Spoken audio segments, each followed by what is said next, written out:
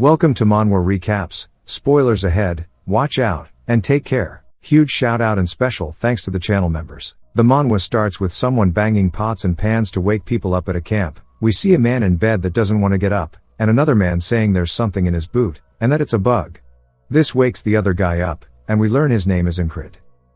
These people are his squad members. He says after causing trouble he was demoted to this position. On the battlefield, we hear the commander say to attack. Incred says he doesn't have any special powers, he got here with endless training. We see him block a hit, then returns with a kick. But another soldier tackles him, and starts to repeatedly punch him, but the enemy gets his head cut off by a friendly. Incred says he actually has no talent, he grabs his sword and begins to run saying his dreams are too far to reach. An arrow flies in, doming a soldier beside him. Incred sees this and is glad it wasn't him, but when he looks forward he sees a man charging at him. Incred grips his sword, saying he will become a knight. But he gets stabbed in the chest, but he says his dream was just worn out, as he starts to bleed out. He falls to his knees, and starts to lose consciousness. He says that he didn't even know that his death would be so pathetic. He hears the sound of a fire being lit, and he opens his heavy eyes, but it's blurry, and we see ripples below him. The banging is heard again, and he opens his eyes and the man from before says there's something in his boot, and freaks out again because it's a bug. Incred wonders if he's just feeling deja vu. He's back in the battle, and turns to see a blade flying at him. He gets stabbed in the throat. Saying it's his second time, then he dies for the third time, and the same guy stabs him making it his fourth time. He gets woken up again to the pots and pans, and grabs his throat to make sure it's okay. He's sent to battle again, and turns to see the soldier who has been killing him repeatedly. The soldier lunges forward. Incred says that he cannot escape this hell. It jumps to the soldier once more lunging, and Incred says he's seen it 17 times now. He closes his eyes and accepts his fate, saying this is his 17th death. And he wishes he put more effort into his sword. The soldier begins to walk away, leaving Incred in a pool of his own blood. As he lays full of regret, we see a blue lantern swinging, and a voice asks him if he truly believes that. As it's none other than the boatman to the other side. The boatman says to feel it properly, and give up, saying he needs to despair at the wall he cannot cross. But Incred wants no part of that, as his eyes are full of resolve. The familiar pots and pans clang again. The tattooed man says he's surprised Incred woke up so early. We finally learn his name is Rem, and Incred tells him about the bug in his boot. Rem looks inside of it, and dumps the bug out. Then stomps it, asking if he put it in there. He says he watched it crawl in earlier. This is his 18th time seeing that corpse. He wonders how many times he'll have to see it before he can move on from this day. Incred says he's wielded a sword since he was young. He learned swordsmanship from a retired mercenary who came to his village. We see the one-legged mercenary, telling Incred that if he's this good, he might actually become a knight one day. These words heavily influenced Incred, and that helped him dream of becoming a knight who can slay 1,000 people by himself. He began to grin at the thought of it. He thought he was the protagonist of a bard's song. It cuts to a bar, with people laughing, making fun of Incred asking how he can be a knight when he's scared of a dog. Incred realized that his talent is nothing special, but he refused to give up, as hard work won't betray him. He believed that with enough time and enough effort he would be able to overcome that wall known as talent. We see him stabbing a monster with his blade, and he says he's started to be acknowledged by those around him. He's actually becoming stronger, but that hope was shattered when he was stabbed after a child from the village he was staying in requested a duel, and won. The kid was 12 and had only been learning swordsmanship for 6 months. The man who spent over a decade wielding a sword, lost to a mere child. Incred really wondered if that was the end for him, but he took his anger and used it as fuel to continue training to achieve his goal of becoming a knight. He would skip out on eating and sleeping to train, continuously swinging at a tree to practice during his free time. He puts his all into one of his swings, causing his sword to vibrate from hitting the tree. He is gassed out and looks up at his effort, to see the marks he left behind on the tree. He says even if he can't become a knight, he lifts his sword up, and swings again saying he will at least become an experienced soldier.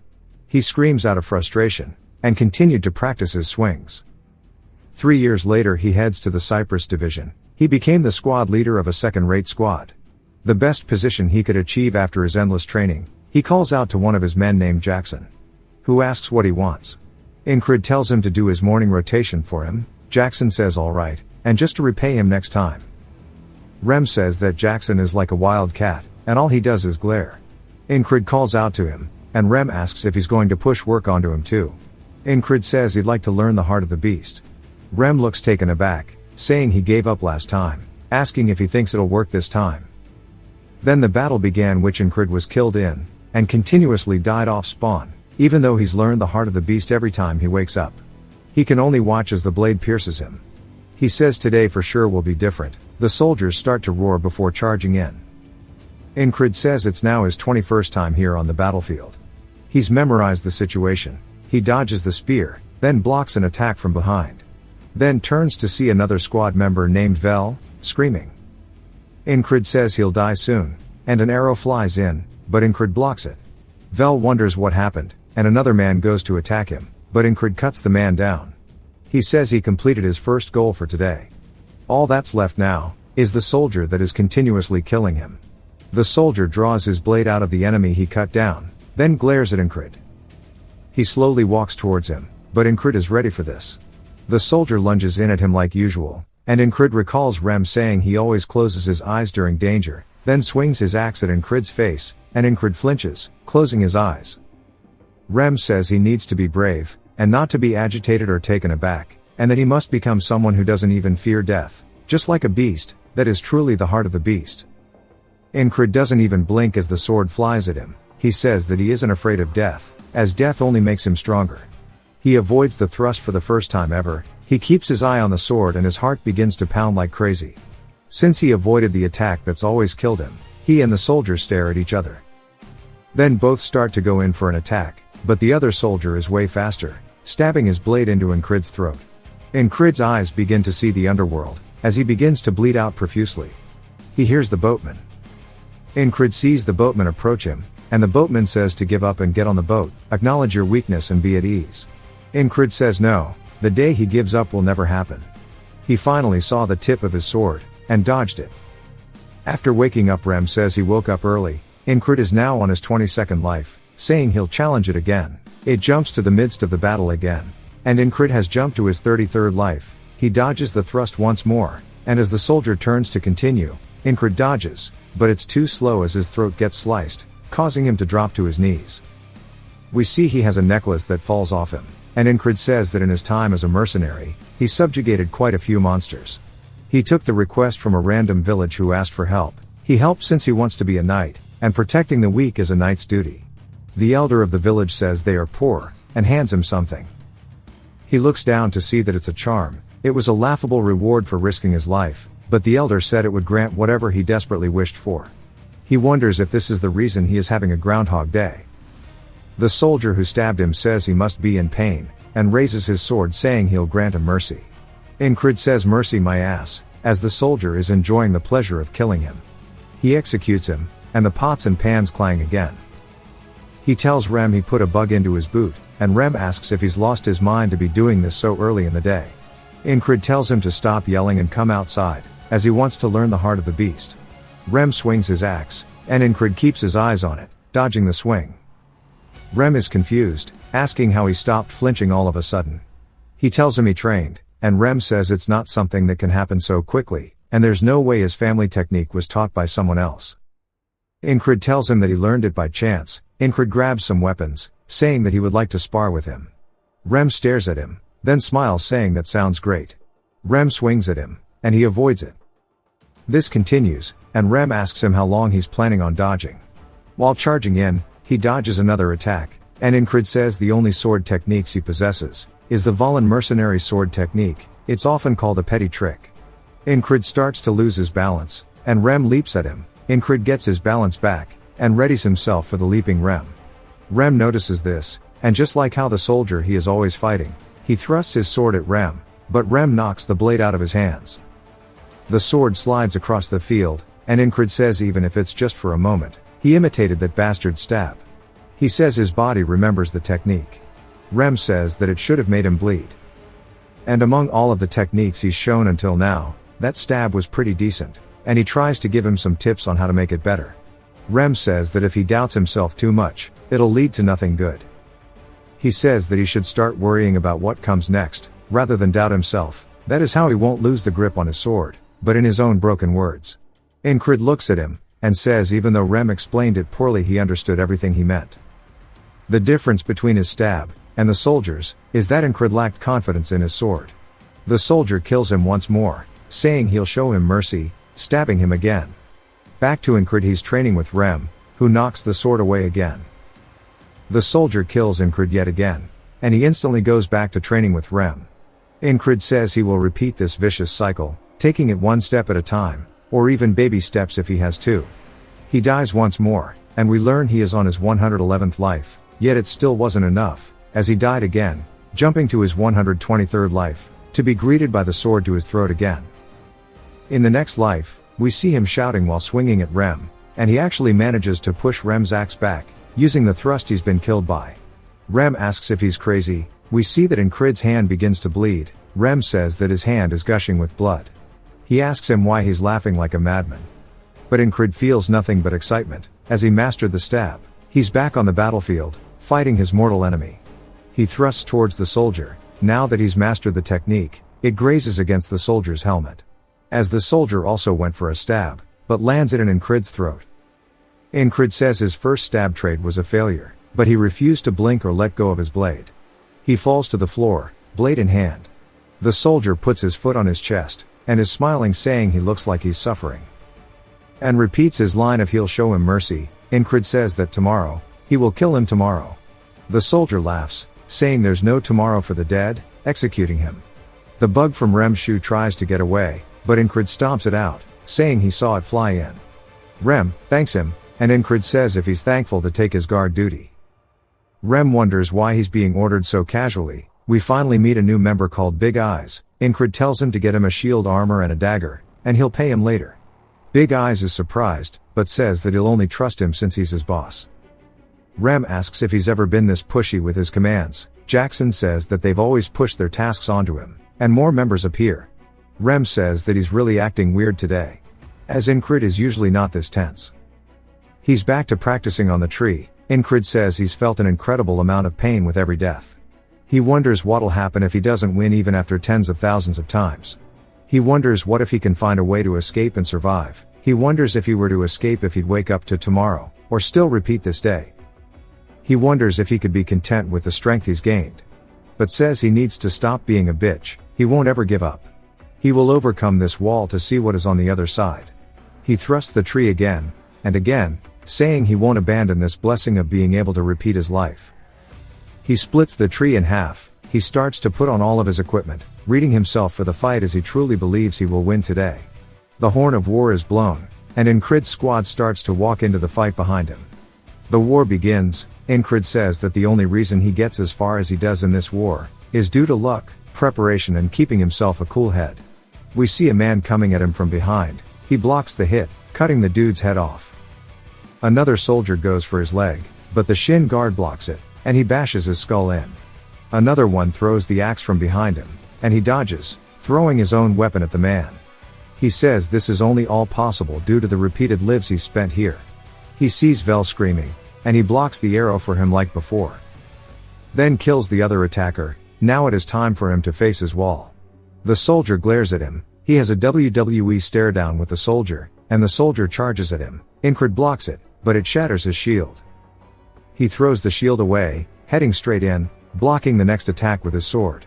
Incred says that the soldier is a regular guy, close to being a prodigy, but lacks real experience. So is easily surprised. Incred headbutts him. So the Valen sword technique with its many tricks is effective. Incred gets some dirt on his boot, then throws it into the soldier's eyes. While he's panicked, Incred leaps at him. The soldier sees this, and thrusts towards him. Incred dodges the blade. The soldier lands after missing, and turns instantly to prepare for the follow-up. But Incred does too, saying he knows now everything there is to know about this stab. Incred attacks the blade, shattering it to pieces. We see an archer draw his bow back, and unleash it, soaring across the battlefield. The soldier lets go of his shattered blade, as Incred goes in for the kill. He says he's won, but the arrow from before begins to fly in. As it gets close, it's broken by an axe throw, as the soldier is stabbed in the throat. Rem is the one who blocked the arrow, saying he's going to destroy the archer, but Jackson tells him not to waste his energy. The soldier starts to fall down, but has a look of disbelief on his face. He looks at the battlefield, and drops to his knees. Incrid pants, and looks down to see the soldier shaking in fear. Incrid readies his sword, saying that this is mercy, and cuts the head off of the soldier. Smiles just as it's happened to him, he has finally shattered the wall he couldn't surpass. But gets kicked in the back, by a man we'll call Ponytail. Incrid grunts in pain, and Rem starts to run in saying that it's a frog. We see Ponytail is actually a frogman. While Incrid is in pain, Ponytail says he's invested a lot into the soldier, he can't believe he was defeated, soldier's nickname will now be Pervert. Ponytail says to die, while swinging his weapon. But we see the axe block it, as Rem is pulled up to help. He swings his axe down, but gets blocked. They both lean in and start to trade blow for blow. Another soldier goes to kill Incrid. But Jackson leaps in, cutting his head off. Rem creates distance, as does Ponytail. They have a standstill, and Rem says if he wants to kill his squad leader he needs his permission first.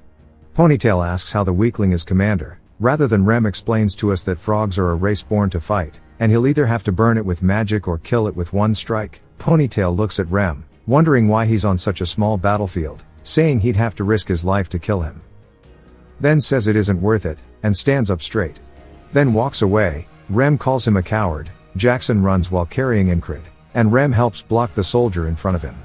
Another soldier goes to follow up, but another party member stops him. A whole row of soldiers drop, as another one of the boys pull up too. Incrid's vision is blurred, and their allied force say to retreat. He closes his eyes while they all retreat. He plops back into the underworld, as the boatman says that he's managed to survive another day, but that's it. He won't be able to withstand the walls that keep appearing in his way. Giving up and falling into despair is his fate. Incrid starts to get up.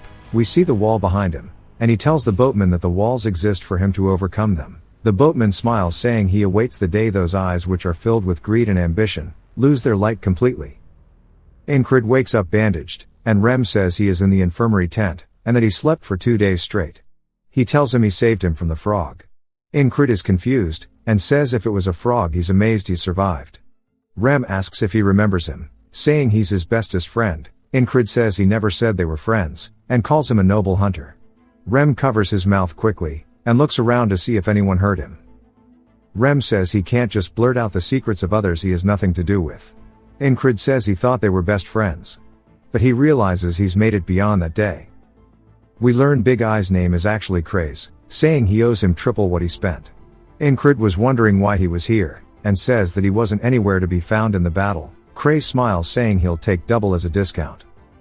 Jackson also comes to the infirmary. Incrid asks what business he has with him. Jackson throws something at him, saying to apply it in the morning and the evening. Incrid says that Jackson hates sharing personal items, yet he did it anyway. We learn the tall monk's name is Odon, and he's crying while praying. Incrid tells him he's still alive, and to go. That night he wonders why they are all taking shifts. He wonders if they are worried about him. Then another member comes in. He's surprised to see Incrid, asking why he's in here. His name is Ragna. He quickly leaves, and Incrid says there's no way he's worried, as Ragna is very carefree. Besides him, there are 2 soldiers in the infirmary. One is a platoon commander who always picks fights with him, and the other is a soldier he doesn't know, that just blankly stares into space. Incrid wonders why he's here. Then they hear footsteps outside, and all turn to see a long-haired elf woman entering the tent. She asks who the 444th Squad commander is. Incrid is confused. The other platoon commander calls her a fairy. She asks him what group he is with. He says his name is Vengeance. He is the 3rd platoon commander of the 2nd company. She asks if his company taught him to state others' races when he meets them. He apologizes, and Incrid says she must be the new commander of the 4th company. Incrid says he's the commander she's looking for. She says she's heard he's leading his difficult squad members well. She looks forward to his contributions.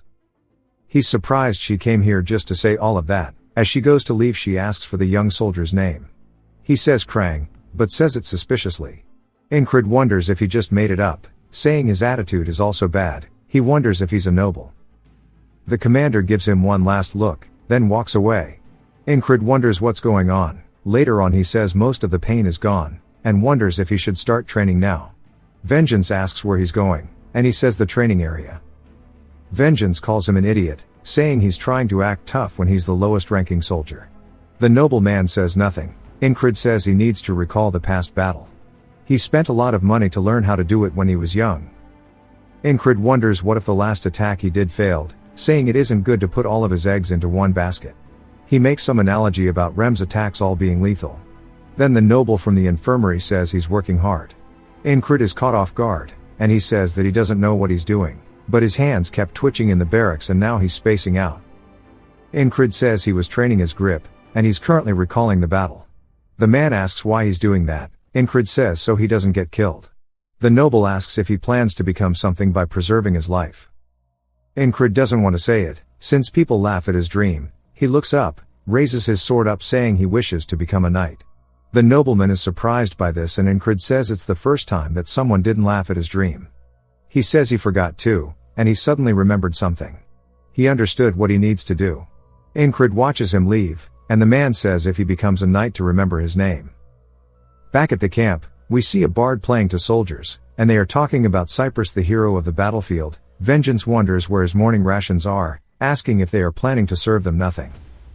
Incrid decided to walk instead of heading to the training area, and Jackson asks him how his injuries are. He tells him the medicine worked well, thanking him. Jackson says if he's thankful, to hurry and come back. That night the nobleman tells him good night, and Incrid says it back to him. Vengeance wants nothing to do with it. Incrid says it was a day of doing nothing. He hears the bard again, and wonders if the bard came this morning too. But Vengeance says the same thing about the morning rations. Then he realizes what this means. He jolts out of bed saying it can't be. But Jackson asks about his injuries again. Incrid tells him the same thing as before, only to get the same reply from Jackson. Cementing the fact he's in a loop again, he recalls the boatman telling him about the next wall. He wonders if he died in his sleep without noticing. He says it feels worse than dying in the battlefield, but it makes him more determined, as he was given another challenge. That night again, he wonders who killed him and why, saying the only person capable of getting in would be a knight. He says it must be an assassin, and they have to be among us. He recalls the commander saying that a fairy is light and nimble, perfect for assassinations. He wonders if she came here to figure out the location beforehand. He says he needs to confirm IIT, and there's only one entrance at the barracks. He can just scream to wake others up when he sees her. So he just needs to wait for the assassin, but a needle goes into his throat. He turns and says he didn't even see them coming in. He starts to grunt due to the pain, and falls out of bed. He says it's a numbing poison. He sees Vengeance also has one in his throat, and someone stands before Krang. He sees the assassin, and they raise their blade in front of Krang, stabbing him in the chest, killing him instantly. Another person stabs their way into the tent. He says it's another assassin. He looks up to see the commander girl, saying it really was her. And that it's the fourth company leader. He wakes up to the sound of the bard again, saying it's his third time now, and he wasn't even able to detect their presence, so it won't be easy. Plus the company leader, even if he stops the assassin, fighting her after is not possible. He says he feels helpless. He felt the same way a few days ago when he fought Pervert. But in the end he was able to overcome it, killing him. So as long as he doesn't give up, he will find a way to win again. He rips the covers off of Vengeance, and he says he's acting crazy. Incrid says that he was wrong assuming they were in the base, and he should be wary of outside. Vengeance mocks him, asking if today's training is catching cockroaches. But he says he guesses that's fitting for a lowlife. Incrid says he's glad he cares about him so much, annoying Vengeance, who says he was being sarcastic. Incrid sighs, saying he was too. Krang asks if they are arguing again, and says maybe he'll come back later. Incrid tells him it's fine, and Vengeance lays back down.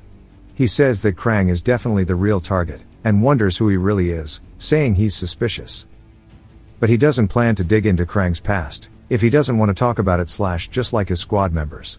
But he was involved so he goes for it. He asks him what he is. Krang is taken aback, and Incrid wonders if he phrased it wrong. Krang says well that isn't something he can tell him. Incrid asks why not, and Krang says it's a long story. Incrid waits a second, then says that makes sense. Vengeance starts to flip out, asking why he's accepting such a shitty answer, and if he was going to accept it regardless, why even ask? He says that Krang is definitely not from this country considering his manners, and asks which country's spy he is. Krang stares at him, and Vengeance shuts up. Krang walks to him, saying he is not, and will not betray the kingdom. Incrid says he can see from his eyes and his movements, that Krang has a knight-like aura. Vengeance asks if that's any way to talk to a higher up. Krang laughs, and Incrid says that he definitely isn't a knight, since he was also powerless in the face of the assassin. However, he is truly hiding something. That night they tell each other goodnight again, and Vengeance clears his throat to acknowledge them. Incred wonders if it's because he's scared of Krang.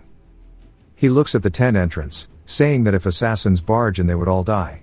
He sits up out of bed, and Vengeance asks him what he's doing instead of sleeping. Incred says that assassins are going to invade soon, and to cooperate if he wants to live. Vengeance gives him a gross stare, and says he's lost his damn mind. Krang smiles at the situation, and Incred says that's the reaction he expected. But here's a voice asking how he knew. A poison needle flies through the tent wall, cutting his throat. Incred wonders when the hell they got in, and reaches for his sword. The assassin flies in, killing Vengeance, and stabbing Krang in the chest, and Incred drops dead. He wakes up, now to the 4th time, saying that since he has no evidence, he can't get their help with the assassins. He decides to tell the higher-ups, and one of them tells him to shut up and leave. Incred decides to predict when they'll enter, and to scream. The wind blows the curtain entrance, and he wonders if it's now or not. He says now, and screams assassin, but gets stabbed in the throat. They pull their blade out, causing him to bleed profusely. They then run through the front door, and it jumps to him saying he has to ambush them before they can do anything. Though how is he meant to fight back against an enemy that he cannot even see? The next life he's standing guard inside the tent again, and they come up from behind and stab his throat again. He realizes he can't do anything if he doesn't avoid their poison needles. He wakes up, now for the 20th loop, and he says he still can't do shit against them. He starts to think, then smirks saying he's only died 20 times. He needs a way to avoid the poison needle first. He sees Jackson sitting down, and walks up to him while he's cleaning his dagger, and says this is the key. He asks Rem why he calls Jackson a perverted wild cat, and Rem says that's because he's a damn pervert. He always stabs people in the back and runs off, saying it's just like a cunning wild cat. Jackson sees Incred, asking if his injuries are okay, and he says that Jackson would surely win against the assassins, but he can't take him with him, since he has no authority, and that it's a wall he must overcome by himself after all. He calls out to Jackson, asking him what he would have to do in order to stop himself from being assassinated.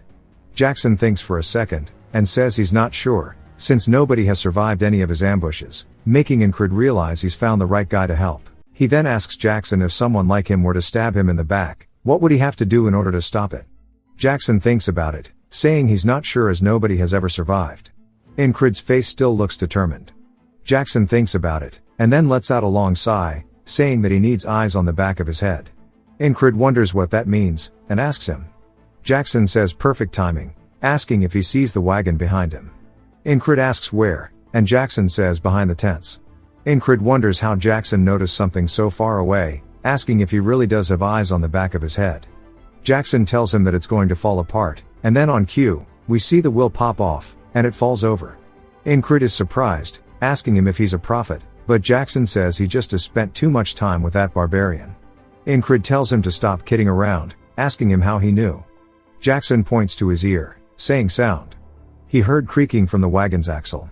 If you can hear what's around you, you can predict what's going to happen next. Incred is surprised that he heard something so quiet as he didn't even hear the wagon itself. Jackson says basically you don't need to see to sense what's around you, and you can keep trying to listen to what's around you to practice, hone his senses, and isolate the sounds. Incred says that was a nice explanation, and before he would be too lazy to even reply to him. Jackson says that's just how he is, but it's better to do this than have him on his heels, and nowadays it seems like he's too determined to give up.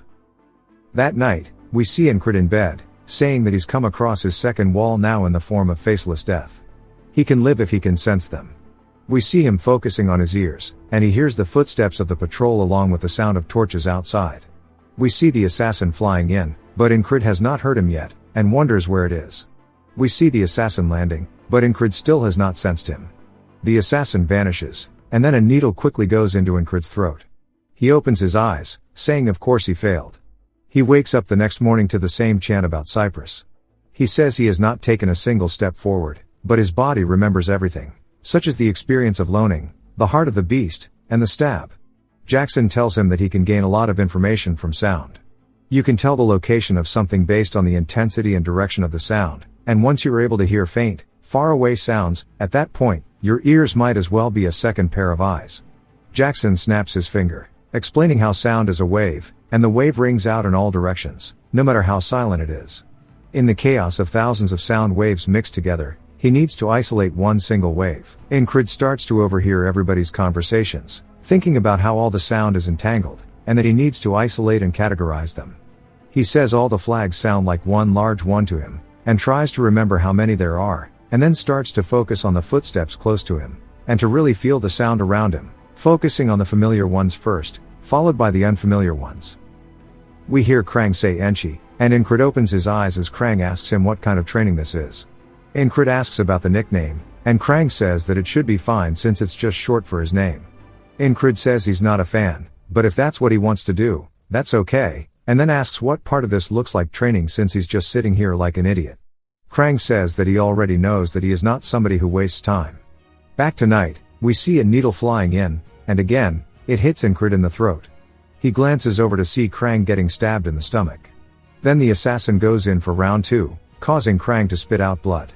We learn that he is now in the 33rd loop of this, and again on the 34th, he did not hear anything as well, which led to another failure as Krang died. This repeated over and over again. We see him sitting there, focusing again on trying to listen to the sounds, and he explains that he does not need more experience to overcome this wall. There's no sudden realization or divine intervention. He just needs to repeatedly do this over and over and over until he can hear the sound of the bird. We see a bird landing atop a flag. He hears it, so it means the assassin's footsteps should be able to be heard as well. He opens his eyes to Krang, who says that he's surprised he snuck up on him, yet he knew he was here, and says that since his eyes are closed, he must be training his perception, and repeats the words that he knows he's not somebody who wastes his time after all. We see that Ingrid's eyes have a different feel than usual to them. It jumps to the assassin raising his shoulder and throwing the needle towards Ingrid's throat. He then avoids it and reaches for his blade under his pillow and swings at the assassin, which makes him fall over out of sheer panic. The man begins to sweat nervously, and Ingrid smiles, saying that he's no longer a faceless death. The assassin starts to grit his teeth, and attacks back at Ingrid, calling him a rat. Ingrid realizes that he's not as good in combat as the pervert, so he can easily handle him. He looks over, wondering about the others, and he sees Vengeance has a needle in his throat, but Krang is still okay. The assassin comes in, and Ingrid dodges it, saying he shouldn't let his guard down because he's still an experienced assassin. The assassin then throws a dagger towards him. Ingrid narrowly dodges, but it still cuts his chest open. The assassin doesn't want to miss the chance, so he runs in towards Ingrid. We see the tent get cut open, and Ingrid looks over, seeing the ferry company commander, and realizes that if he doesn't stab first, he'll die, so he thrusts towards her. The assassin then yells about him having a guard, and throws out a ton of poison needles towards them all. He turns around, but it's too late to react as they fly towards Krang as well. We see the company commander leap over Ingrid's attack, and use her cape to block all of the poison needles from hitting Krang. Ingrid says he thought she was an assassin, but she actually came to protect him, but regardless, now it is his chance. He lowers himself to the ground, and leaps forward towards the assassin. The assassin tries to block it, and we see the attack knock his hands away. The assassin grits his teeth, and tries his best to run, realizing that he needs to get out of here. Ingrid doesn't chase him, and says he can't believe he'd run away like that. Krang sits up, saying that he was probably after him. Ingrid says he knows, and Krang asks how. Ingrid says there's nobody who'd pay an assassin to kill a boot like him or Vengeance. The company commander says exactly, and tells him that he's fast on his feet. While reaching for her sword, Ingrid realizes that even if she was an ally just now, she can't let what happened here slip out, and she doesn't plan to leave any witnesses. Ingrid tightens the grip on his blade, and then Krang steps in front of them both, saying that he has a favor to ask her as he does not want anybody to die today. Ingrid wonders what's going on, as we see her bowing, saying as he wishes.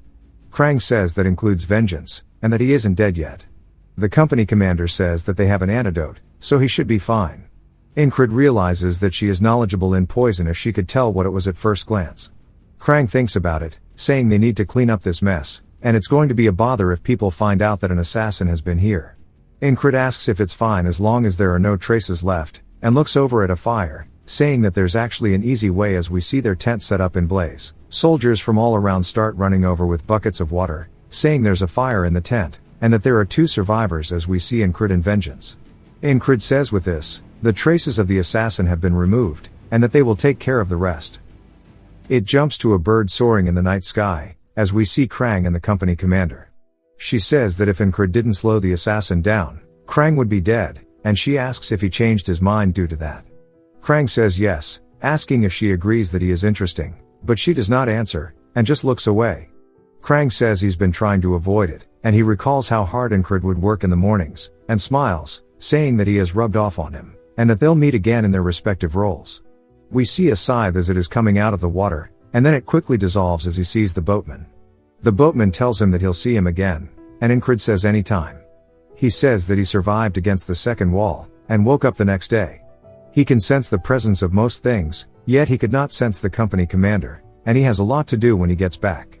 Incrid says thankfully he wasn't hurt, so he can return immediately. Vengeance asks him if he saved him from the fire, and asks him why. Incrid wonders why he's giving him shit for saving him, and why he dislikes him so much. He simply tells him it's because they're comrades, and he doesn't need another reason. Vengeance looks off to the side, a bit guilty, and says even after all the shit he's put him through, he's very selfless, and he asks if he's returning to his squad. Incrid says yes, and Vengeance says he's shit out of luck as the vibe is going to be horrible out there.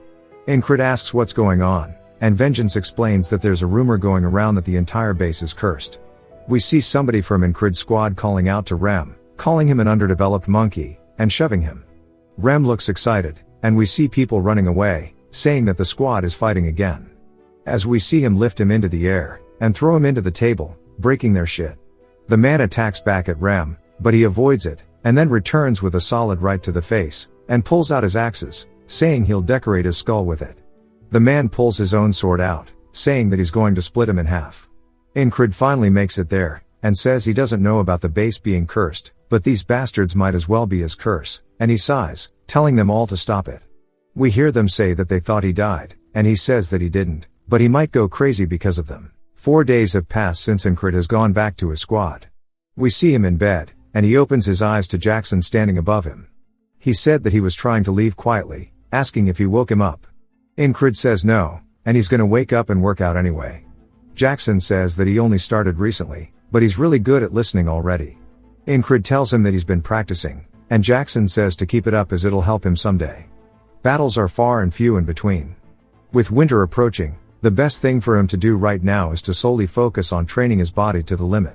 As we see him doing one-armed pull-ups on a tree, we hear a man saying good morning to him, and Incrid looks down at a rock, and underneath it is Odan.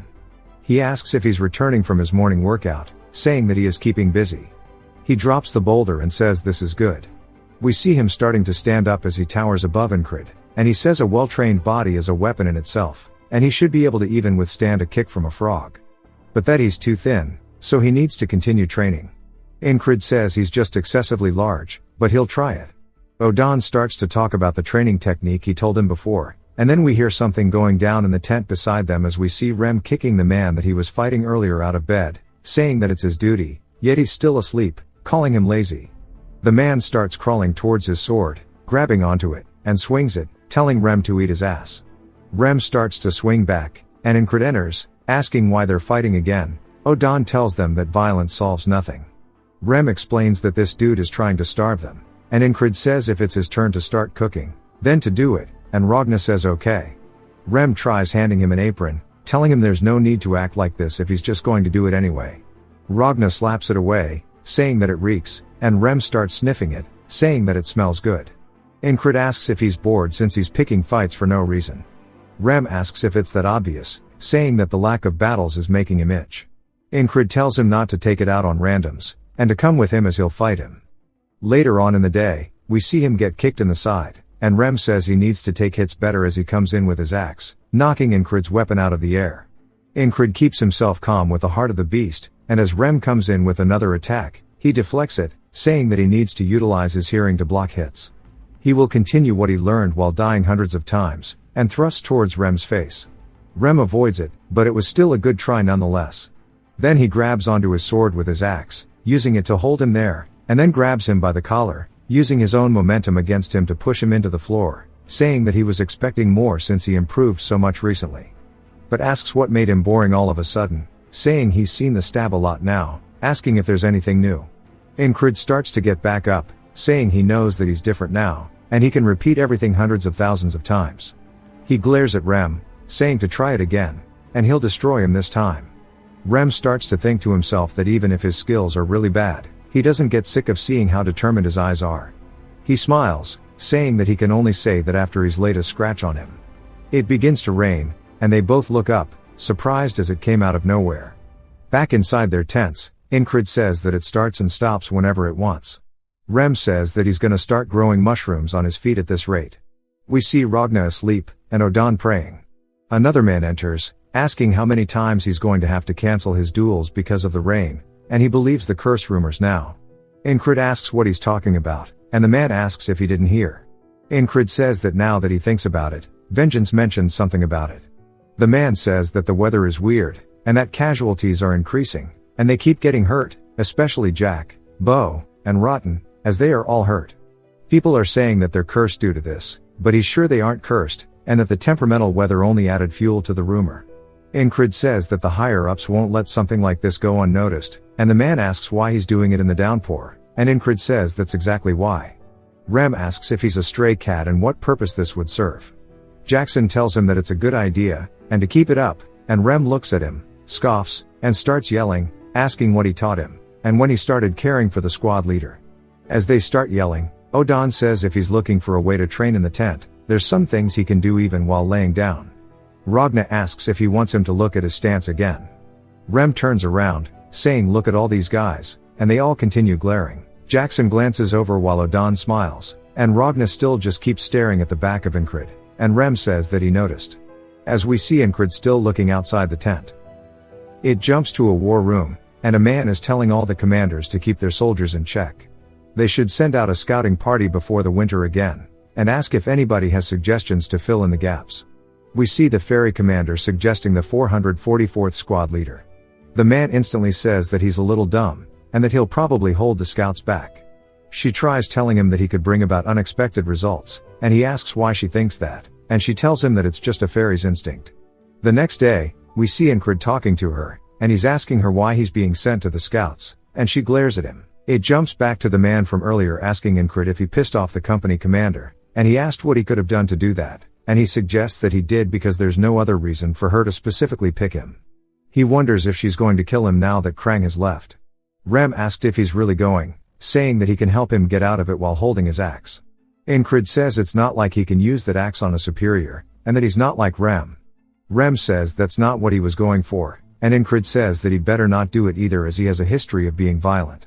We see Odon praying that they don't take Ingrid away from them, and he wonders what's wrong with them all.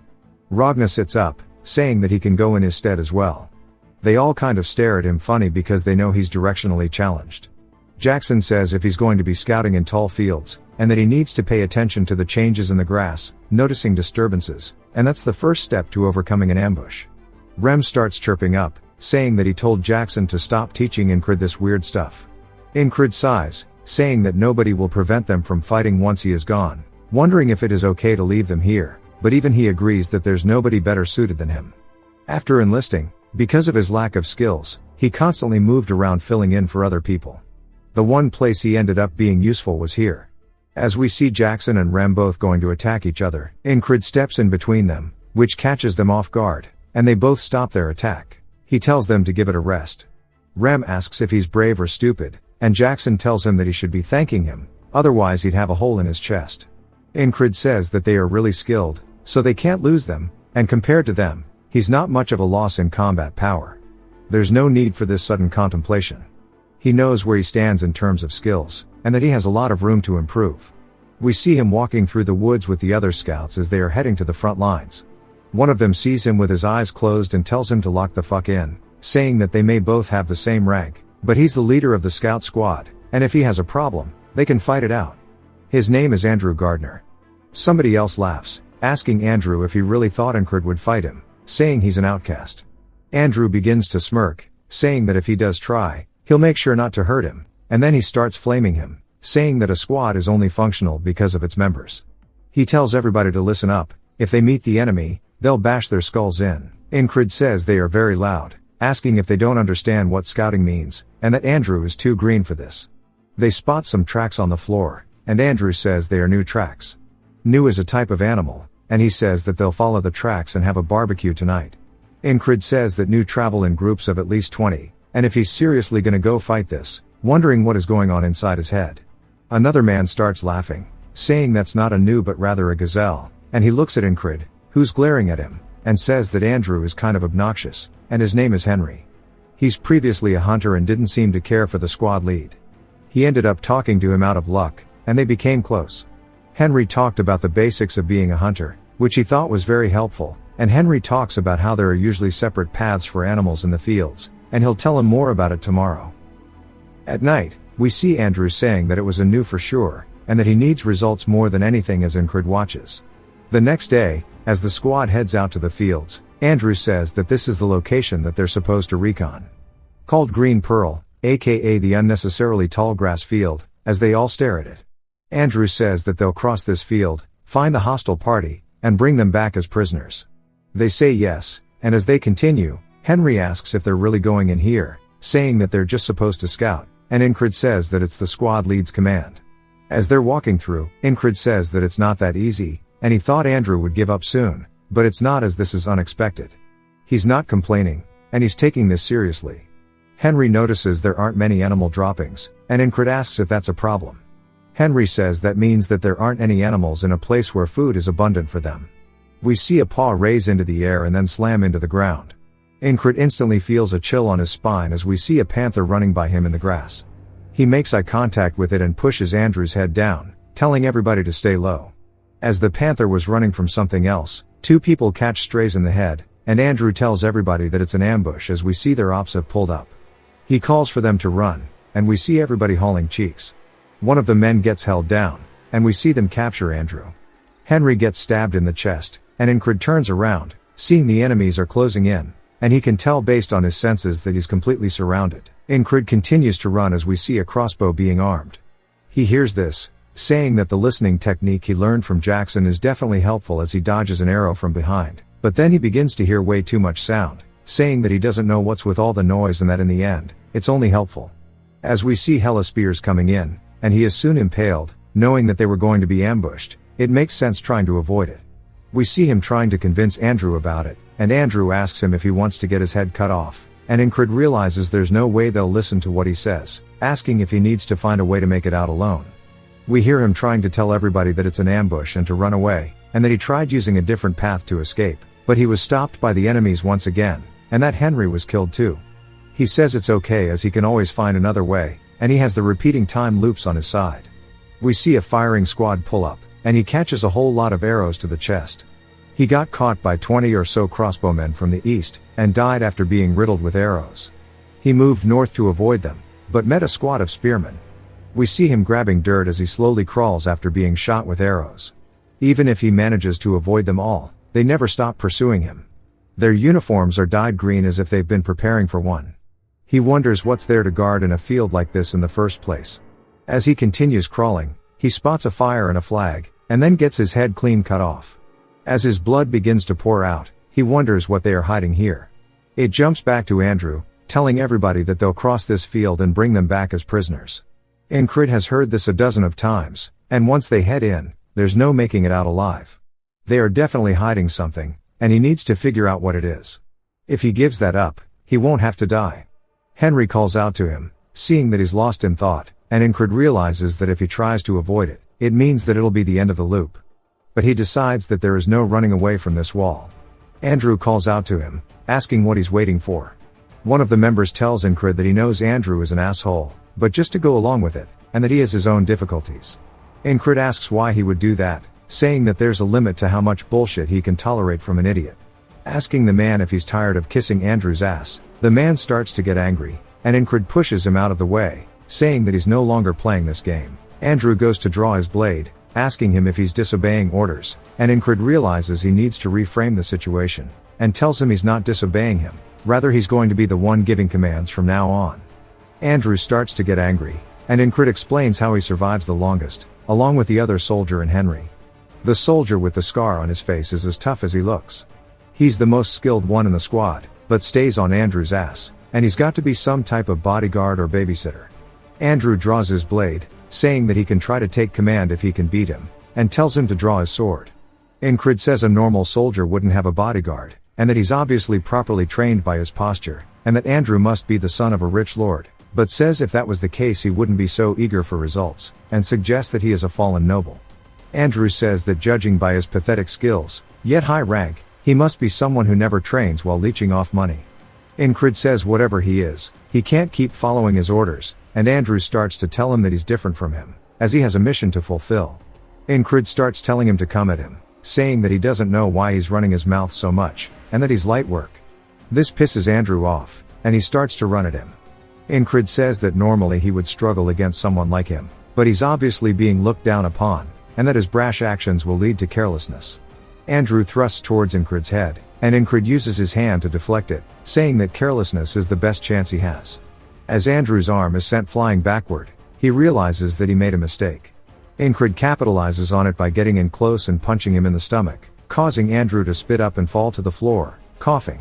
His babysitter and Henry are both surprised that it took one punch, as they thought that Incred was a weakling.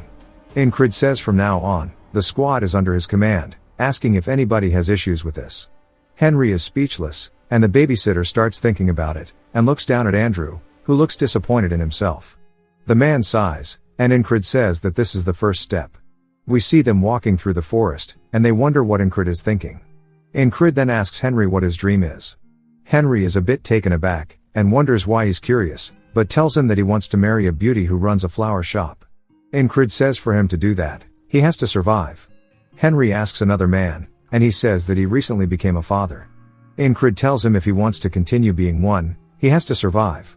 This continues, and we learn that one of the soldiers wants to open his own business, and another wants to return home. Incred asks Andrew, and he says that he wants to fulfill his mother's wish, and that his mission is to revive House Gardner.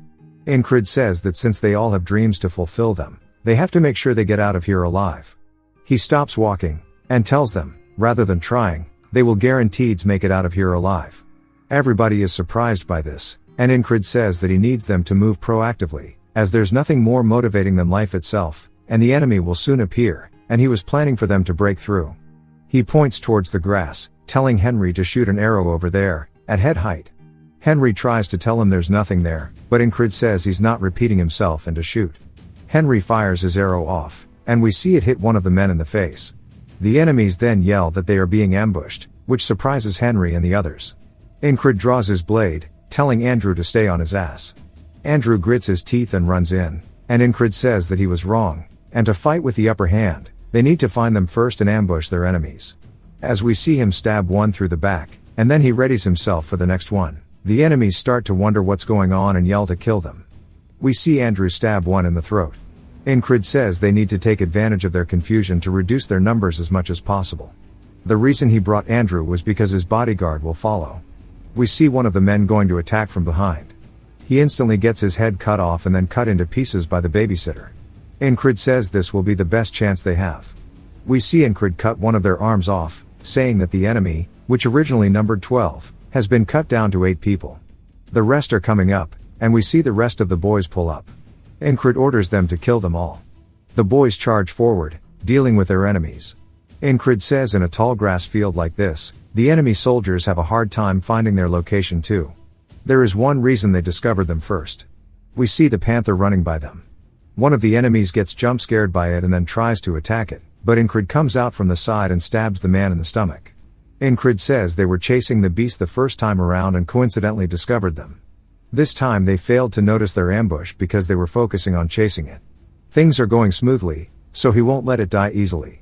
Henry tells them that they have finished, and we see Andrew is gassed out while his babysitter cleans his sword. Incred tells them they will be moving immediately, while the panther watches him from behind. After one casualty, their unit has 6 people remaining.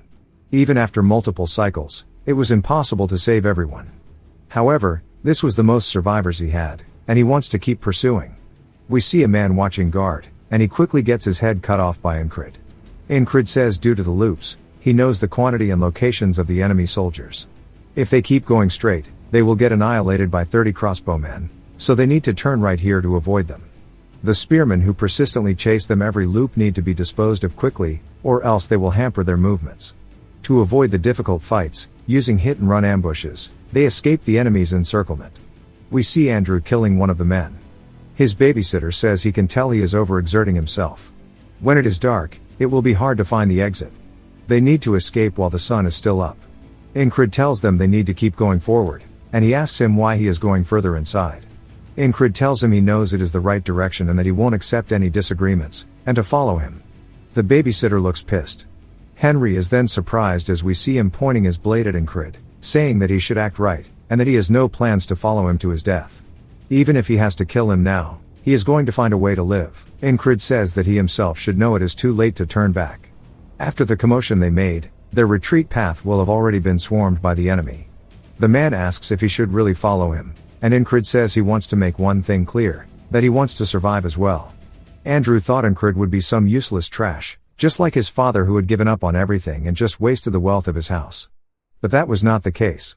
In fact, he reminds him of his mother, as we see her telling Andrew that their house may be finished, but even so, she hopes that he becomes somebody who can lead their people. He needs to earn their trust and rebuild their family. Andrew says he has always wanted to be like her. We can tell by Ingrid's eyes that he is someone who paves the way, as he says to trust him and that they will survive. Andrew steps up, saying that he does trust him, and calls Ingrid captain. His babysitter tries to call out to him, but Andrew says that the captain right now is Ingrid, and that a squad follows the orders of its captain. The babysitter is surprised, and Ingrid tells them to crouch down until he gives the signal and to stay close. The first step to escape is to take the initiative and ambush the enemy to break out of their encirclement. The second step, as we see them all sneaking through the grass, they hear the sound of rustling. They see enemy soldiers walking by them, and there are quite a few passing by their location. Ingrid says the critical point he found out after dozens of loops is that only during this exact time and place can they let the enemy pass by them without trying to start a fight, and that this is the only method they have to actually escape. Everybody sits there nervously waiting. Ingrid focuses his best on listening, and once he hears nobody else, the rest nervously anticipate his call.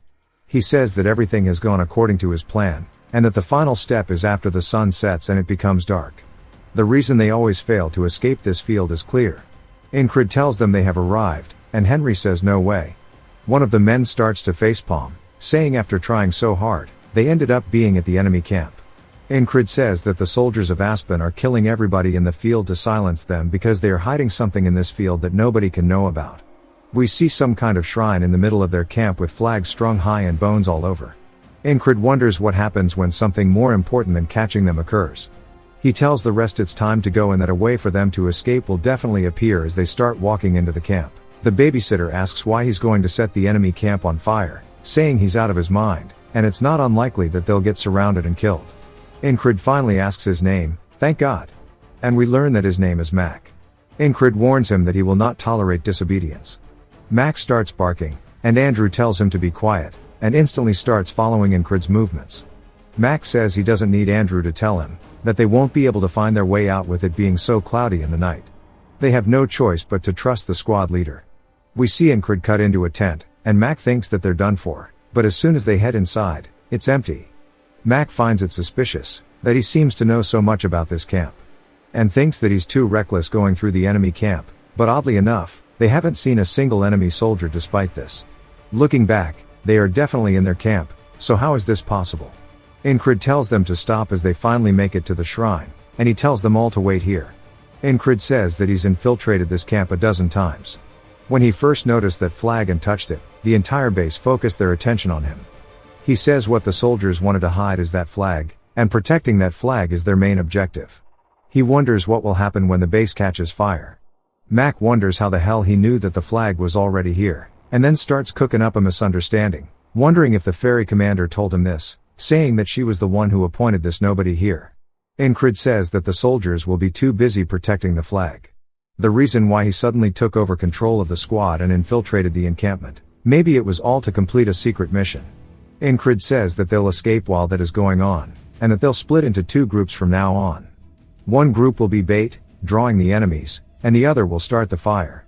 Mac says he'll be with the bait group, and Ingrid is surprised, saying that he's complained constantly but now he's suddenly cooperative, but decides it's better for him. He's dragged the squad into the encampment many times, however he's never had this many people with him until now. Ingrid says that today is the best loop he's had so far, and he thinks that it'll be doable. One of them catches a rock to the head. Then they spot Mac running away and yell to alert the rest, and they start chasing after him. Incrid says that he will succeed. We see him reach towards one of the torches, and he says that this is their best bet at moving to tomorrow, but out of nowhere, an absolute unit appears beside him, and swings down with an ass ton of force, cutting the torch in half.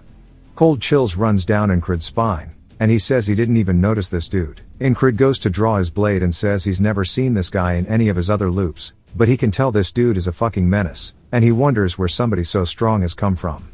The man glares at him, calling him a rat, and Incrid says that they're late. The man wonders what he's talking about, and looks over to see a fire on one of the tents. Some robed guy comes out yelling about it, and then we see the boys running off with barrels. The man tells everybody to put the fires out. Incrid explains that Mac baited away most of the enemies, and he got the attention of the rest while Andrew set the tents on fire. Now he just needs to escape.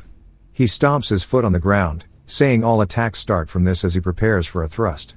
He says to kick against the ground to propel his body forward, and go for the gap in this man's defense as he starts thrusting his sword towards the man while he is distracted.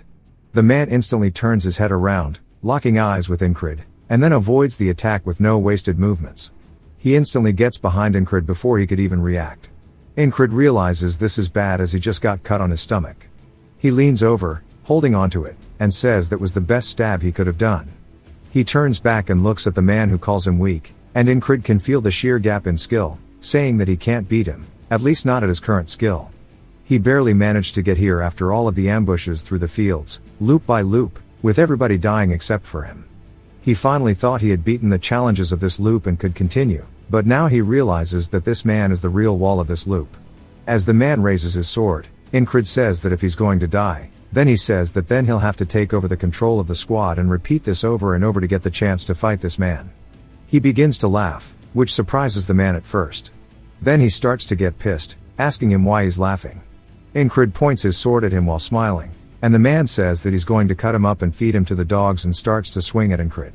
Incrid lowers his stance and readies his weapon, saying that he will overcome this wall. Incrid manages to block the attack as we see sparks flying from their collision. The man starts to parry his attack, causing it to slide down his blade. Incrid is surprised. The man takes the chance to go in for a quick follow-up and swings. Incrid sidesteps it, but the man is relentless as he instantly goes for another. Incrid manages to dodge that too, surprised that he swung from that position. But the man's onslaught isn't over. Incrid looks up at the blade and somehow manages to block it. He can feel the power behind it. He realizes that he has no opportunity to counterattack. There's too huge of a gap in terms of skill.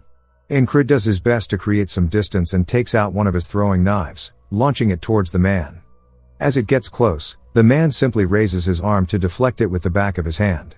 Incrid didn't expect that. The man instantly closes the gap once more, stabbing straight for Incrid's chest. He hears his men yelling about the fire spreading, and we see the blade go by Incrid's face as the man was distracted.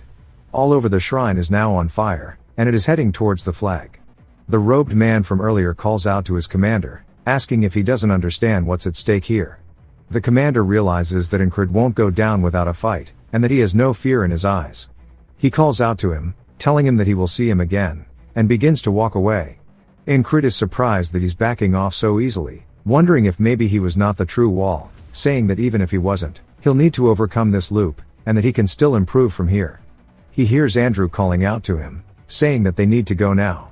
Incrid turns back to glance at the commander, as Andrew continues yelling. The commander turns, making eye contact with Incrid who wants to fight him, but instead sheathes his blade, realizing that the best call here is to escape with their lives. And he yells to retreat as we see the men doing their best to put out the fire on the shrine. They start to alert everybody for help.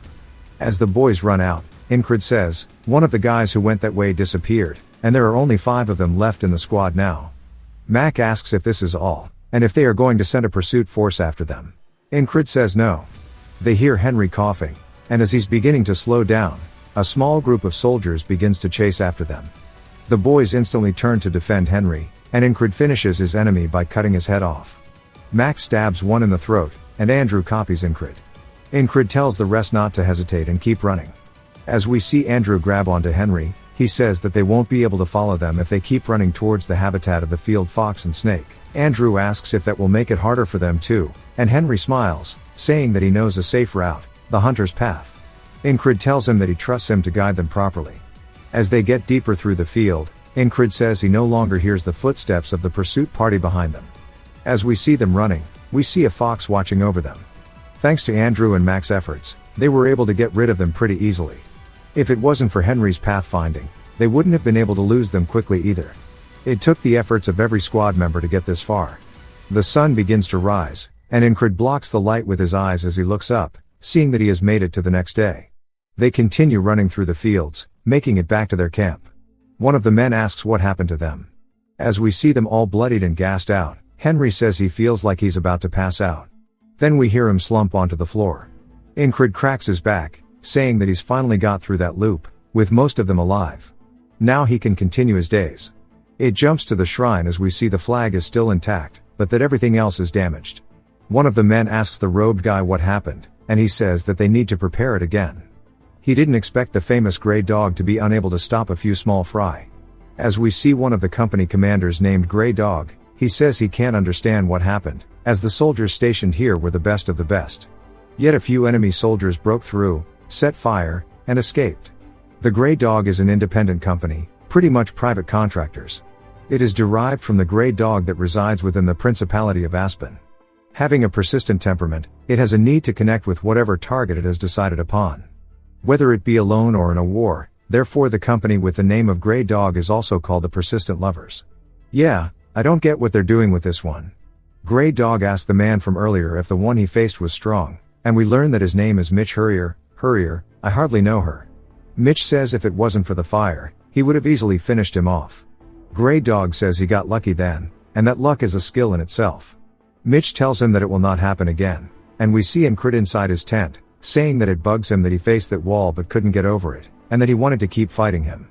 And Incrid says that soon eventually they'll have to fight again, as we see Mitch as well, determined to kill him the next time they meet. We see Rem throwing his axe through the air, saying that he's bored as hell and that Incrid should be returning from the recon soon, wondering why there's no news from him. He catches his axe and sits up in the bed, wondering if maybe he died. He says while he got better recently, he's still a small fry, so it would not be surprising if he did. It doesn't happen often, but he actually liked him, and sighs, saying that there's nothing he can do if he's dead. We see Ragnar waking up as well, and he looks over at Rem, who's in a weird pose, and he asks him what the hell he's staring at. Rem waves good morning to him, and Ragnar returns with his own wave. Rem begins to grin, saying that he thinks he wants to kill him, while holding onto his axes. Ragnar starts to unsheath his blade, calling him a crazy dog. It jumps to the ferry company leader. She starts asking Incrid about his scout mission, asking how he happened to burn the whole place down. He tells her that he continued to make the best possible choices in that situation and got lucky. She makes eye contact with him while saying the words lucky, and then says, "Alright," telling him to rest and recover. She had hoped that he would achieve something, but she didn't expect anything this big, wondering who exactly he is. As Incrid goes to leave, he says that he has no idea what she's thinking. We see Andrew calling out to him and then bowing, saying that he's sorry for acting out in the beginning, and he's alive, thanks to him. Wondering if they'll meet again. Incrid waves, saying that maybe if their paths cross, and he begins to walk away. Andrew grabs his sword and bows to Incrid, and the rest follow his lead, paying their respects. He says that he managed to bring back 4 of them but wonders if that was really his best, saying that he ended up losing 2 of the members and if he were a little stronger, he would have saved them too. With all the loops, he is capable of exceeding his limits. Eventually, he'll be done with his desperate struggling and strive towards his true goal of becoming a knight. He'll use his loops as a stepping stone for just that purpose, and to prevent repeating the same day over and over, he needs to become much stronger. He hears his squad yelling that they're back at it again, and we see sparks flying as both Ragnar and Rem are trading blow for blow. Both of them are making very serious expressions compared to when they usually duel, and Incrid says he's never seen this before. He sparred with them countless times yet never seen them make this expression. One of the men says that they aren't even human, calling them animals, and Incrid says he guesses that they never needed to go all out against him. So he needs to get his priorities straight, and that he needs to have them make those same faces when he spars them. We see Ragnar blocking Rem's attack, and then he glances over, spotting Incrid. Rem tells him that he's got to report back to them if he's home, asking why he's hiding again. He starts yelling at the rest, saying if they're not going to fight him, then to run off. Ragnar comments on Incrid being injured, and he tells him that it's just a little scratch. Incrid goes to ask about their techniques, but Rem instantly tells him to just go wash up and rest. Incrid decides to ask Ragnar about it instead, asking the same thing, and Ragna asks if he's seriously asking this right now, and Incrid asks if it's a bad time. Ragna turns his head, saying it's nothing, and Incrid says it sounds like he has something to say but decides he'll tell him later if he wants to. We see everybody packing up the tents as the battalion commander began to move the entire group closer to the tall grass field. Incrid's wounds healed significantly through the trip, and he constantly reflected on his entrained. We see the red-haired guy asking him if he's training, and saying that they're moving out tomorrow, asking why he doesn't rest. He tells him that he'll just be going out for a little bit. Rem clicks his tongue, saying that if he keeps doing this, he's going to die soon and he needs to rest. The next morning, Ragna wakes up to the sound of somebody swinging their sword and sees Incrid's bed is already made and that he must be training. He starts stretching and grabs his sword, saying that he is good with his sword and getting stronger wasn't difficult, and he had a chance to become a knight. But we see him saying that it was boring and that there's nothing he wanted to do as a knight, asking why he would spend his time and energy on it. That he couldn't find meaning, so he lost his purpose, and that's why he's here in this squad. He begins to watch Incrid swing his sword. We hear Incrid grunting in pain as he swings and falls to his knees as we see that he still hasn't fully recovered from his fight. Ragna comments on how his fundamentals are all wrong, and that you need to learn them properly when you start. With all the shortcuts to make up for his shitty fundamentals, it'll be impossible for him to get stronger. But Incrid grabs his sword, and we see his eyes are full of determination, and Ragna wonders why he's putting his body through so much pain, trying so hard. He decides to ask him the same question, and Incrid tells him it's because he wants to get stronger. Ragna asks what he'll do when he does, and Incrid tells him that he'll become a knight. Ragna tells him that a knight is just somebody who fights well, asking if it has that much meaning to him. Incrid says that the knight he aspires to be is someone who decides for himself what is right, and raises his sword for honor, for the sick and the poor, and to protect those he loves. Ragna is surprised that he's doing it for honor and merit, and says that strength is just a tool, since a knight is just a sword, and starts to think about what he wants to do. He walks forward, saying that he won't know until he figures it out, and he calls out to Incrid, asking him if he would like to learn the sword. Incrid says of course. And then Ragna stares at him blankly, and sighs, saying that he should not have said that, and he's already getting lazy. But still, based on how determined Incrid looks, it might be interesting. He says that Rem already taught him the intestines of the beast or something, right? Incrid corrects him, saying it's called the heart of the beast. Ragna says that he needs to get rid of anything that is not that or his stab. Incrid asked about the Valen mercenary sword technique. And he says, especially that if he doesn't ditch that, even if he learns a new technique, he will revert to his old habits, and in that case, he might as well give up.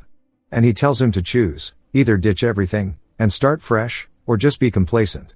Incrid instantly says that he'll start fresh, and Ragna, surprised by how fast he replied, asking him if he's sure about this. And Incrid asked what he needs to do first. Ragna says that this guy really is not normal. And while he has a good physique, he wields too light of a weapon, and he should find something heavier, and hands him his blade. Incrid asks if he should really be handing his sword over like that. And Ragna says it doesn't matter as it's not special, and tells him how to properly grip the sword by having his right hand above his left.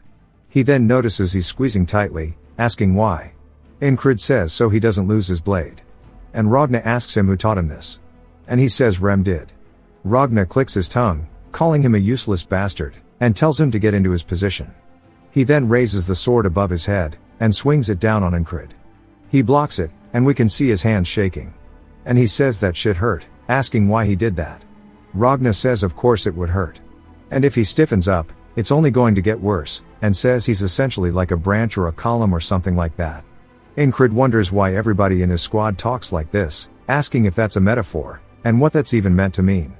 He wonders if it means that he's too stiff because he's clenching the sword too tightly.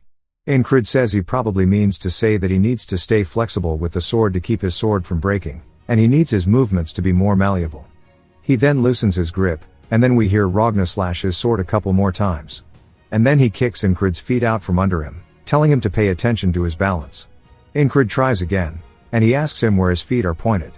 And then smacks his sword, saying it's too stiff, telling him to try again, asking him if he's trying to break his wrist. We see Incrid go for an attack, and Ragna taunts him, asking if he was trying to dance. This continues on throughout the day until we see Incrid on the ground. Ragna sighs, saying he did not realize it was this shit, and that Incrid has none of the basics down, and that it's not something that can be taught. We see Incrid gassed out, but he tightens the grip on his sword. Ragna stares at him, and then thinks about something. and Incred asks if they can go again. Ragna sighs, and draws his blade, telling him that they should start with the baby steps. We then hear Rem asking where they have been all day, asking if they are playing picnic here, skipping meals and shit. And he points at Ragna, asking Incred if he's giving him a hard time, asking if he wants him to take care of him. They start their typical banter, and Incred asks if there's something going on, because Rem is dressed up. Rem tells him that it's because they're being summoned. As the enemy forces are gathering in the distance, we see everybody preparing for combat. And it jumps to the ferry commander standing on a cliff above all the soldiers, as well as Incred's entire squad suited up for battle. Ragna wonders if teaching him was a mistake, saying that he's still new to the technique so he probably can't fight all that well. And then he might die because of that today. He puts his sword on his shoulder, saying that he's definitely going to need to babysit him today. Incred wishes that he had more time to practice. Some of the soldiers start asking why the enemy's formation looks like that. As we see that flag from the camp, and that they are all spread out in a very specific pattern. As the robed man stretches his hand out, saying this is the end. A strong gust of wind suddenly starts to form from where he's standing. And the ferry commander realizes that it's a spell.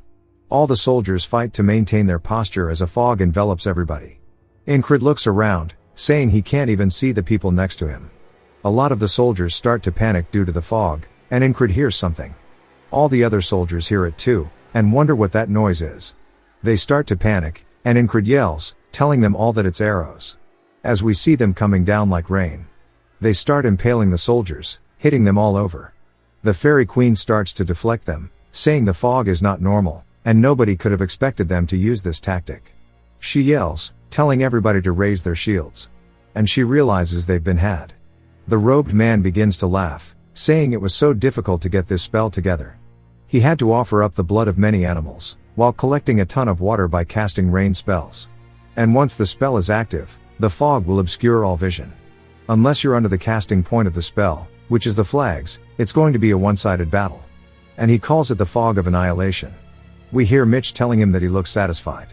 The man says of course, if it wasn't for that flag almost burning down, this would have been a cakewalk. And Mitch thinks about Incred, calling him an asshole, as we see him doing his best to endure the arrows. The second barrage of arrows starts to come in, and we see Incred evade one.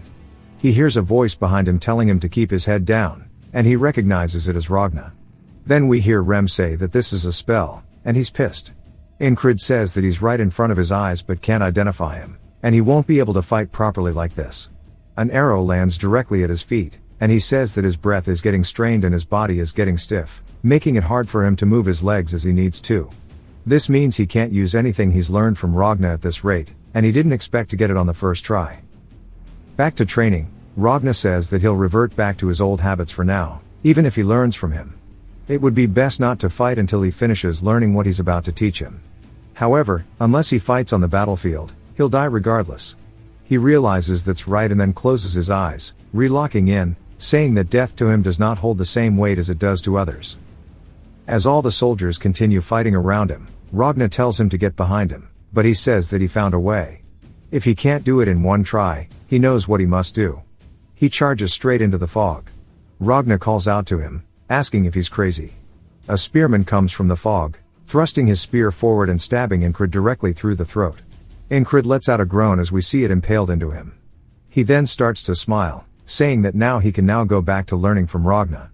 The soldier starts to get scared, calling him crazy. He pulls his spear out of Incred's throat, causing him to die on the spot. Back at the camp, Ragna is asking him if he really understood what he said. Incred replies that, to be frank, Ragna is not a great teacher. To a genius like him, it's also obvious that it's hard for him to put what's wrong into words. Ragna says maybe this is what they mean about understanding it but not being able to put it into practice. He just asks him to swing his sword downwards, asking if that's too hard. Incred says he's not making fun of him, he's genuinely confused and asks where his center of gravity should be. Ragna is surprised but starts to think about it, asking if he means something like this. Incred confirms that's as he thought. He says that guys like him don't even know how they do what they do. While Ragna's explanations are lacking, it's not that big of a deal, since observing and listening are some of Incred's strong suits. He'll remember his stance no matter how many times it takes. Back to the barrage of arrows coming in. Incred raises his blade, deflecting one of them. But his hands start shaking, and he realizes he's still too stiff. Another spear is thrust forward, and Incred doesn't even dodge it, saying it's okay, so he can just die and continue learning. So he takes it to the throat. Back to training. We see him moving his feet as he dodges underneath Ragna's blade. He says this is now the 31st loop, and he is capable of flexible movement. Ragna tells him that the step he took is pretty good, asking where he learned it, and with that he should be able to start learning the basics already. Ragna explains that the 3 basics with a sword are cutting, stabbing, and slashing. He needs to use the edge of the blade for defense, and if the sword is good quality, he can also use the sides. The shortest distance between the opponent and him is called the line of attack. Using the sword is all about blocking the opponent's line while extending his own. He tells him to draw his opponent in and reach out to him with his sword. Back to the battlefield. The spearman is thrusting forward. Incred watches as it grazes past him and he thinks that his feet are light, so he can easily dodge this. Then 4 more spears are thrust out in front of him, immediately killing him on the spot. He says that little by little, his loops are starting to change. We see him actually parrying Ragna's sword, which surprises Ragna, who asks if he really just parried that. Incred is determined, saying that even though it's only a little bit at a time, he will make sure to continue this cycle. As he does a diagonal slash at Ragna, Ragna says that it no longer needs work. He seems a little surprised. Incred claims that even though they're baby steps, they're still adding up to be long strides. As he's running forward in the smoke, Ragna calls out to him, asking if he is crazy. Only for him to die once more, smiling and saying that as long as he can achieve steady progress, he'll die as many times as he needs. We see Ragna raising his blade as he swings down towards Incred. Incred ducks forward while bringing his blade up, successfully countering Ragna's attack and knocking it away. Incred states that it is now the 100th loop. Ragna is looking at his blade in complete disbelief and then looks back down at Incred, asking him what the hell his deal is and who he is, since he can no longer recognize his captain's movements. Incred says that Ragna no longer looks at him the same, and he thought he couldn't improve much more with his talent. As he's running in, Ragna calls out to him again, but Incred continues marching forward, saying that he has surpassed his previous level. We see him dodge the first spear as he follows it closely. He completely runs past the enemy soldier without killing him, as he has a goal in mind, the road to becoming a knight. As he charges directly into the back line of the spearmen, they thrust forward, impaling him yet again. He starts to smile through death, saying that this is so fun he might actually go insane. Back at the training camp, Ragna calls out to him, asking if he wants to learn the sword once more. Incred replies that he'll do whatever he can to become stronger, smiling and ready to die as many times as it takes to achieve his goal. Ragna says there's no way he'd be this good, as he's confused, asking if he's been fighting like shit on purpose until now. Incred says that's not it, but Ragna continues, saying that he's got all the basics down and it seems like he only needs experience if anything else right now. Back to the battlefield, as the arrows come in, Incred says that he has now been on this loop for 200 attempts. An arrow flies directly towards his head, and we see him firmly plant his heel into the ground as he leans forward, ducking underneath the arrow. Saying that he plans to see how far the techniques he has learned will take him today. The typical spearman thrusts forward, but he ducks under it, retaliating by swinging his blade forward, cutting the man's arms and head off. Incred says he knows where the enemies will pop out from beyond the fog. He pulls out one of his throwing knives, saying that he can get a few of them even if he can't see them, as he throws it forward, killing one of the enemy soldiers. As they begin to panic, we see one of them looking around in the fog, wondering what the hell is going on as he can't see anybody. He then immediately gets his leg lobbed off by Incred. Some of the crossbowmen start to panic, wondering what's going on. One of them raises his crossbow, getting ready to fire. Incred remembers Ragna telling him that he needs to look with his eyes and predict what will happen, and then move with his feet in accordance. As Incred ducks underneath the crossbowman's weapon, piercing him through the chest with his blade, Incred starts to laugh, saying this shit is hitting different and it feels like he's an entirely different person compared to when he didn't even have the basics down. He starts to charge deeper into the enemy lines, saying that he needs more and more people to come at him. He gets a little further until multiple crossbowmen all raise their weapons. As they're setting up the firing squad, one of them says that he's done well infiltrating up to here, asking him how he plans to make it out of this alive. As we see Incred panting, he steps forward, saying that he wants to fight it out with swords like men as he continuously plans on testing himself. They call him crazy and then immediately disrespect his request by unleashing crossbow bolts, killing him on the spot. We then jump back to the boatman as he's calling Incred foolish, saying that he's walked into his own grave, asking if he is all there upstairs, calling his mental cooked. He then wakes up surprised, saying he hasn't seen that in a while, and he wonders if the boatman really came out of nowhere just to shit-talk him. Rem then asks what he's doing as he sees that he's blanking out. Incrid then remembers something about Rem, saying that he called it a spell when it happened. In the enemy's formation, it looked as if they were guarding the flag back in the grass fields on his last outing. He then asks Rem if he knows anything about spells. Rem asks why he's so curious all of a sudden, and Incrid says that he just thought it might be interesting to tell him what he knows.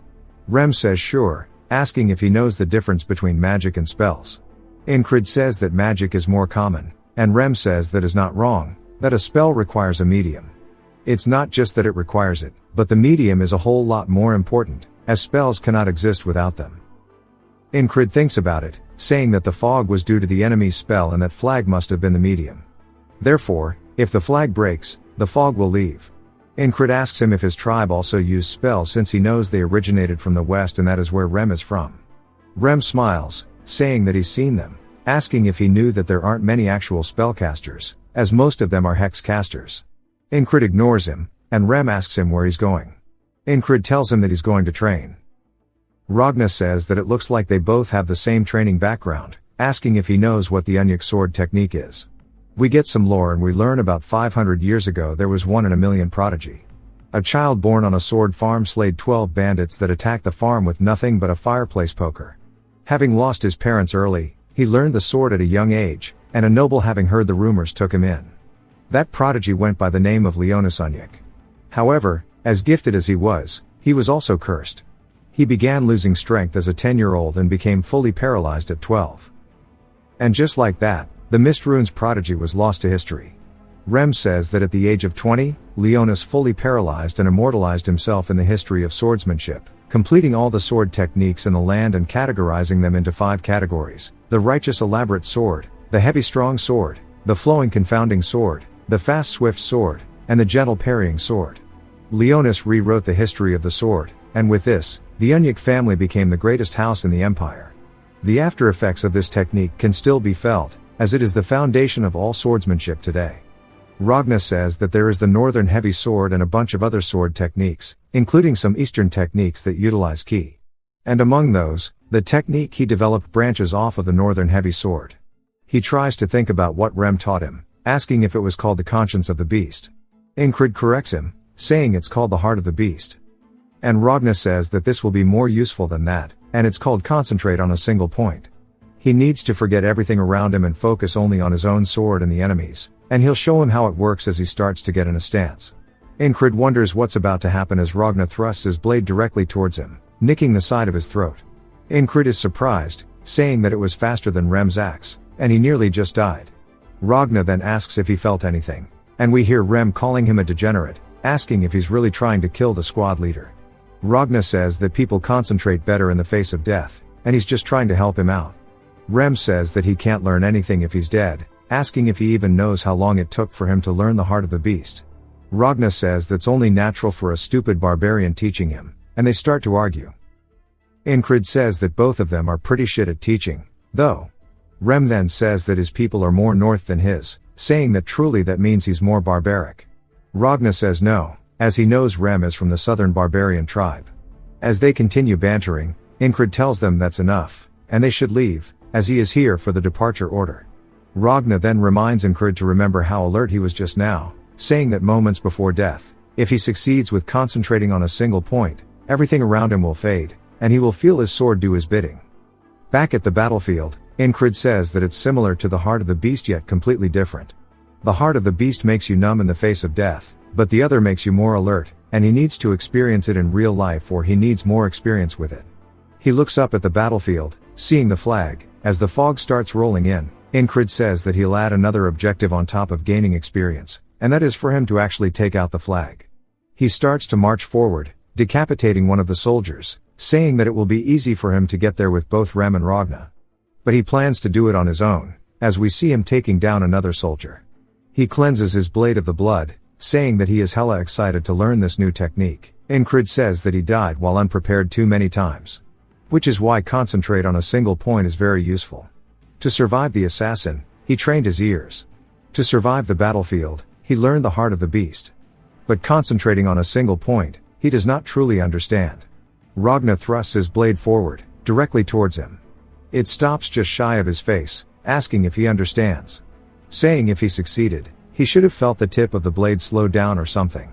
Incred shakes his head no, wondering if maybe the heart of the beast is interfering with it. But he doesn't think that's the case. Ragna tells him that he should feel everything else fade besides the opponent's sword. And he should be able to predict the sword's path, asking if he's felt anything similar. Incred says that he's starting to think that channeling his fear of death isn't the right move for this, asking him how he learned it. Ragna says he didn't have to learn, as it's something he could always do. And it's in the name, you just have to concentrate on a single point. Incred sighs, saying he's not going to get any useful answers out of him, and he'll just have to figure it out on his own. But he shouldn't get impatient, as he'll keep practicing this on the side, as his first priority is knocking down one of the flags. He plans to minimize the damage to his allies and penetrate straight through the enemy lines. As the fog starts rolling in again, everybody panics, but Incred yells, telling them to get down. They immediately follow his command, and he tells them to raise their shields. As arrows start to fly in, we see their shields blocking the volleys as he takes charge. He's repeated this loop over 300 times. He knows where the attacks will come from, even if his eyes were closed. Even the enemy soldiers are confused by the fog, so he takes advantage of it, slipping past one, immediately stabbing him in the side of the head, and then following through with a swing, killing 2 more soldiers. The enemy starts to scream, saying that it's just one guy and they can take care of him. As they see the shadowy figures of their comrades getting bodied, another group gets close to Incred, and he rears his sword back, immediately getting rid of them, as he has one goal in mind, and that is the flag. One of the soldiers yells, telling everybody to get a hold of themselves, and they need to stop him. Incred smiles as he gets closer, as he's actually enjoying this. He swings down his sword as the enemy soldier blocks it in front of him, creating sparks. But Incred doesn't let this stop him, as he uses pure brute force swinging downward, breaking the sword in half. Then using the soldier's body, he slams him into the pole, breaking it. He says that it took him 10 loops to get to this flag. As we see it finally break, he says that that is all he wanted.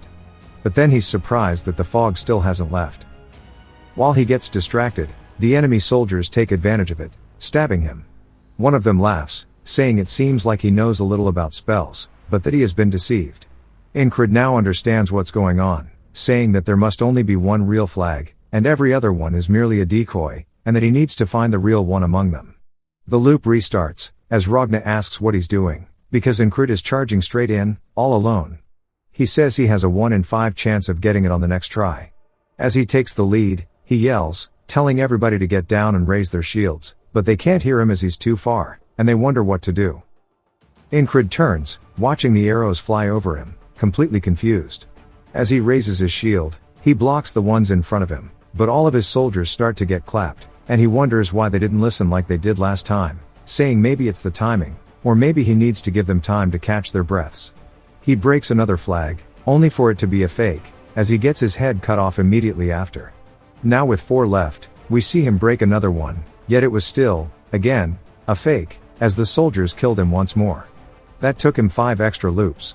The 4th flag took him 7 extra loops to get there, and even after he broke it, it was still the same fate. He only has 2 flags left, and he says that if he were to trust his gut on which one is real, there's only one clear winner here, as it would have to be the one that is the furthest away from the rest. We see right beside it is the robed man from the camp.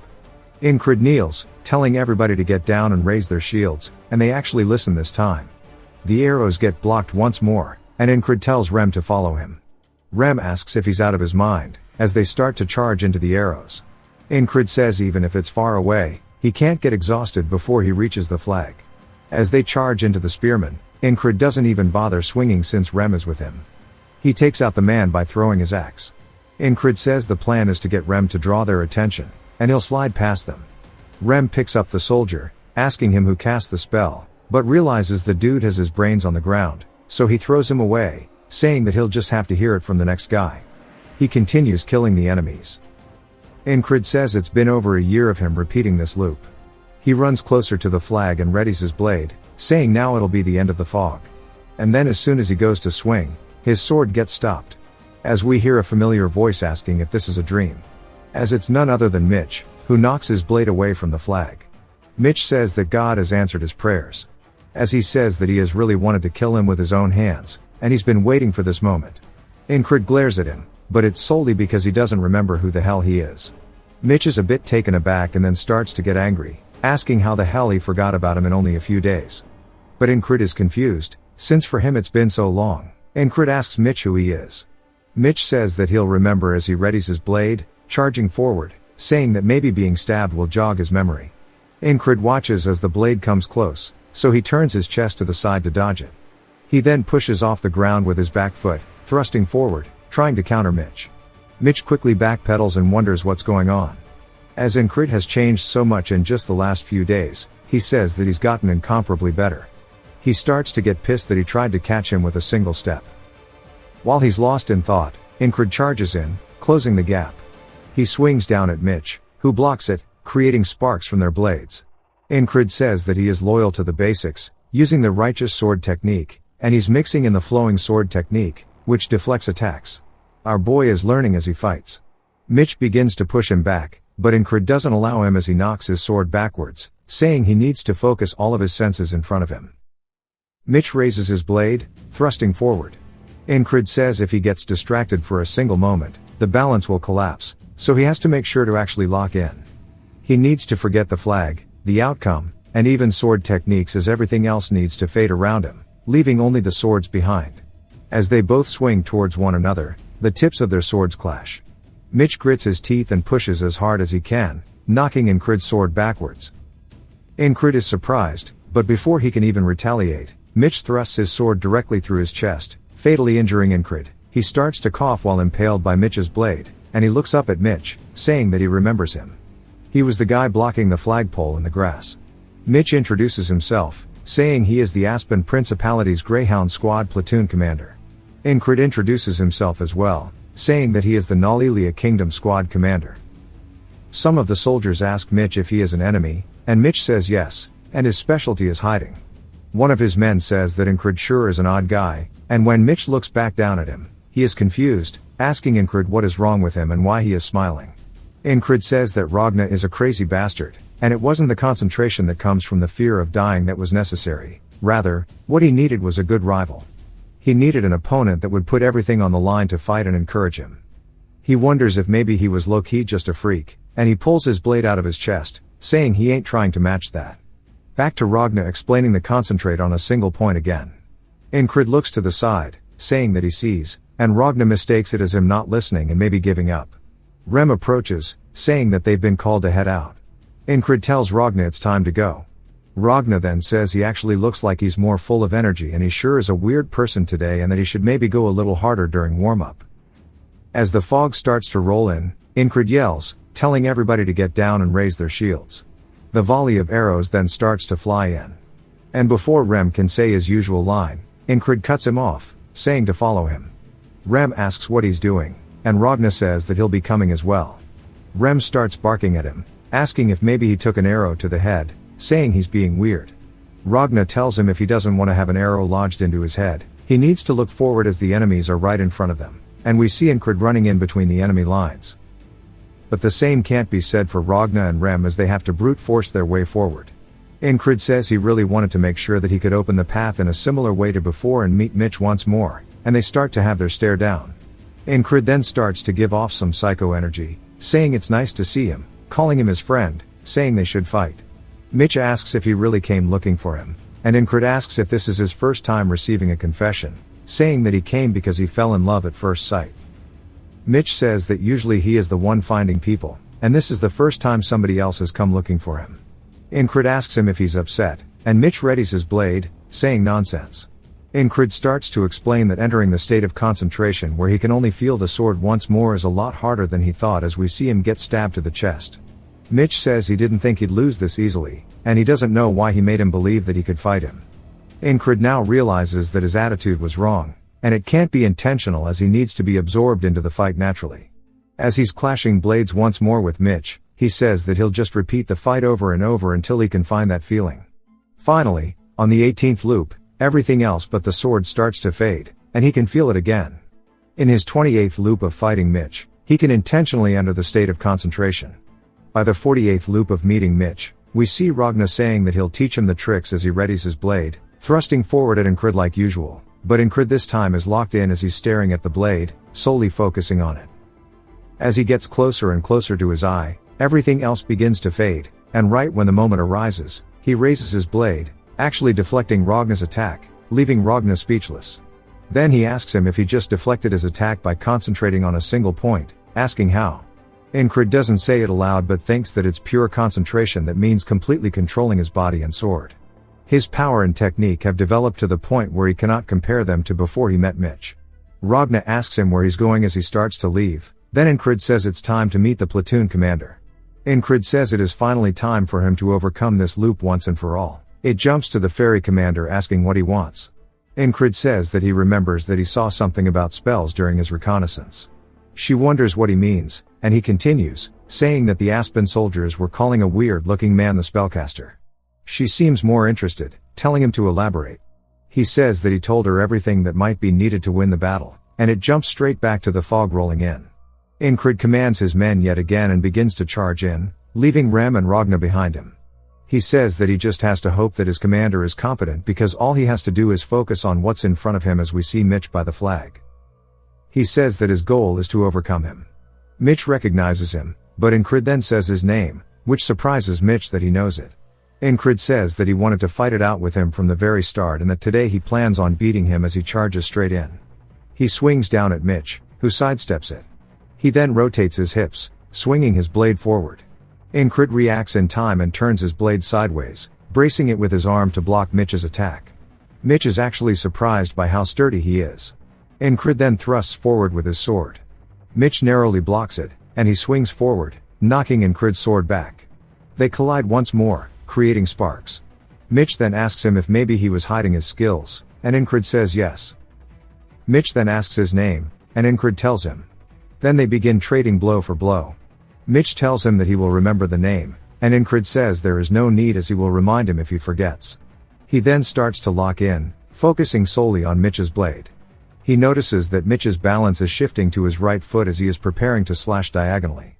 Incrid sidesteps it, saying that he has learned this from all of the loops, and the experiences gained through repetition all culminate to allow him to see his movements.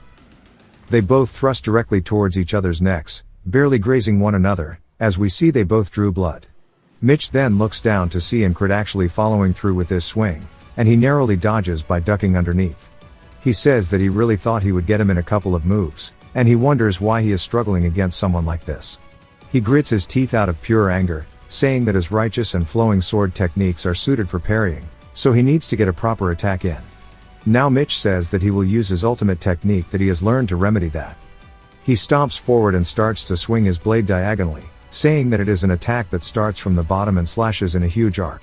It is called the will cut. Incrid watches as Mitch prepares this heavy swing, and he starts to see the actual line. He says that he has died to this technique so many times because he couldn't see where and when it started. But now is not the case. As the blade starts to come up, he smiles, saying that he is so glad he gets to see it again. As they collide swords, Incrid actually manages to parry the will cut. Mitch's heart sinks, asking how the hell he saw it and parried it. We learn more about Mitch's family. It is one of the three main houses that reign over the Aspen Kingdom. House Hurrier represented the brute force of the kingdom and recruited any and all people who showed talent in the sword. He was also recruited from a regional house to that end. After adopting the name Hurrier, he proved himself with his skills and fought 2 adult knights at the age of 15. He won against a champion swordsman of a town at 18 and was strong enough to become the champion of an entire city at 22. He became one of the 3 best fighters in the Greyhounds through his skill alone. There were only a few that matched up to his talents. As we see him watching people train, he wonders why they put so much effort into it. Asking why it's so necessary to swing a sword until your hand bleeds, as it only takes a few swings for him to understand things. He was satisfied with the present, and he was emboldened by his skill, which was a mistake on his part from being complacent. Incrid starts to capitalize on the fact that Mitch lost balance and quickly stabs forward, piercing Mitch's shoulder, completely dominating the fight now. Mitch tries to find some way out of it, but Incrid quickly pulls the blade out, readying himself once more. Mitch then starts to lean over and spits up blood. Incrid starts to slowly walk towards him, and Mitch realizes that he underestimated him and thought that his attack would definitely get him. He says that Incrid isn't as good as him in strength or technique, and Incrid says he's right. But in the end, he still beat his ass. Mitch starts to grit his teeth and realizes that he is right. Incred readies his blade to execute him, telling him that this was fun. Mitch says that if only he tried harder instead of being arrogant and relying solely on his skills. But he hears somebody yelling to protect Mitch. Then he watches as Incred's blade comes in to finish the fight, but someone blocks the attack, as we see it's none other than the Grey Dog, and Incred distances himself. Mitch's men then start to tend to his wound, asking if he is okay, and the Grey Dog tells them to take Mitch somewhere safe. He says he didn't expect one man to cause this mess, and he raises his blade, telling Incred he won't let him have a peaceful death. Incred says that he can't forget that he is surrounded by enemies here as they are in front of him and behind him, ready with crossbows. He says breaking the flag and securing his exit is his goal, aka the wall he must overcome to get out of this loop. His eyes start to focus, and the Grey Dog yells, telling his men to fire, and they all start to unleash their arrows directly towards Incred. Incred charges straight in through the arrows, saying that he can't avoid all the attacks, so he'll take them head on and continue advancing. Grey Dog raises his sword into the air, saying there's no way he's this foolish. He swings down towards Incred, only for it to be blocked. Incred realizes that his sword is cracked from the attack, saying that his technique is extremely heavy. To win this battle, he's going to need to die many more times, but the objective now is to win the battle, which means he needs to destroy the flag. He throws a throwing knife forward, trying to hit the flag, saying that the spell medium will stop working even if it's only slightly damaged. But his wind is moving the flag too much. Grey Dog calls him a bastard and swings at his head. Incred ducks underneath, throwing another dagger and saying that he needs to aim for the connection between the flag and the flagpole. He does exactly that, breaking the top portion of the flag entirely off of the pole. The fog rolls in even thicker than before, and the ferry commander says that she informed the command that there would be a spell and asked for resources to combat it, but they haven't done anything, and the kingdom is hella rotten. They sent a potato of a dude to command the front lines, and at this rate, they're going to be wiped out. She then notices something as she looks to her side. The fog starts to actually disappear. The soldiers are confused, asking what happened to the flag. While they're distracted, the ferry commander immediately stabs one of them in the back, saying that with the fog gone, the enemies have been completely taken by surprise, and now is the chance to change the tide of the battlefield.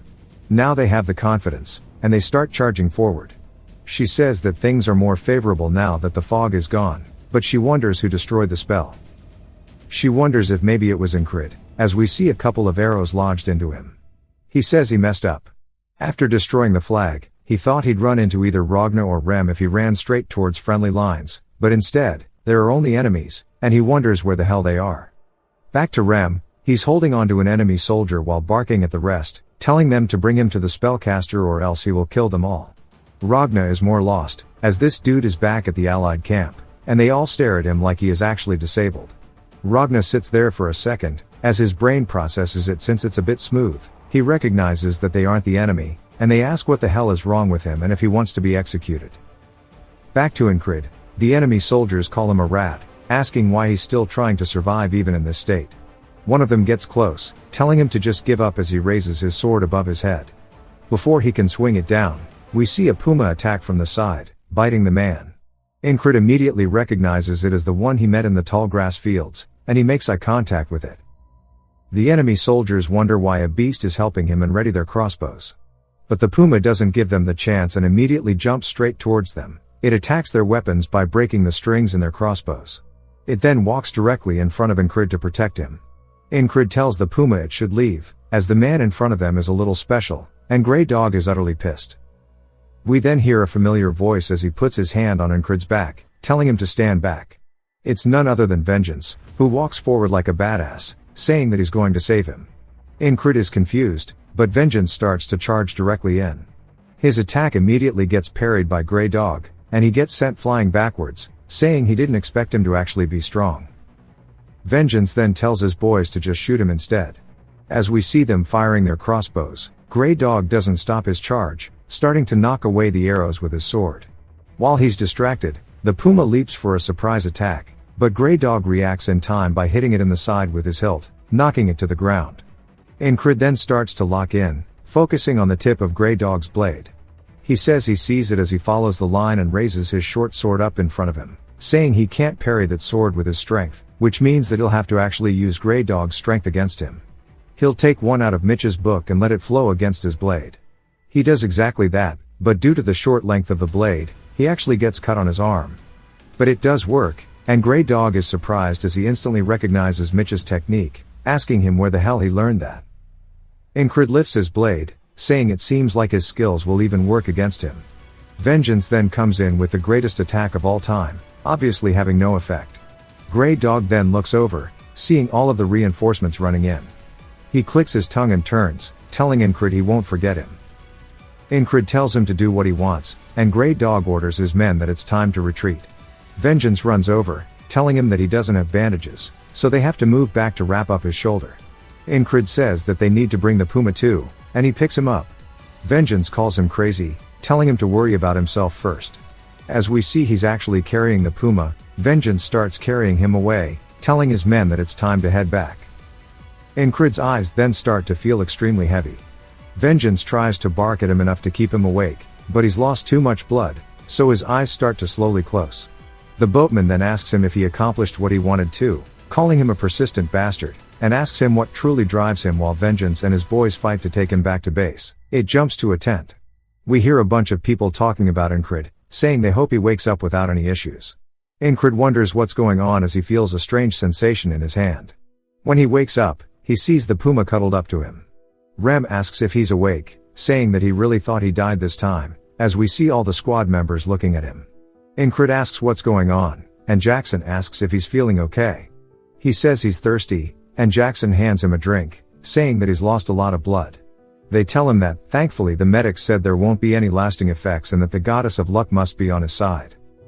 Incred says that he must have passed out during the retreat. Jackson says that now that he's awake, he's going to leave, and Ragna says he's going to sleep. Incred's just glad he got through another day. Rem sits there deep in thought, and Incred asks him why he's staring at him like that, asking if he wants to pet the puma. Rem says no, he's not interested in beasts, and he asks him how he knew it was a spell. Incred says that he won't believe him if he tells him about the repeating days, so he needs to lie to him. But he says that he shouldn't because Rem has always been faithful to him, and he needs to return it in kind. He says that he was friends with someone like him, a settler, and he suspected that based on what he heard from him. In Incred's mind, he says that's a perfect lie, as he did hear it from a settler, which was Rem. Rem sighs, saying it's fine if he doesn't want to tell him. He should just not get himself interested in spells. Incred says he really is really smart despite how he looks, and he asks him what he was doing during the battle. Rem says that he was going to see the asshole who set up the flag, but he didn't like his face, so he sent his head flying. Incred says he was wondering what happened with the spellcaster since he never saw him. Krace tries to hand the puma some food in return for touching its paws, but the puma hisses. Incred says it might rip him to shreds, and Krace says it's worth 10,000 krona. And explains that because of its blue eyes, it's actually called a lake panther, and they're supposed to hold the energy of the lake inside them. Each of its claws is worth over 10,000 krona, and they keep growing new ones. Incred says that a single bronze coin is worth 1 krona, so 10,000 must be worth a gold coin, which is way more than his pay. After he collapsed, they dominated the battle easily since the flag was gone, but the battle itself wasn't conclusive, and since then they haven't gone marching or ventured out.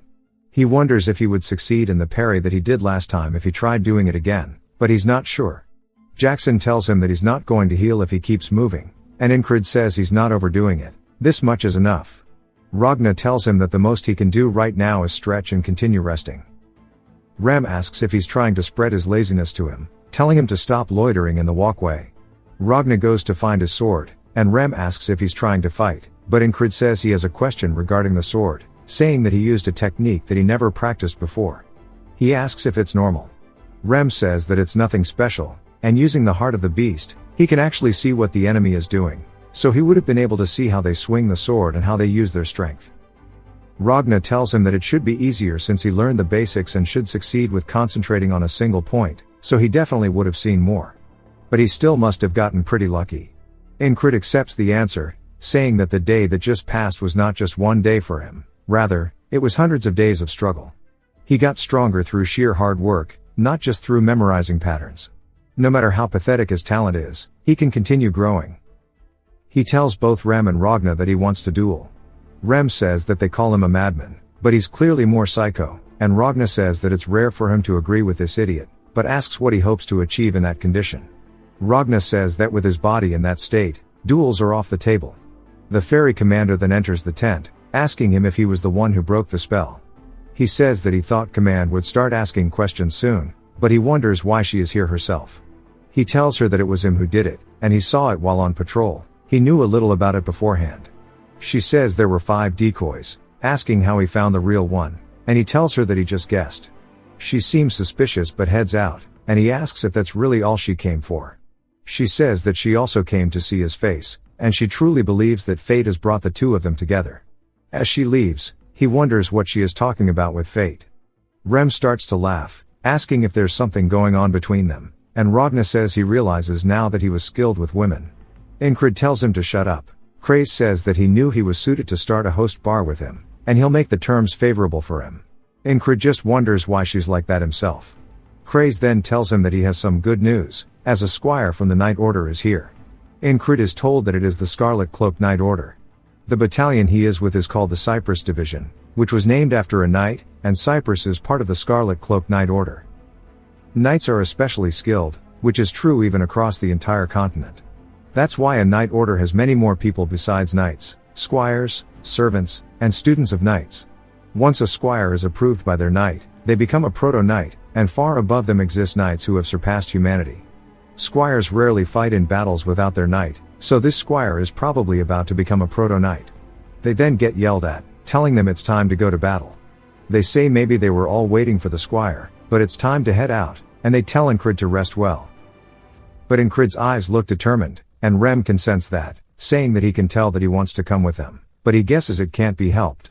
Ingrid really wants to see the ideal that he has kept as a dream this entire time, on the battlefield. We see everybody forming up, and Ingrid says that he's about to witness a small piece of that dream. As he and the boys make it, his eyes are fixated on something as he sees a man slowly walking towards the enemy army all by himself.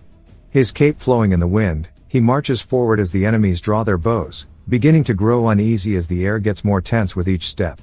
As he gets closer and closer, the enemies yell fire, and the arrows begin to be unleashed one by one. The man looks up at them, and slowly the sky begins to get blotted out with a sea of arrows.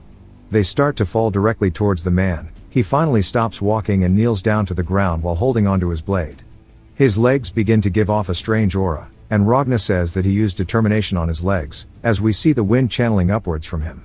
He quickly bursts off the ground, completely redirecting all the arrows above him as he charges directly into the enemy line. Ingrid is completely speechless as the man stops just shy of the enemy front line.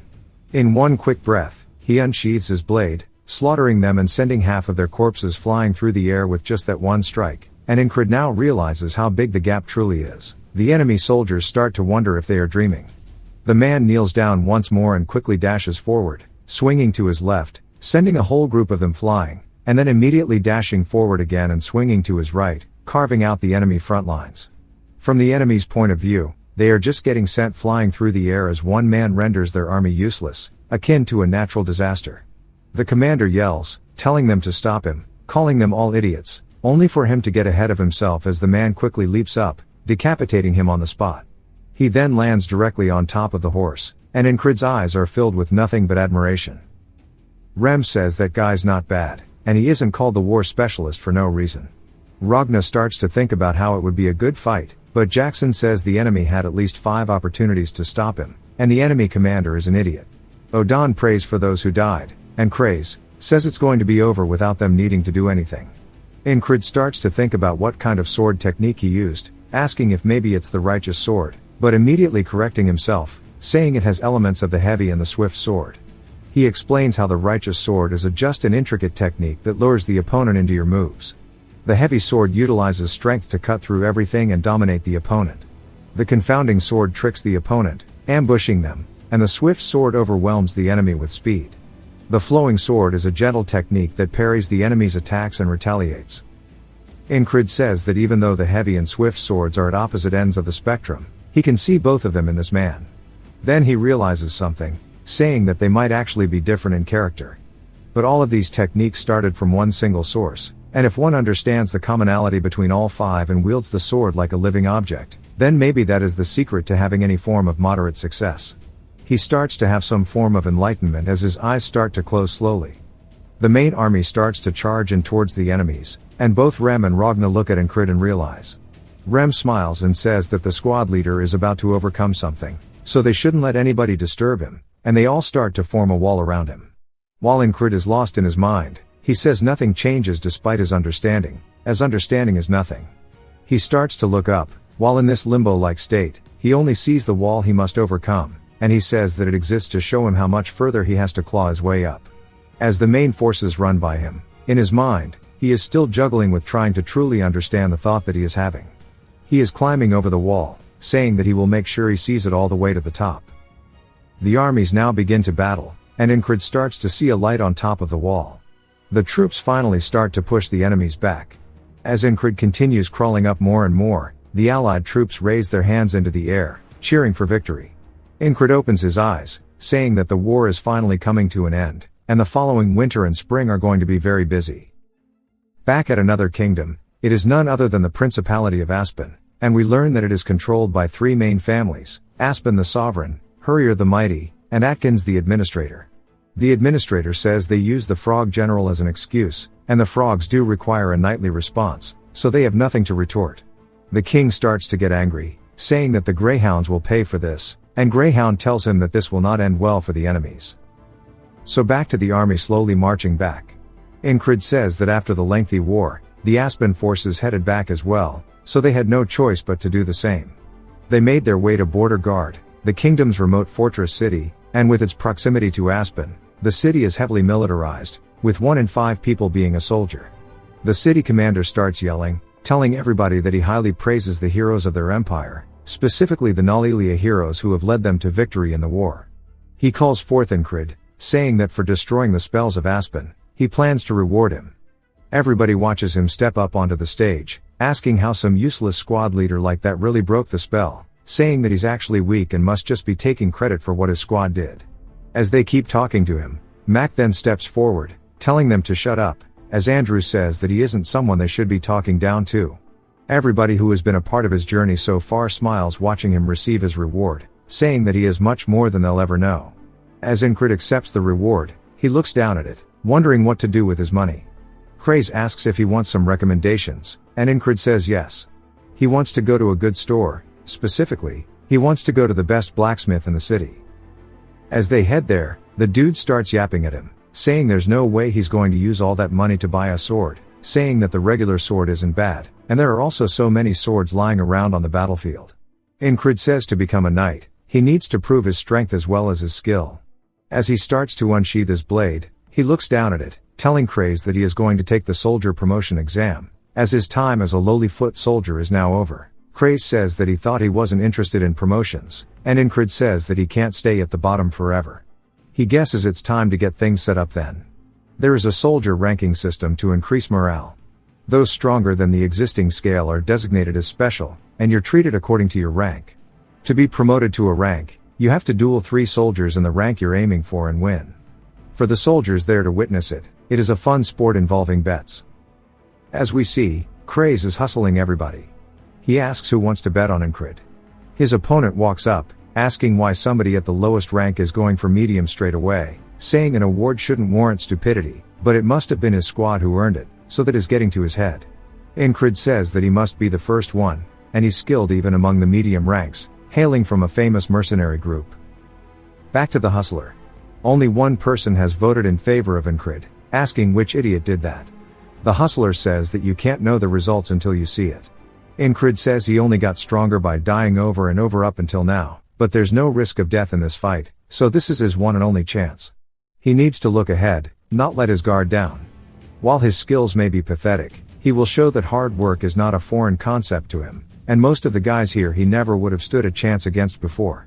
But now won't be the case, as he forces himself to focus and fight like his life is on the line. His opponent screams, running in, saying here he comes, and Incrid says that he needs to try to pull off the parry he learned from the last battle, and he can use that to create an opening. He swings his blade, knocking the sword out of his opponent's hand immediately. As it starts to fly away, Incrid notices the guy's fingers are bent in weird directions. The guy starts screaming about how his shit is cooked, and while he's distracted, Incrid charges forward, hitting him in the face with the hilt of his sword. The guy falls to the floor, bleeding out of the mouth, and Incrid wonders why the hell this guy is so weak. Everybody starts to go crazy, saying there's no way that loser just won, and they ask Craze if he was the one who bet on him, saying that surely he knew how strong he was. Of course, he didn't, as even he can't believe how strong he was, saying he just didn't want his bet to be empty. When someone else says he needs to have more faith in his squad leader, Incred says that maybe the guy let his guard down, but even if that's the case, he wonders if all duels end quickly, and he shouldn't be that weak if he has a medium rank. An older man steps up, telling him not to get cocky, saying it was sheer luck. He readies his spear, saying he'll fight him this time. Incred recognizes him, saying he's part of the heavy infantry, the strongest in his battalion. The man distracts him by moving the tip of his spear, trying to surprise him. Then immediately thrusts forward, but Incred's body moves before he can react, cutting the tip of the man's spear off, wondering why he thrust from so far away, saying maybe there's a trick up his sleeve, but immediately realizes that's just a bad thought as the dude looks like he just dropped a brick in his pants. Wondering if it's his turn to strike now, Incred takes the chance, kicking the dude in the stomach, making him fall to the floor. We see Henry and the crowd watching while everybody's surprised that he won again, realizing it's not a coincidence if he won twice in a row, and that the lowest rank took down 2 medium ranks. Craze start to ask who else wants to fight him, and everybody starts to wonder when so many people arrive, saying it's embarrassing to go out there and lose to him. Vengeance calls them idiots, saying everybody's scared now after looking down on him. His friend tries to say he was the most condescending, but he immediately tells him to shut up. Andrew starts to sit up, saying that after losing last time he trained with Mac every night and wants to ask for a rematch, but Mac tells him not to bother, as he makes him sit back down. He says he's gotten way stronger, and he doesn't think even he could win against him right now, and they both sit there watching intently. Rem nudges somebody, telling him to go up, and the guy wonders who he's talking to, only to get scared after seeing who it is.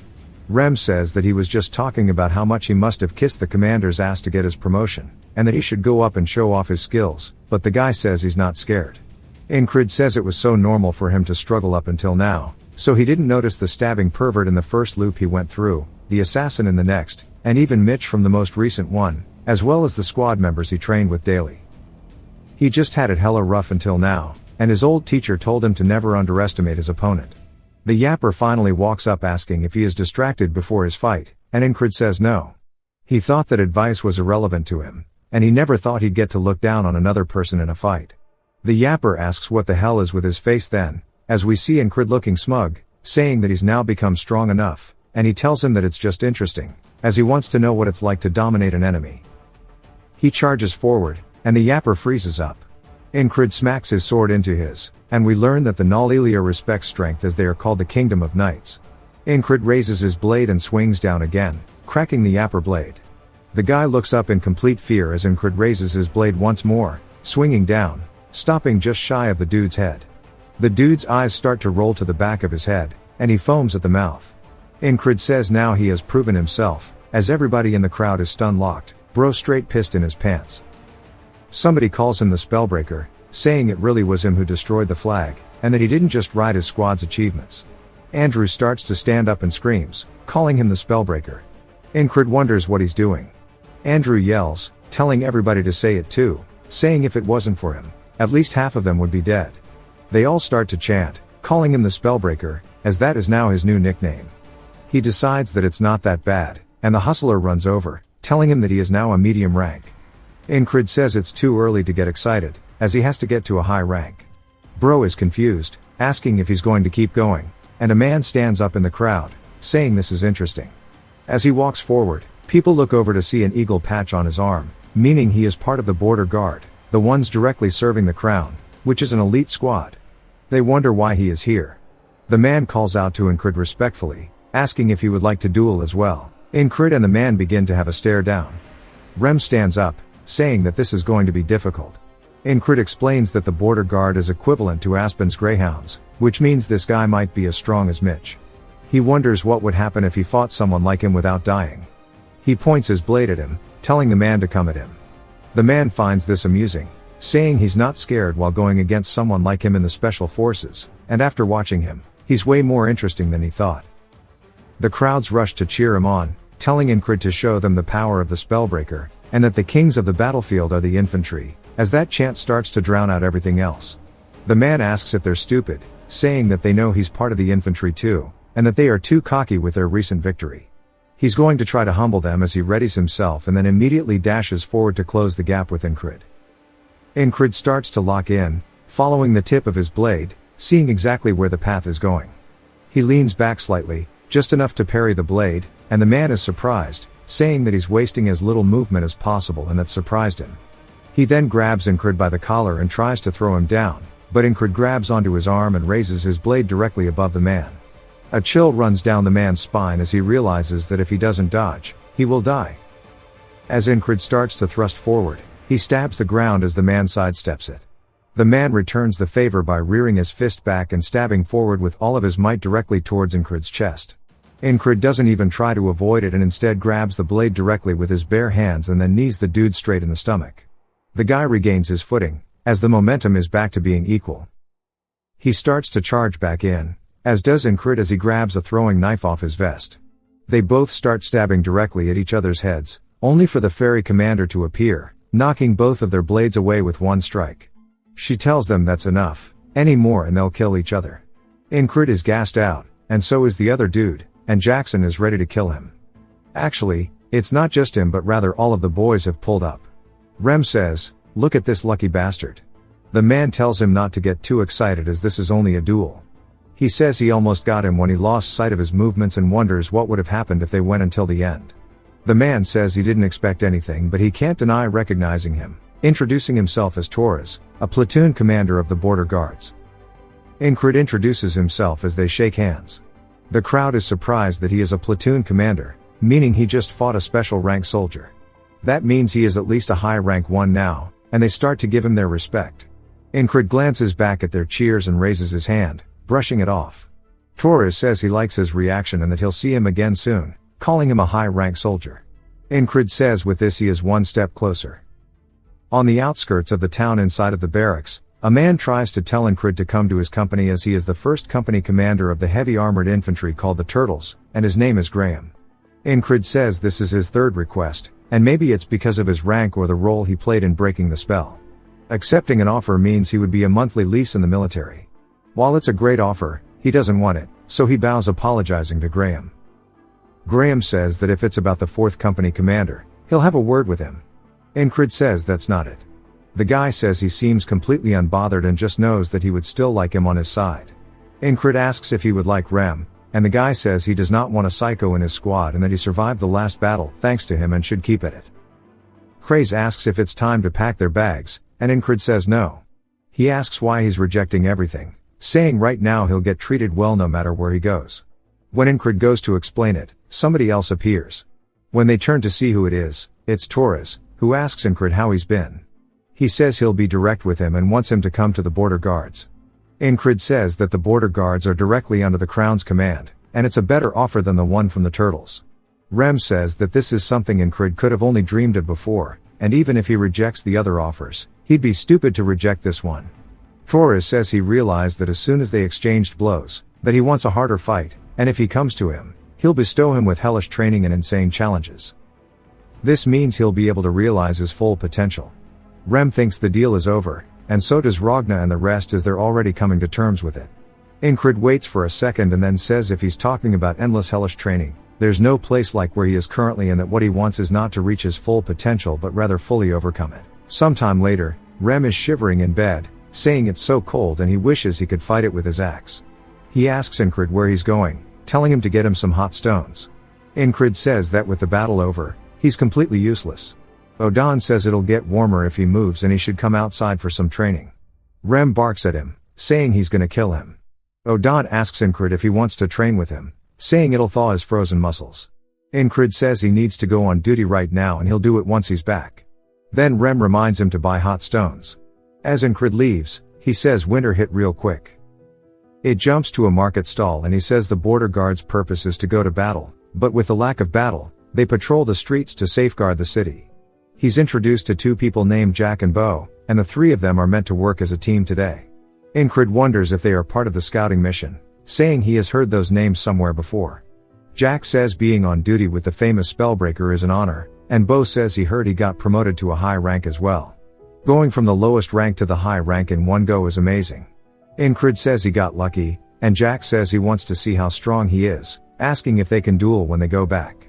Incrid says he's always welcome to duels, and Jack says that's a promise. Later on, while they are patrolling, Jack and Bo start to get closer to him, wondering why they have to do this in such cold weather. Incrid wonders why they are so close, saying he's not big enough to block the wind. As they pass by a market stall, a robed figure begins to approach them. Incrid notices something as the person begins to trip. He goes to help the kid, but they immediately pull out a dagger, and before he can even react, it's plunged directly into his chest. He begins to spit up blood, wondering what's going on, and Jack and Bo quickly cover it up by saying that he was drinking so early in the morning and they are hiding him from the crowd, meaning they are all working together. The robed man asks if he's surprised, saying that a greyhound never forgets its target. Incrid says that this half-fairy assassin must have been sent because he broke the spell. The assassin pulls the knife out of Incrid's chest, causing him to drop to his knees as Jack and Bo leave him. Jack says the mission is successful and they should head back. One of them is named Rotten, as we see him up in a guard tower nodding for confirmation. Incrid says he remembers them now. They were the wounded soldiers from the recon mission according to Craze, and they found an excuse to make contact with Aspen. As he falls to the ground, he says it's a 4v1 and this is going to be rough. A woman spots him on the street and her face turns pale as she screams as his blood begins to pool out. Incrid says this will be interesting. His eyes open wide awake, and he tells them good morning. Rem asks what's wrong with him, and Incrid says nothing, he just wants to start today with some energy. Rem again tells him to get some hot stones. As Incrid approaches Odon, who is pouring water on his head in the ice, it immediately steams off. Odon asks what he can do for his squad leader. Incrid says he mentioned a method about heating up his body. Odon says it's called bare body training, and it's essential to keep your strength in this cold weather as it will prepare you for any situation. Incrid tells him to teach him. He saw the dagger being pulled out, but he could not react because his body wasn't prepared, he was frozen solid. Odon instructs him to get into a stretching position and says he should have noticed that as soon as he saw Jack and Bo stick close to him and he'll take those two down first. After he can't take them down too early, the assassin will flee. Odon says his muscles will be sad if he can't even hold this. Incrid tells him they're already screaming. He gets introduced to Jack and Bo once more and tells them it's nice to meet them. They ask him if he's cold seeing him without his cloak, and he says he was just training. They start to get close to him again, and Incrid shows that his body isn't in its prime, thanks to Odon. Right about now should be when the assassin makes his appearance as he spots him in the crowd, and on cue he makes his appearance from a bit ahead. Incrid immediately raises his hands, swinging backwards, hitting Jack in the face, but Bo manages to dodge under it. Bo asks if he somehow noticed and draws for his blade. Incrid sees the assassin, saying he's either going to charge in and attack or run away. He draws his blades and needs to take care of these two quickly. The assassin throws something at him, which makes a screeching sound. Incrid wonders what the sound is, but it's too late as the throwing knife has already pierced his chest. He looks down in confusion as it was so fast he didn't even see it. Not only that, but because of how far they were in through the crowd, it means this dude is deadly accurate. The guy tells him once more that a greyhound never forgets its target. Incrid says it pierced his heart by the time he noticed it flying through the air, and that is a dagger faster than sound. The same woman from before screams that a person just died here. Incrid says he needs to face melee and ranged assailants at once. He begins to smile, then faces death, asking how he should prepare. Incrid says that the half-fairy stabs when he's close and throws a dagger when he's far. This isn't hard to understand as this wall is relatively simple. He continues his stretching. Incrid says death. Odon asks if he's threatening him as he sits atop his back, but Incrid says no, he genuinely thinks he's going to die. Ragna asks if he's doing torture training or something, and Rem laughs, asking if it's that hard. Incrid tells him to get over here, saying he'll show him how to do it. Jackson enters, saying it's his turn on duty. He sees them all stretching and struggling except Odon, who laughs, saying this is his territory so they should step out of it. Jackson looks confused, and Incrid asks what's wrong with his face, saying they're only training. Incrid starts drawing in the dirt, saying he needs to somehow block the dagger he'll throw. He says the accuracy and speed aren't like other daggers, and it's shaped oddly too. Jackson then asks him if that's a whistle dagger. Incrid asks if that's what this is called, and Jackson says it's because of the sound it makes when it's thrown. If handled well, the target will never know what hit them, and it's good to stay far away from things using it. Incrid says he'll remember that, no matter how good he is at throwing daggers, he can't do anything if it's blocked ahead of time. Incrid raises his hands once more, swinging at Jack and Bo. Jack again gets hit, but Bo does not. Bo asks if he noticed, and Incred grabs him by the robe and uses him as a meat shield, saying that he should take down these idiots and use them to protect himself from the dagger. The whistle sound comes through, but it's too late as Incred is stabbed in the stomach and Bo is stabbed in the back. Even Jack is stabbed in the throat, and Incred realizes that he threw 3 in such a short time, and this dude is incredibly skilled. The assassin starts to grin and laughs as everybody begins to run away, screaming murder. Incred says he'll kill his own people if they get in the way, or maybe he never thought of them as his people. The assassin kneels close to him, saying that was admirable. Incred glares at him as the man repeats the line, "A greyhound never forgets its target." Incred says thankfully, and the guy wonders why he's joking at his deathbed. He pulls out his whistled dagger, calling him a funny guy. Incred admits that he underestimated this whole thing. As the dagger gets pulled out of him and his wound begins to gush out, he says that a wall is still a wall. The boatman asks why he is enjoying this, saying he should laugh while he still can because the despair at the end of that enjoyment is why this is a curse. Incred wakes back up in bed and heads out, saying no to him, this is solely a blessing. He asks Jackson to tell him about a whistled dagger, and Jackson asks where it came from. Incred asks if that's important for the explanation, and Jackson says that it's multiple thin blades pressed into one, which causes the whistling sound as it flies. At one point, it was called the dagger that is only heard, and it's really hard to follow with a human eye. Incred asks what he's meant to do if he wants to see and dodge it, and Jackson says that he can't. Incred asks what if he has 2, and Jackson asks if he needs 2, and he says yes, that he does. Jackson says that this guy is being weird again, wondering where he even heard about this. He says there's no point in spotting an already thrown dagger, he has to watch the hand of the thrower. The path it takes is decided at the moment it's thrown. There are ways to hide himself as it's thrown, but it's not hard to spot once you know what it is. Incred asks if he thinks he can learn the technique, and Jackson says not with the way he throws.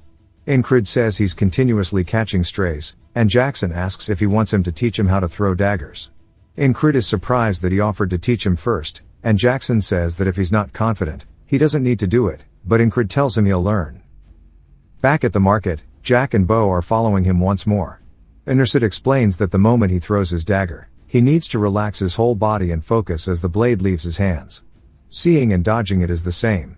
As he stares at where the assassin usually appears, he sees only his feet before drawing his blade, immediately cutting Jack's head off. As Bo goes to reach for his, he turns towards him, slicing him through the stomach. The woman that usually sees him die screams, saying that there's been a murder, and both Jack and Bo have dropped to the floor. The assassin starts to approach, and Incred says he needs to watch his opponent and switch from relaxed to focused. He can only avoid dying if he protects his heart, and he needs to watch the tip of his hand. The dagger is immediately lodged into his arm, and he didn't even see it. He looks down at it only to catch another one straight to the chest, saying that shit was too fast as it only lasted for a split second, but he saw something for sure at the start. He saw a shine from the assassin's hand, and he's sure of it. The assassin goes to say his line, but Incred finishes for him, saying that a greyhound never forgets its target. The assassin's surprised and asks how he knew. Incred smiles, saying that he'll see him again because after a few more loops, he'll know all of his tricks. In the next loop, Incred quickly draws his blade, piercing Jack in the throat, immediately following it up by killing Bo as well, saying he needs to eliminate these 2 as fast as possible.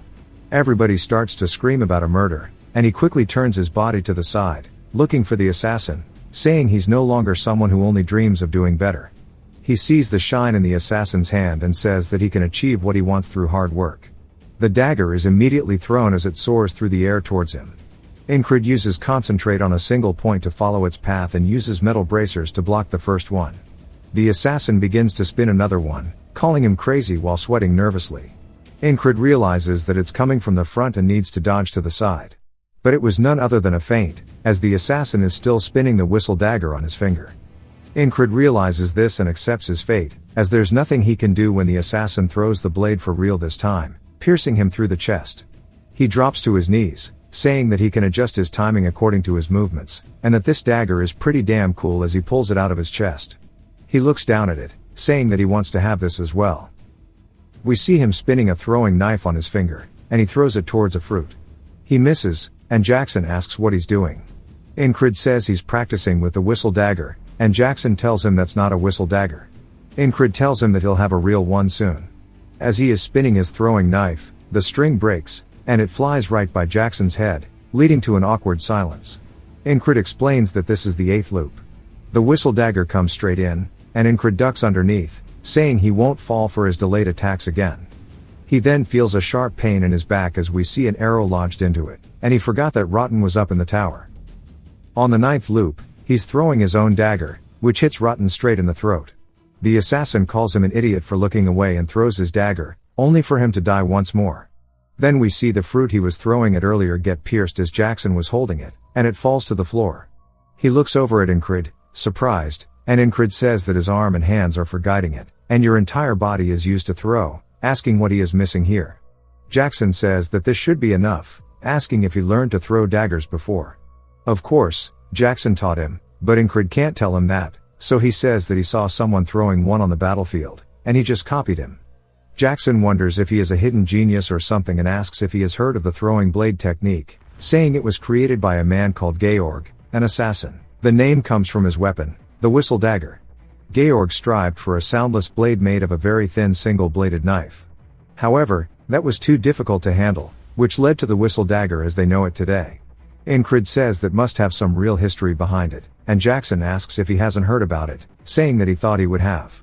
Incred asks why he would think that, and Jackson says that it's because his stance fits perfectly with throwing the whistle dagger.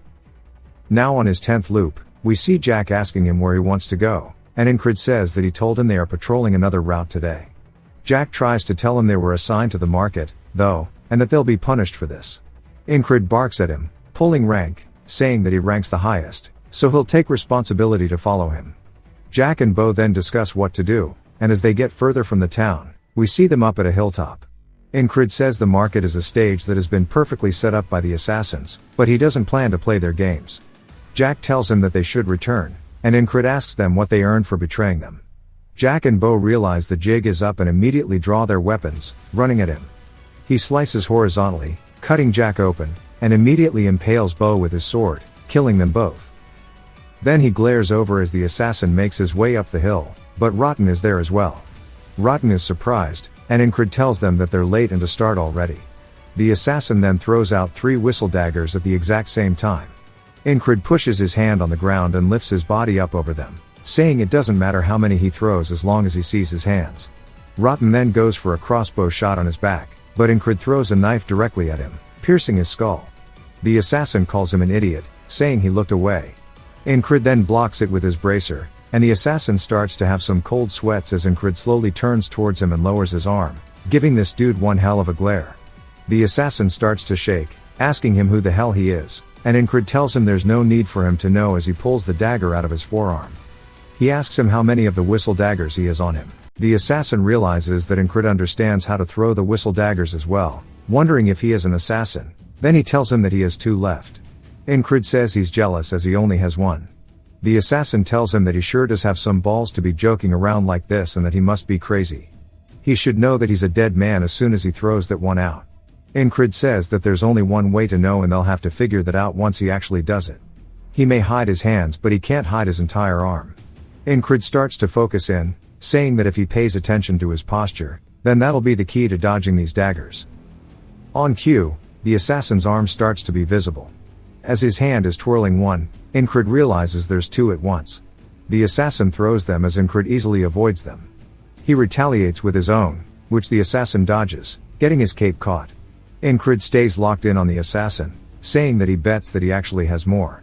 As he sees them in the dude's hands, he realizes he's right. Incred then raises his as well. The assassin is shocked, since he thought he only had 1. Incred avoids the dude's whistle daggers and throws his own, which the assassin narrowly avoids too. He tells him that he lied, drawing his blade, calling him a bastard. Incred says that he did the same, and this is something he hasn't seen so far. He guesses there's no rule saying that assassins can only use long-range attacks. The assassin starts charging in with a lowered position. Incred says that this is a new attack. As the assassin thrusts forward, Incred says it doesn't matter, as we see him grabbing onto the dude's wrist after dodging the attack. The assassin now understands that he's in some hot shit, as Incred starts to pull him towards him. He raises his sword, saying that this is the end, and swings down, cutting half of the assassin's skull open and his chest. He then pants. As he pulls his sword out, the assassin's body falls over, and Incred says it took him 10 attempts to overcome this wall. He sighs and looks up, saying that this cycle of fighting, losing, and getting stronger, then eventually winning is so damn exhilarating. Bro is getting addicted.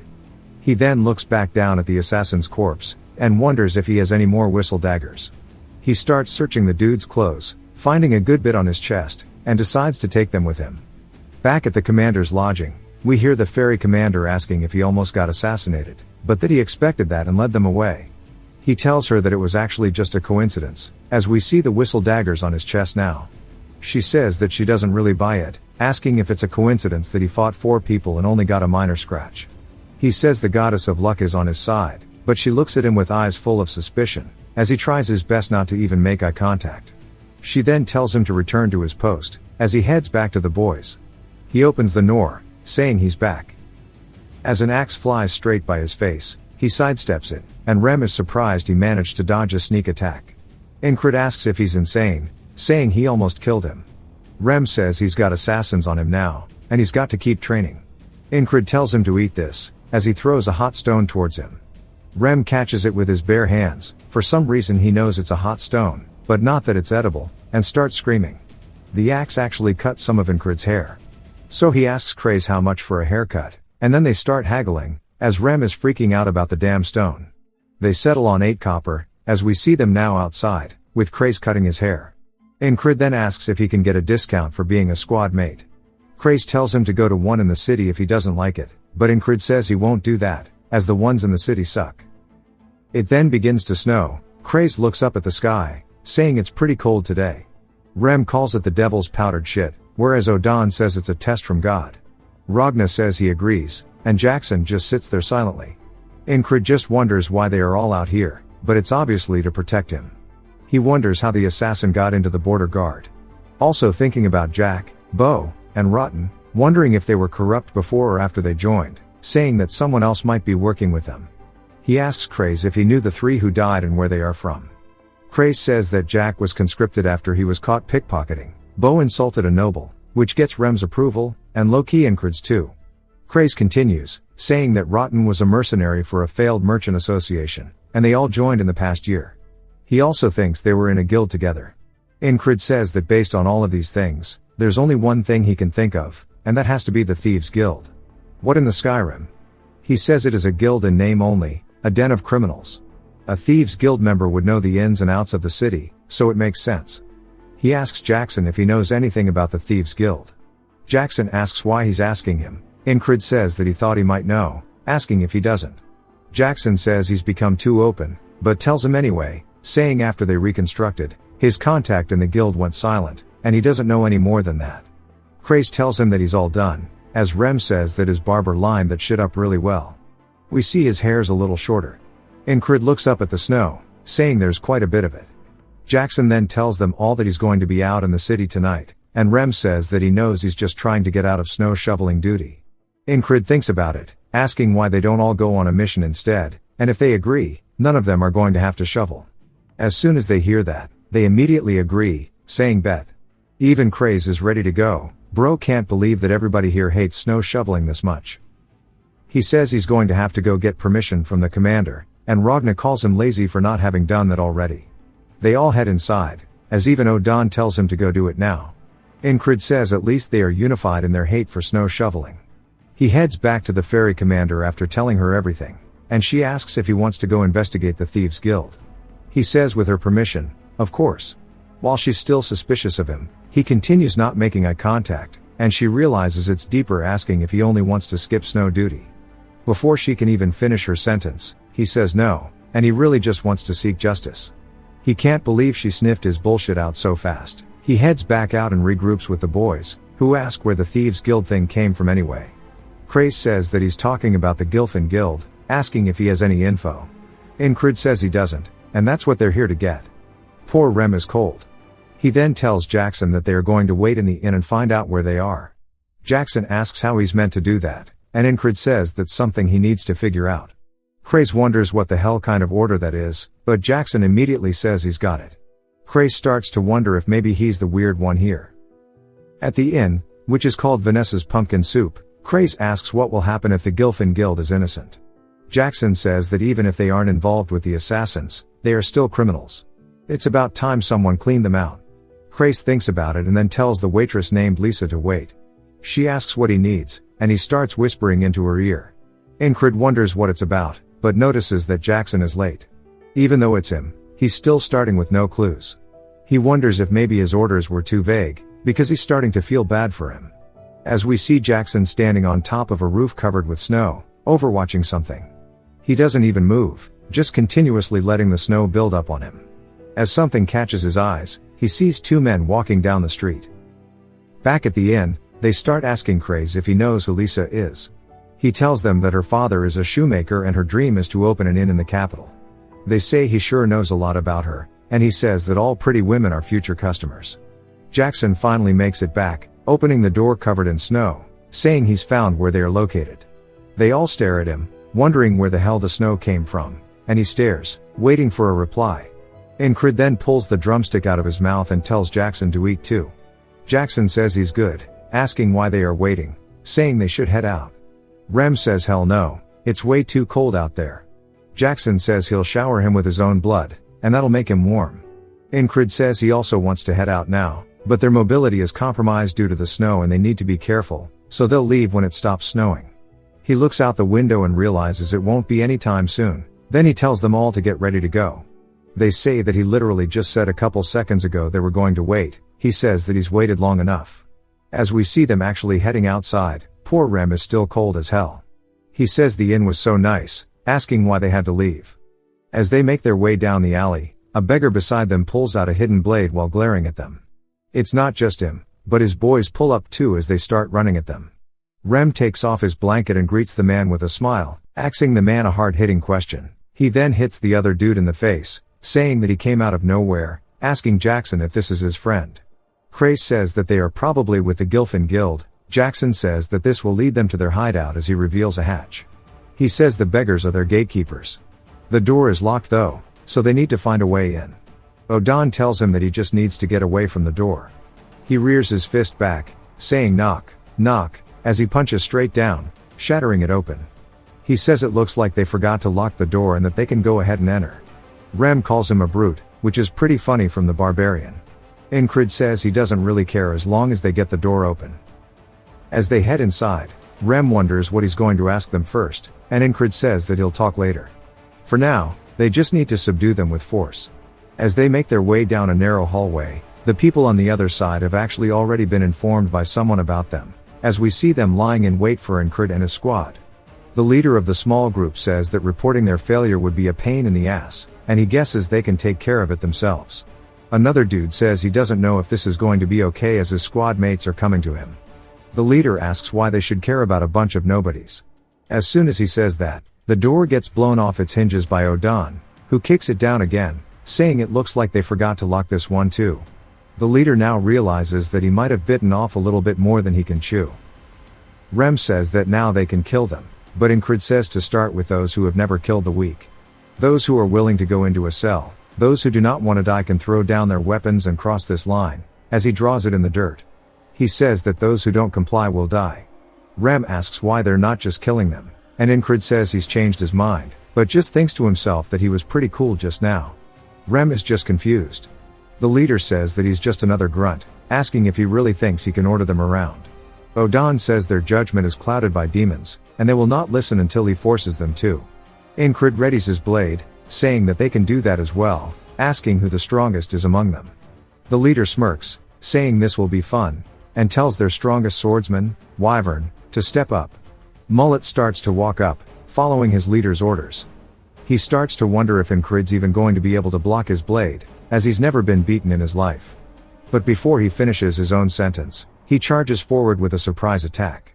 Ingrid easily deflects Mullet's attack and stabs him straight through his chest. He says that is the Valen mercenary sword technique, stab while talking. And he's pretty used to it. The leader starts to sweat nervously, and Ingrid says if that was their strongest, he wanted to see the rest.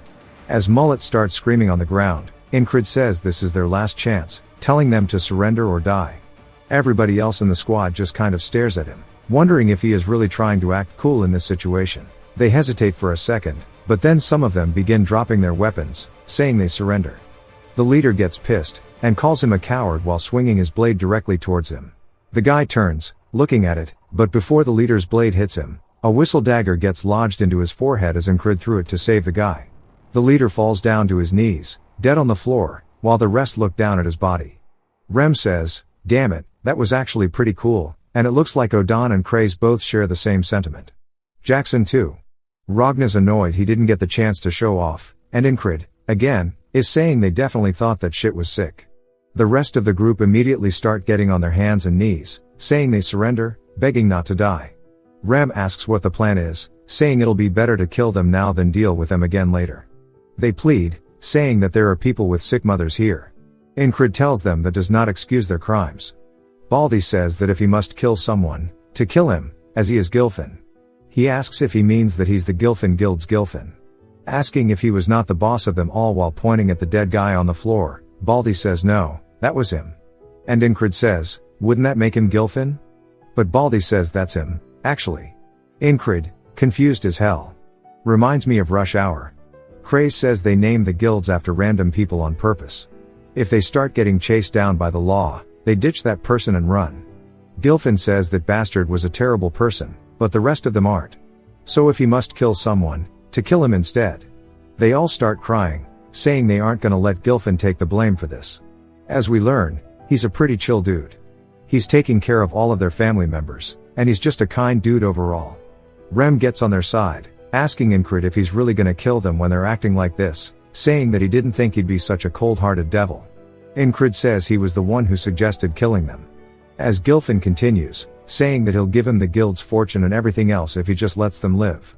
Incrid looks back down at him, while Craze smiles. Gilfin continues explaining, saying that most of it is in a safe, but they need to find the key that Bastard had hidden. Luckily for them, they have an expert at opening doors, as Odan rips the vault door open, revealing all the gold. Gilfin says my fault, OG Incrid tells the rest to go ahead, as they all start grabbing different things. Jackson grabs a knife. Rem grabs leather, saying this is super warm, and Ragna asks why he's not grabbing money. Incrid also starts looking through it, and spots something that interests him as he finds leather armor that's flexible yet strong, saying that he's gonna take this. Craze calls out to him, saying they should take over this guild. Incrid asks if he's wanting him to be a thief. Craze says yes, but not one that kills.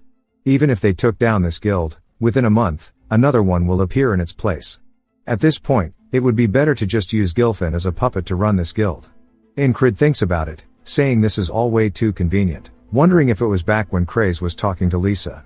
He says that he definitely told her something, and they were all gathered here for some reason. Craze laughs, asking if he noticed, saying that it was a plan to get them all together, and if he allows it, he'll get him a monthly payout from this guild, but also gathering information from it. Incrid says he doesn't particularly want a lot of money, but it's not like more money can hurt, so he'll allow it. Craze then tells Gilfin that from now on, they are a guild of thieves who don't kill, and they'll sort out the bad apples and send them to prison while they slowly work to reform the organization. Gilfin tells him that if they don't disband, they're all going to die. Craze asks why, as Gilfin continues explaining, saying that the dead boss worked for Aspen and their money. A frog comes every spring and fall to check on the guild. If they realize what happened, that frog is going to kill all of them. Craze tells him that won't be a problem, as they even have worse monsters on there. As he points to the boys, Incrid tells them that if they've got what they wanted, they should head back. Rem looks up at him, asking if he really thinks they're done shoveling the snow by now. Incrid can't believe he let such a crucial thought pass by. As he looks out the window, seeing it full of snow, Ragna says there's still some unfinished business here, whatever it may be. Odan starts sitting by the fire, saying that he's going to pray and reflect, and preach the word of God a little more. Jackson also says he has something to do, and he's going to head out until tomorrow morning. Incrid says that he didn't know that everybody was so busy, and he decides to join by laying down on the ground, as they prepare to take a group nap session. The next day rolls around, and Incrid starts reporting it all to the ferry commander, saying that they have located and destroyed the Thieves Guild. She asks if he had fun skipping snow duty. He says he has no clue what she's talking about, but can't believe she's so damn smart. She then says that she heard he doesn't turn down a duel. He says that is usually the case. She asks him to spar while pointing her blade at him. He says of course, and he wonders why he's getting a duel instead of punishment, saying he thought she was angry. She then comes in with a sweep to his leg, which he can't even react to as he falls over on the floor. She tells him to get back up, as he reaches for his blade. She comes in with yet another sweep, flipping him over this time. He wonders what's going on, and her first sword has always been this thin, saying it's like a whip. She tells him to get up over and over, as she continuously just makes him fall over. We see him laying there after a bit, gassed out. As she's looking down at him, she says that she's seen him respond instantly like he knew the future, but the way she sees it now, he seems blind. She really doesn't know who he is as a person, but it's still true that he broke the spell and killed 4 assassins. She looks up, saying that it's snowing again, and she'll be watching him. He says he can't believe she was actually angry about the snow, and he calls himself pathetic.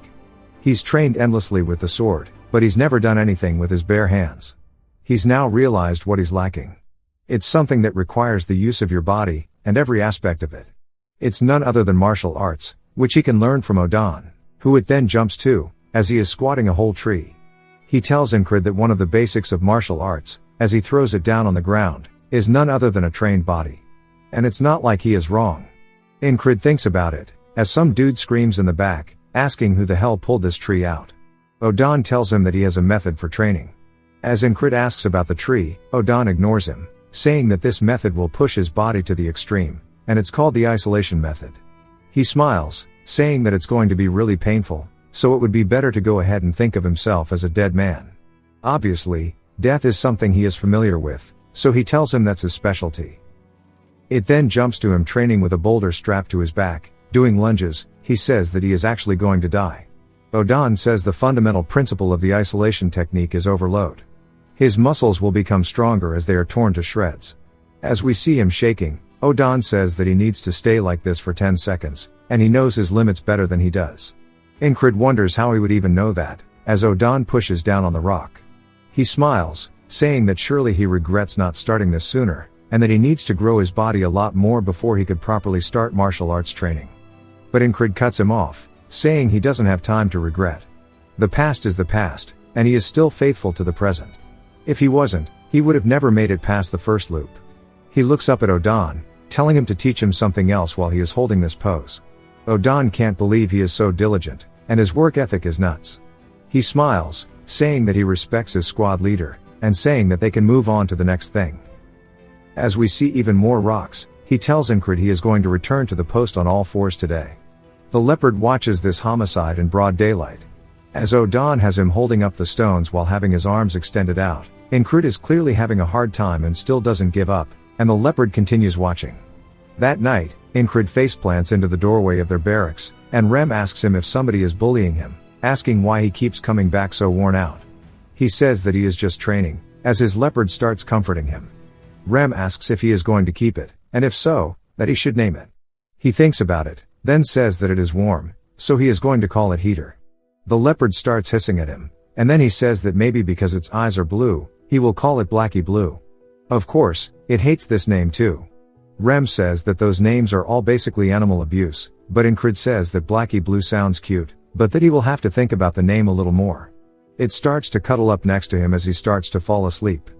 He begins to dream about a field of flowers, and when he opens his eyes, he is startled as he is standing up, walking around. There is an aurora borealis up in the sky above. He says it is weird to have a dream without seeing the boatsman, and that this doesn't really fit his vibe to begin with. As the petals are flowing through the wind, he turns, spotting a woman in a cloak approaching him. As she gets closer, we see her eyes are blue just like the leopard's, and he is surprised by how pretty she is. She then tells him Esther, and that her name is Esther. He looks down, seeing that Esther is now laying in his bed. She starts to sweat nervously. But luckily it's in the dead of night. We see he has his hand wrapped around her. She starts to blush, and he tells Esther goodnight while hugging onto her and falls back asleep. The next day, he starts to head out, and Rem asks where he is going, and he tells him training.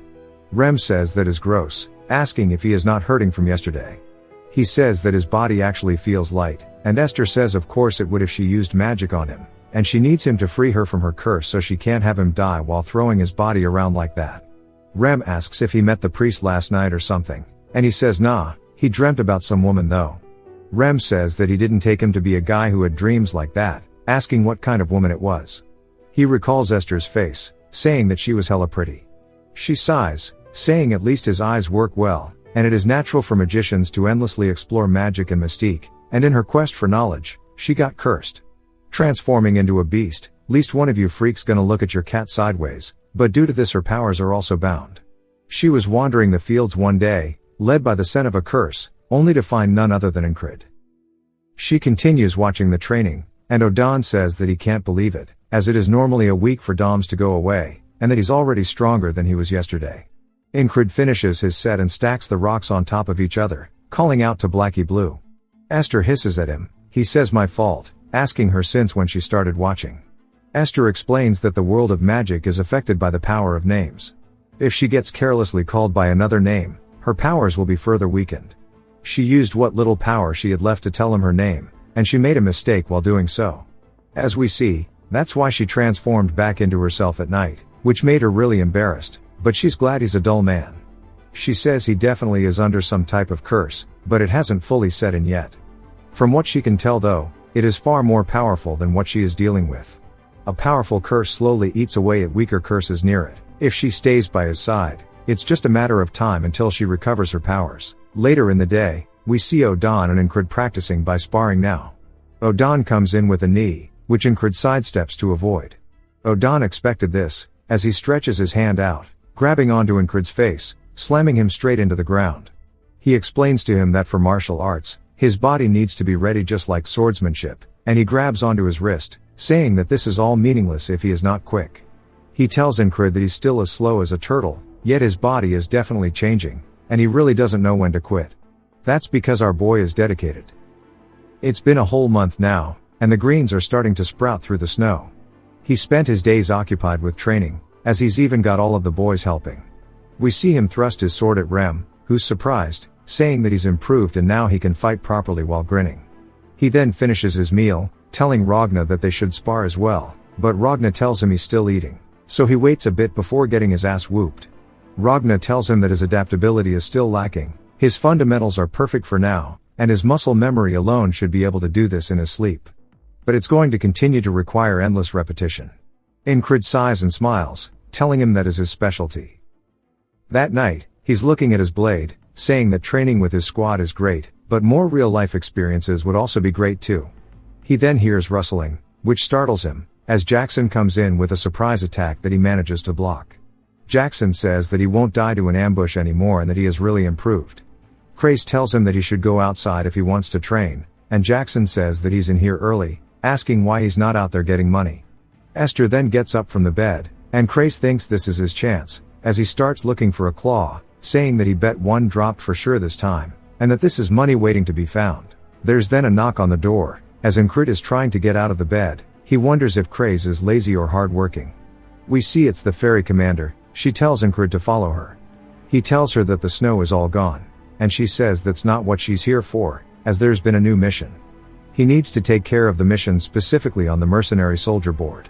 Incrid explains that the Mercenary Soldier Board is a policy that runs alongside the soldier ranking system. It's a policy that allows people in the cities to hire soldiers as mercenaries.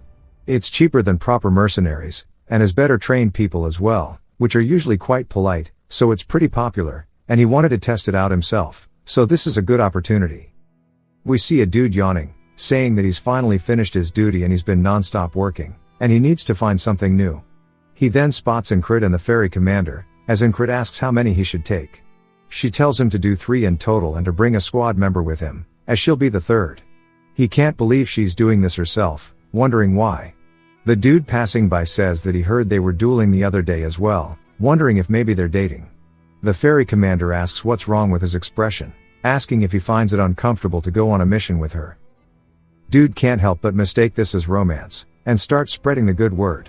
All around the camp now, they are talking about how the company commander and the spellbreaker have a fling going on, and that they apparently have kids together. Later in the day, they start talking about it while Incrid is training, saying they can't believe he managed to pull a fairy with a face like that, saying that's pretty respectable, but they do look great together.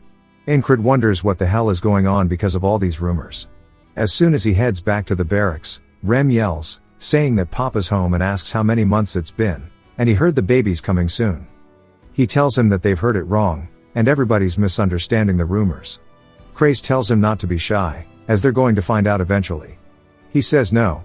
Ragna says that it sounds great and to keep her by her side and train, as even Odan is praising him too. Incrid says he can't help but feel like he's being bullied. As Rem asks when they're going to go on a date, and it'll be weird to be the third wheel, but he's got to do what he's got to do to help his boy out. Incrid asks if he's talking about the mission. He says he is definitely not taking him. Rem says that he has nobody else to take but him, and he points over at Jackson, who says he's ready, and they start heading out.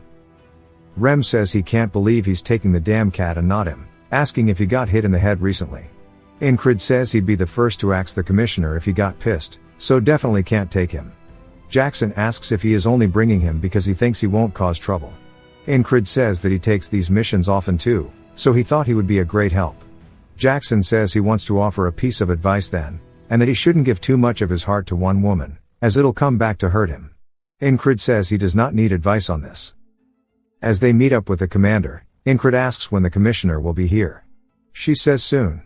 And he looks off to the side, saying she probably hasn't heard the rumors yet, and it'll be awkward if she did. She instantly asks if they ever did something for people to think they have kids together. He says no, while Jackson holds back his laughter. Incrid asks if he's laughing. Jackson says he doesn't know what he's talking about. Incrid says he definitely heard it. The ferry commander asks if her questions make him uncomfortable, and he says no.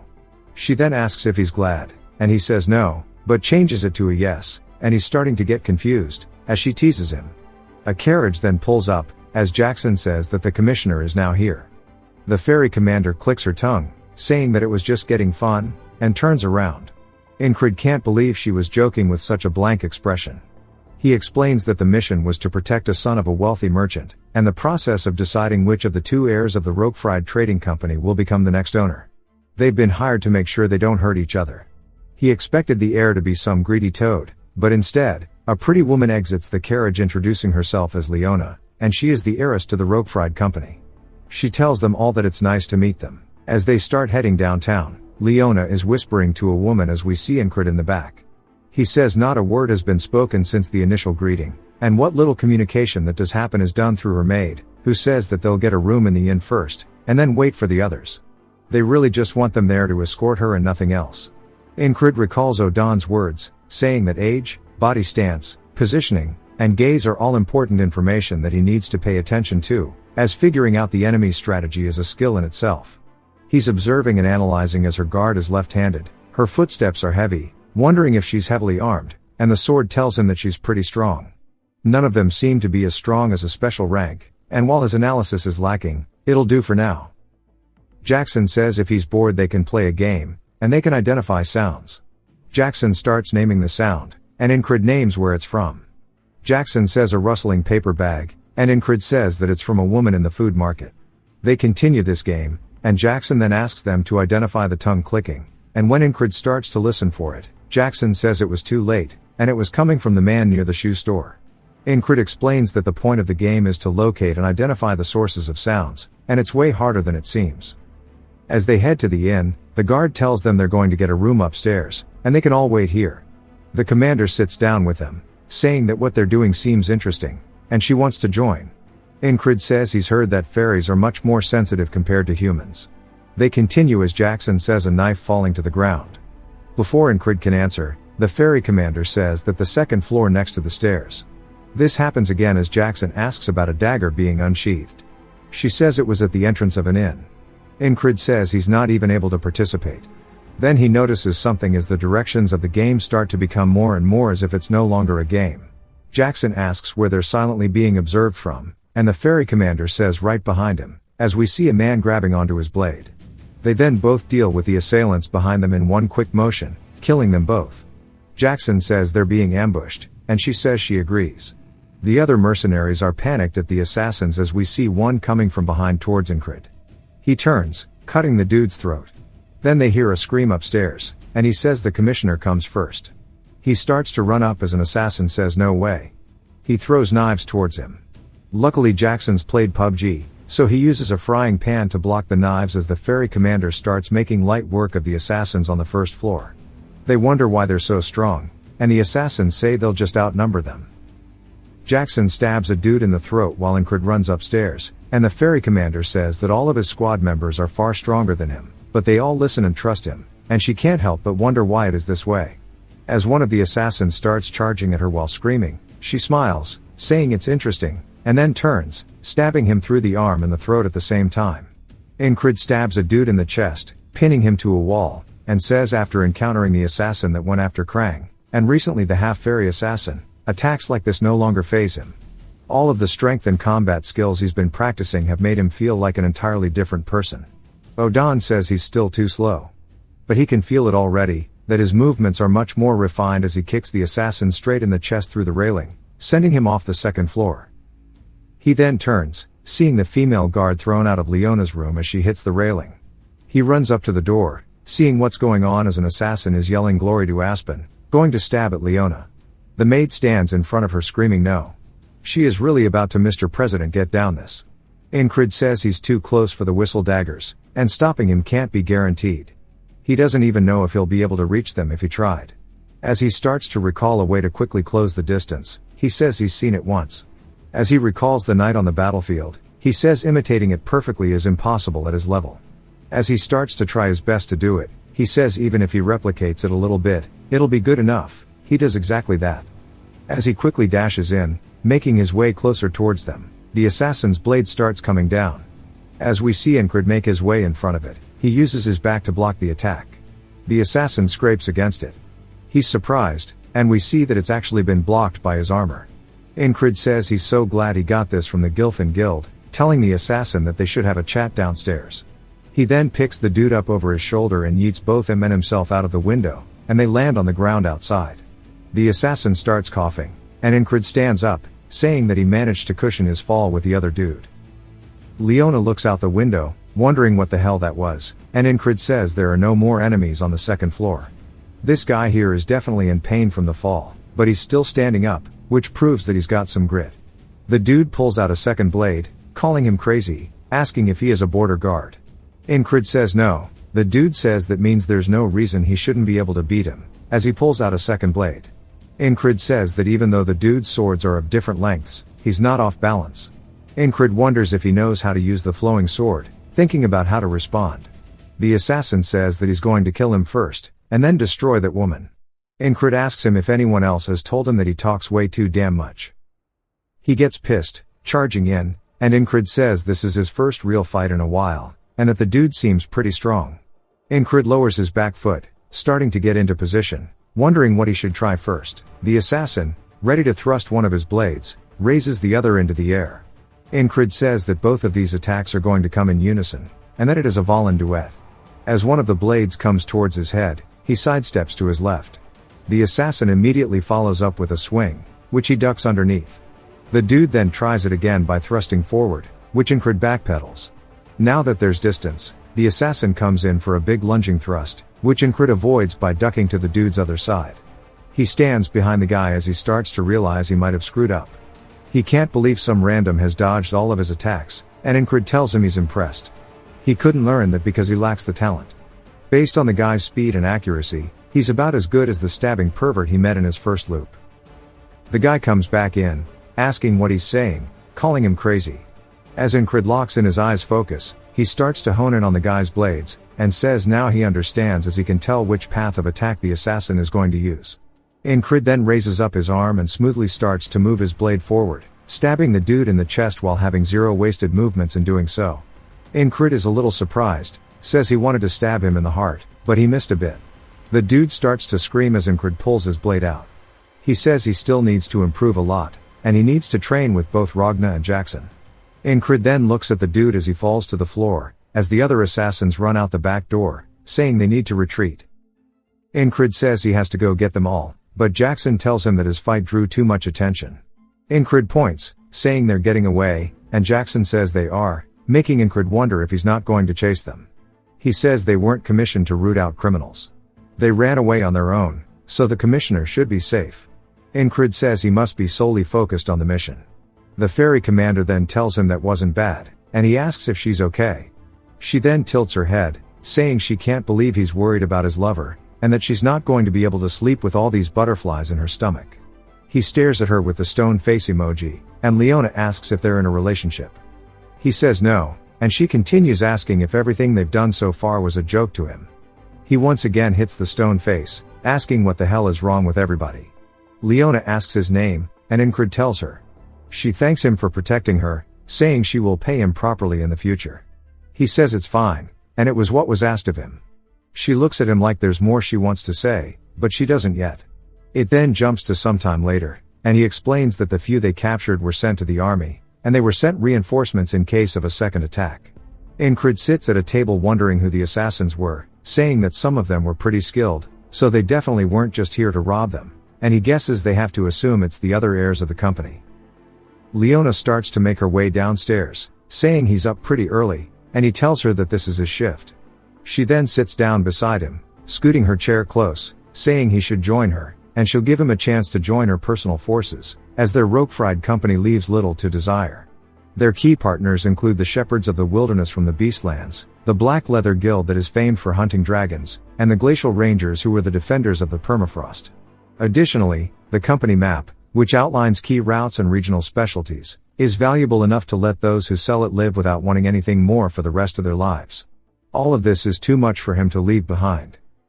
She says that the previous owner's sons are all stupid. She needs to protect and grow this organization, and she needs talented people to do that. People who are talented enough to save her from the brink of death and a personality that doesn't seek additional rewards. A position at her association is wanted by most, and that he's probably no different. She tells him once more that she'll get him anything he wants and to come join her. He says nah. She can't believe he did that with zero hesitation, asking why. Jackson comes down the stairs, saying that continuing to ask after being refused is unsightly. The commander also says that it's not very becoming of a merchant to do so. Leona bows, saying that they're right and that other heirs of the association will arrive at noon, and she needs to prepare for that. As she heads back upstairs, the other two start to walk towards Ingrid, and Jackson says he managed to seduce a rich heiress too, asking if difficult women is his type.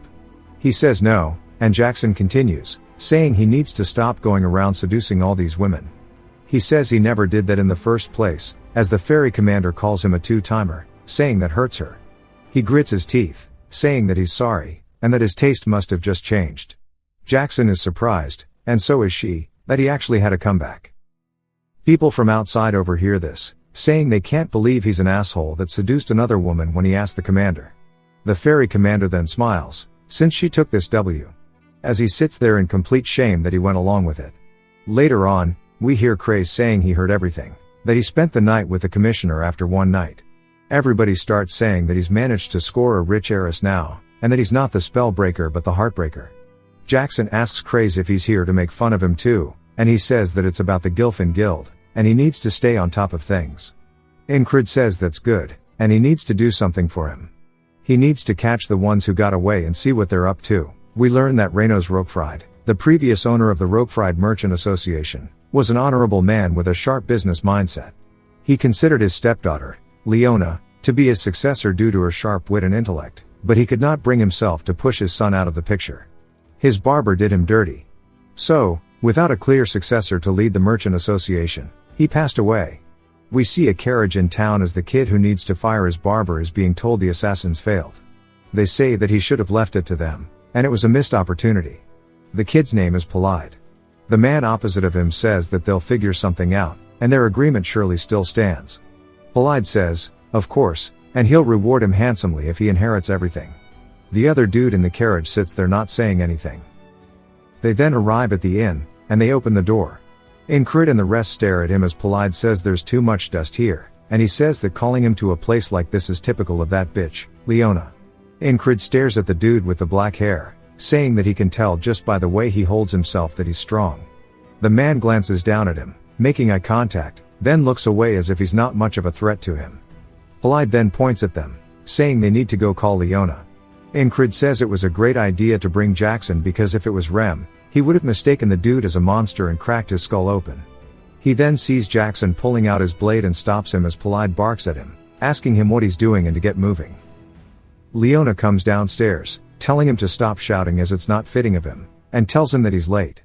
He says, late my ass, and she should educate her bodyguards. She then slaps the piss out of him, and Ingrid says that nobody around him is normal at all, and he sighs. Jackson looks like he doesn't realize he's the odd one out. Polide asks if she's crazy and what she's doing.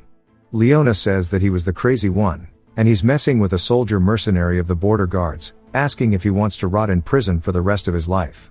He says that he didn't know about that, and the man behind him clears his throat, which scares him a little bit, and says that wasn't him, asking who she's trying to frame and how dare she, an outsider, yell at him.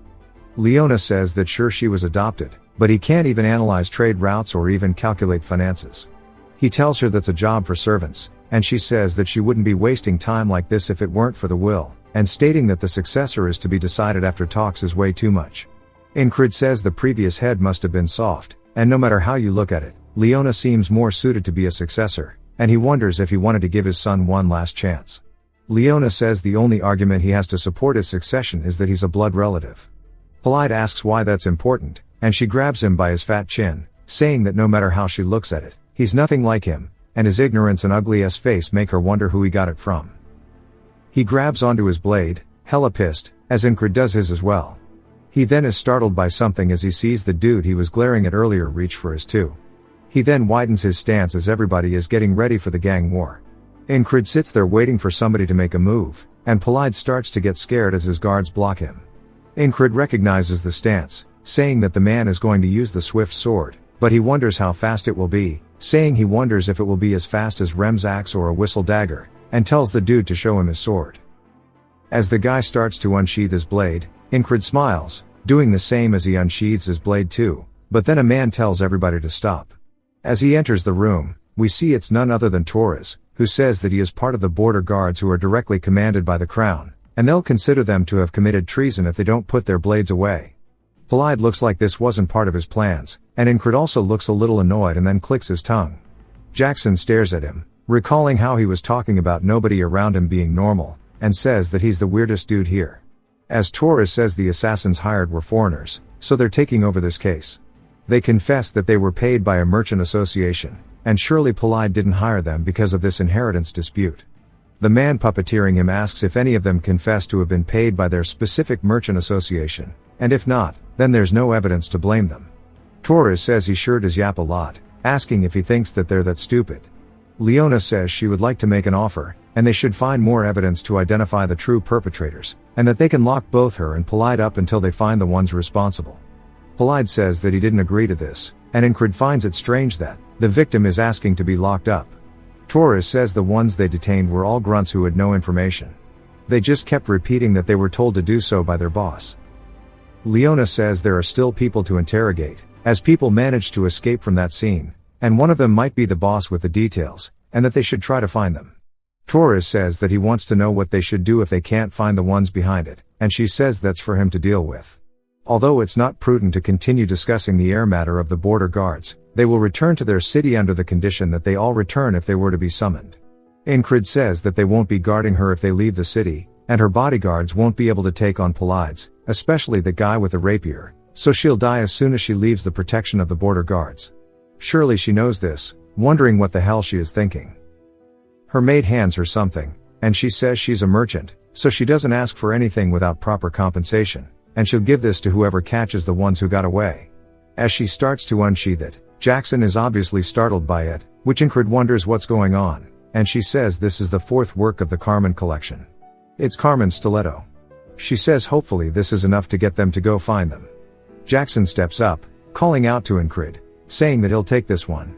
Ingrid wonders what's got him so motivated and why that dagger is so special to him. Polide recognizes it as well, asking if she is insane and if she doesn't know how much that thing is worth. She says the stiletto is hers, so she can do what she pleases with it. Ingrid asks if it's that amazing. Jackson says he's surprised he doesn't know about it, and it was made by a legendary weaponsmith named Carmen. Originally a slave, Carmen worked as an assassin out for revenge and used 7 weapons of his own creation. The fourth among them was the stiletto. There are people who would offer up people's lives for the weapons as well. Torres then says that since everybody is present, he's going to hold them all, and nobody is allowed to leave the inn. Ingrid tells Jackson not to worry about the stiletto, as he told Craze to get the dudes from earlier, so they should hear from him soon. Polide starts to get pissed while the guy with the rapier looks over, glancing at Ingrid, who turns, and they make eye contact once more. Looks like the dude might acknowledge him now as he turns away. Ingrid watches him leave. That night Polide says if things lead back to them like this, it's going to be a problem.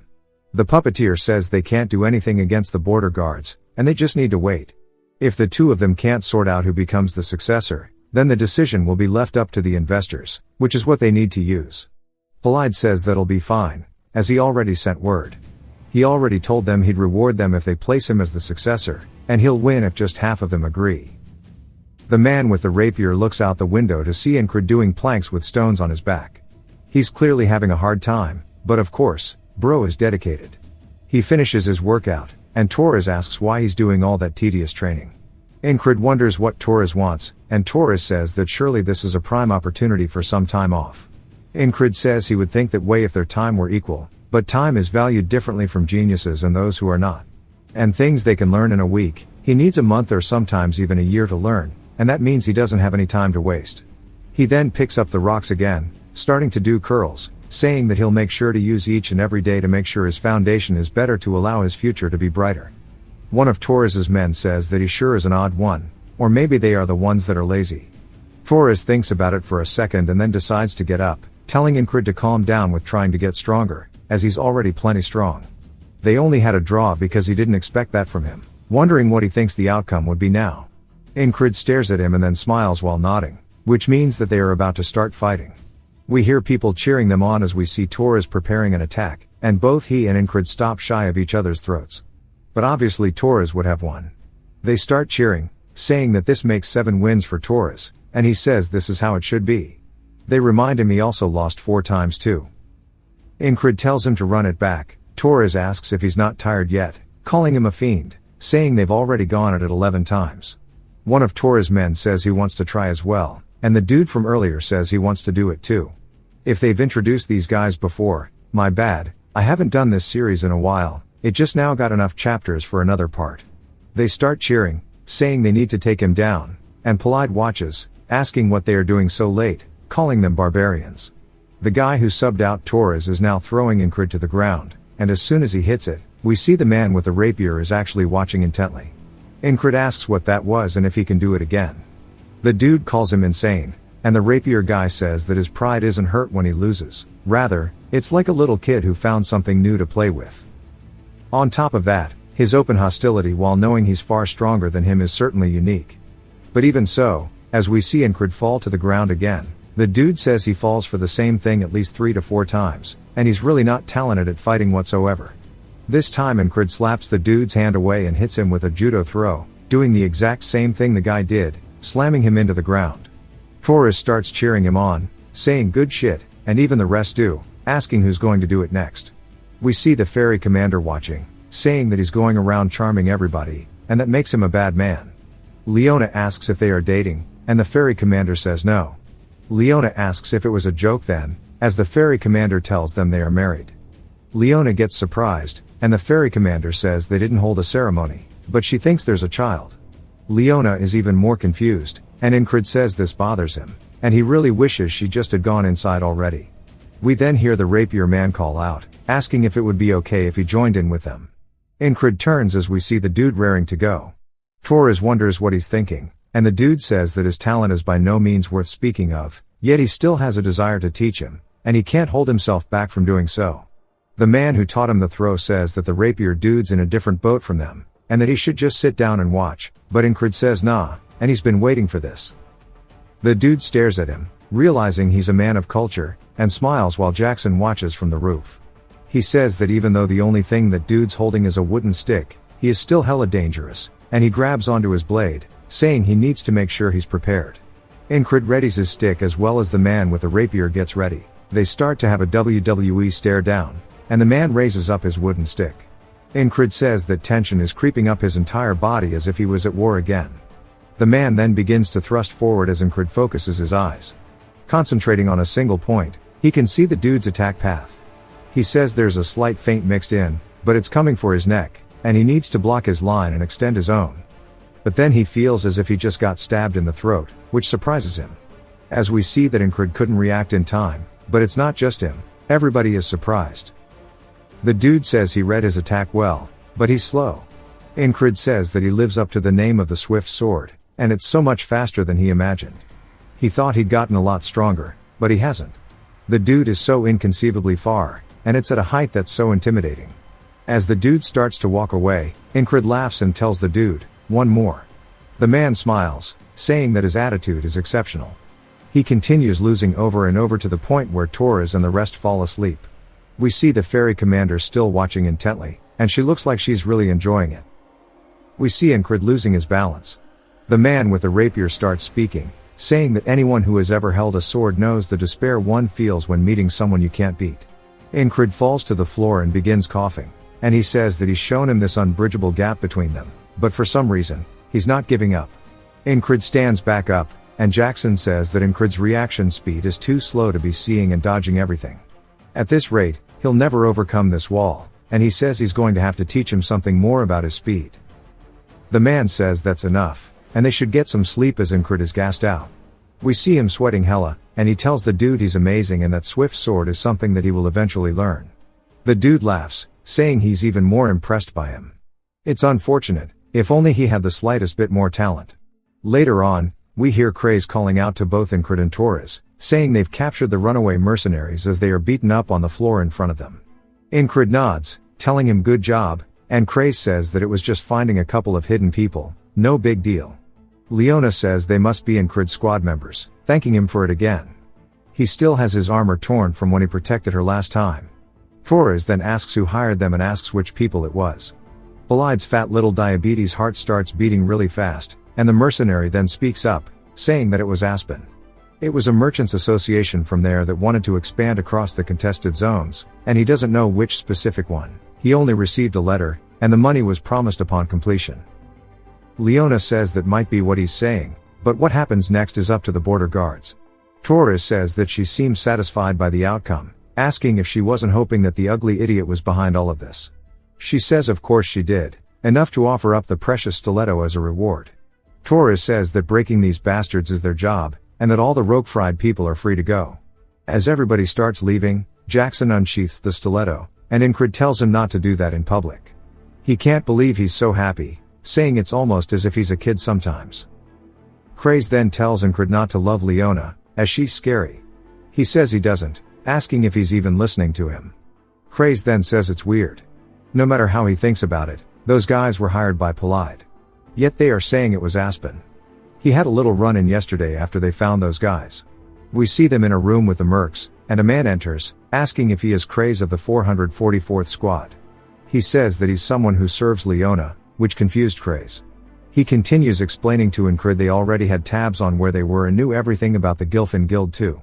They wanted to pay the military to let those mercs go and told them to say what they did. Incred wonders why, saying that Leona is going to be disadvantaged now. If Polide is the one who was behind this, it would have been better for her. But on cue, she says it's a relief he wasn't behind it, as it would have left a bad record on the previous leader's accomplishments. He now understands it was out of loyalty to the previous leader. She says surely he's not interested in these kinds of things. He asks her if this will even be okay, saying she won't be able to receive their protection outside of the border, and if he decides to come attack again she'll be in danger. She says that it's already been taken care of and not to worry. As we see a whole group of troops waiting at the front of the gate, a knight-like man stands on guard with his platoon behind him. He introduces himself as the Roquefried Merchant Association Guard Corps Commander, Mattis, and he says that he is here to escort the new leader, Leona. They all then start bowing towards her. Incred says that she had them held up here on purpose and managed to get a vote going with the shareholders in the meantime. She has loyalty, decisive action, and information, which means she truly is a scary woman. She says asking again would be undignified, so she won't tell Incred to accompany her, but he has a knack for having people root for him, and she hopes that they can meet each other again in the future as friends. He looks down at her hand and shakes it, saying of course. Polide hops out of his whip, asking Mattis what he's doing, calling him a bastard, asking if he doesn't know how nice his father was to him, yet he betrayed him. Mattis tells him to stop dishonoring his name and calls him a dumbass, which scares the little lardass to the point he might have dropped a brick in his pants. The puppeteer says it turned out to be a failure, and the man with the rapier says they got something out of it at least. Now they know that the new leader of the Roquefried Empire is quite cunning. He then glances to his side, saying that he also learned about the existence of a peculiar soldier. We get a flashback to the man with the rapier telling Incred to lower his sword. He admires his effort and strength, but he doesn't have the talent to back it up, and it's just painful and depressing. Incred says he hasn't heard this in a while, but he's never listened to it in the past either, and he's managed to get to where he is now by pushing through. The man with the rapier just wonders where all this dedication and willpower comes from and walks away. The next day, in the city, Incred tells Rem to get up, but Rem says that he doesn't want him waking up when he's just going to go hang out with that cat-like bastard anyways, but Incred wants to train with him, saying that he needs him. Rem gets super excited. Bro is just a giant golden retriever as a human. Incred wants to practice the swift sword, as we see them training, and there you are. Incred says that first is the decision-making for finding the most efficient line. As he begins focusing on a single point, he readies his sword for thrust, saying that the second would be for him to master the explosive movement, and as he thrusts forward, he says that he needs it to be efficient every single time. We see blood being drawn from Rem's neck, and Incred is surprised as the blood begins pouring down. Rem looks down at it and is also a little caught off guard. Incred says that with this, he is now faster than Rem, with his repeated fundamentals, fluid flexibility, and strength in muscles all working in harmony to create his newfound strength. Rem says that sure surprised him, and that he finally figured out how to swing his sword fast, and that now it's time for him to speed up as well for the first time in a while. Incred wonders what this means, but can barely react in time to Rem's attack, so he knows he was telling the truth, and it's also heavy enough to make his hands ring. He then looks forward, seeing an axe coming straight towards his head, and he barely ducks underneath it, and he says that his axe was always fast, but now it's even quicker. Rem is coming in for another attack, but Incred runs head in, meeting it 1-to-1, saying that there's still a long way to go. At night, he continues his training, and senses something blocking an attack from Jackson and his dagger. Jackson says that his eyes and ears are both doing great, and he won't need to train those anymore. Incred asks if he came all the way here to say that. As he walks away, Jackson says for now. Incred sighs, saying that this is why Rem calls him a cat-like bastard, only for Jackson to appear behind him, slicing his throat. Incred reaches for it, screaming, but we see Jackson far away, saying that is called murderous intent. It's what comes out of a person's intent to kill another. If he can't predict an attack with his sight and hearing, he'll need to detect it instead. This skill lets him detect something that supersedes the 5 senses. It is called the sixth sense. He will teach him that, as it will be his repayment for getting him the stiletto. Incred is just glad there's always more to learn, saying that an endless amount of fun is awaiting him. The next day, Jackson explains that the sixth sense borders on his instincts, and he can't rely on his perception, because his perception relies on his existing 5. His sense of direction, his ability to move, they're all things that predators use to hunt their prey. They are all part of one's instincts. If he repeatedly fights with all of his senses on high alert, he will be able to detect ill intent as well. Incred turns, saying that he senses him behind him, but Jackson says that he won't be able to get this so easily at first, but as he continues training, his sixth sense is sure to open as well. That night, Rem says that he seems a little different. Incred says that it's because he's got more muscles, but Rem says that's not what he's talking about. Odan chimes in, saying that he smells more reform. Ragna says that he doesn't think that's all. Krace thinks that he's more insane than usual. Rem says that's right, while all the boys begin agreeing. Incred says that he's the only normal one amongst these lunatics, and that's just how they must see him. Jackson wonders when he'll realize that he is the most insane one among all of them. That night, as they set up the brazier to sleep, Esther crawls over to Incred's bed as Rem asks if he smells like food or something since she's always sleeping with him. Esther tunes him out, saying that he once more put his body through hell, and she starts sleeping on his chest, saying that he's training enough to die every day. He would have collapsed long ago if it were not for her magic, and if he does end up dying, she won't ever be able to break her curse. She puts her paw on his armor, enchanting it with her magic. The next morning, Incred is stretching, saying that just like how he's repeating these loops, he'll train again. He'll never get tired of it, and knowing that this is something that will improve him is enough of a reward. He senses something, turning around, saying that that's where Jackson is, but of course he's wrong. He does it again, to be wrong, and once more, and all the boys are watching, and they seem to be thinking something in unison. Rem says that he wants to take back what he said about him seeming different. He has not changed at all. Odan says that it was weird, because he improved so much in one day. Ragna says that he too felt that he was once a genius, but he guesses he isn't. Jackson mentions that if he doesn't improve with as much practice, he can agree.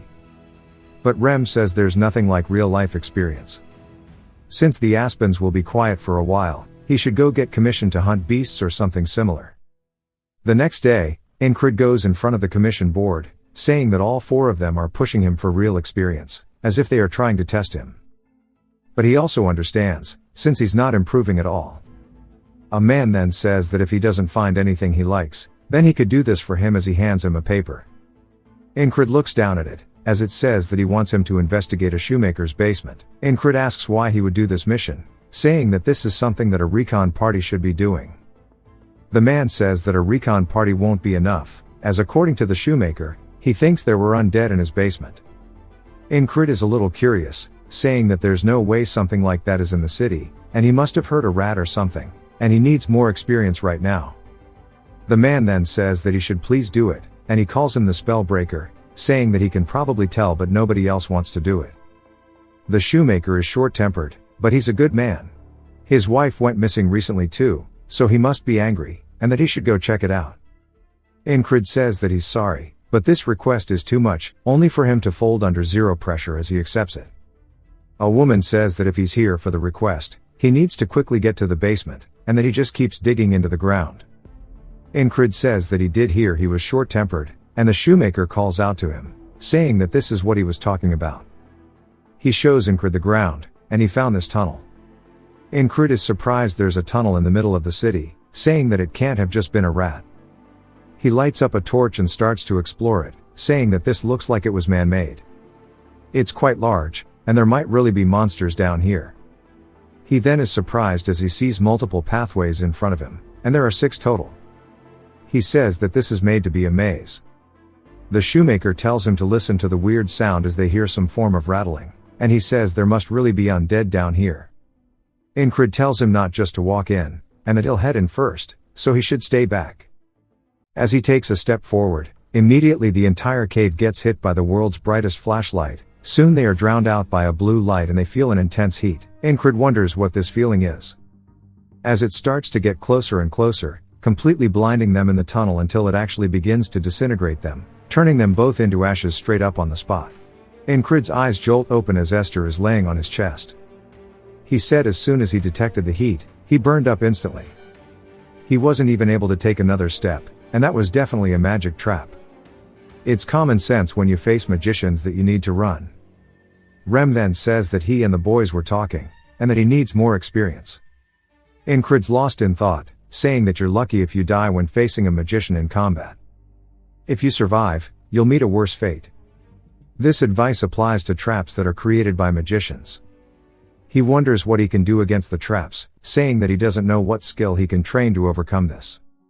The man then tells him that if he doesn't see anything he likes to take care of this one, and it's the shoemaker's request once more. Ingrid says this needs a magic specialist or support from the higher-ups. It's not like other walls that he's faced, which he could just do head-on, and that the ferry company commander would listen to his request.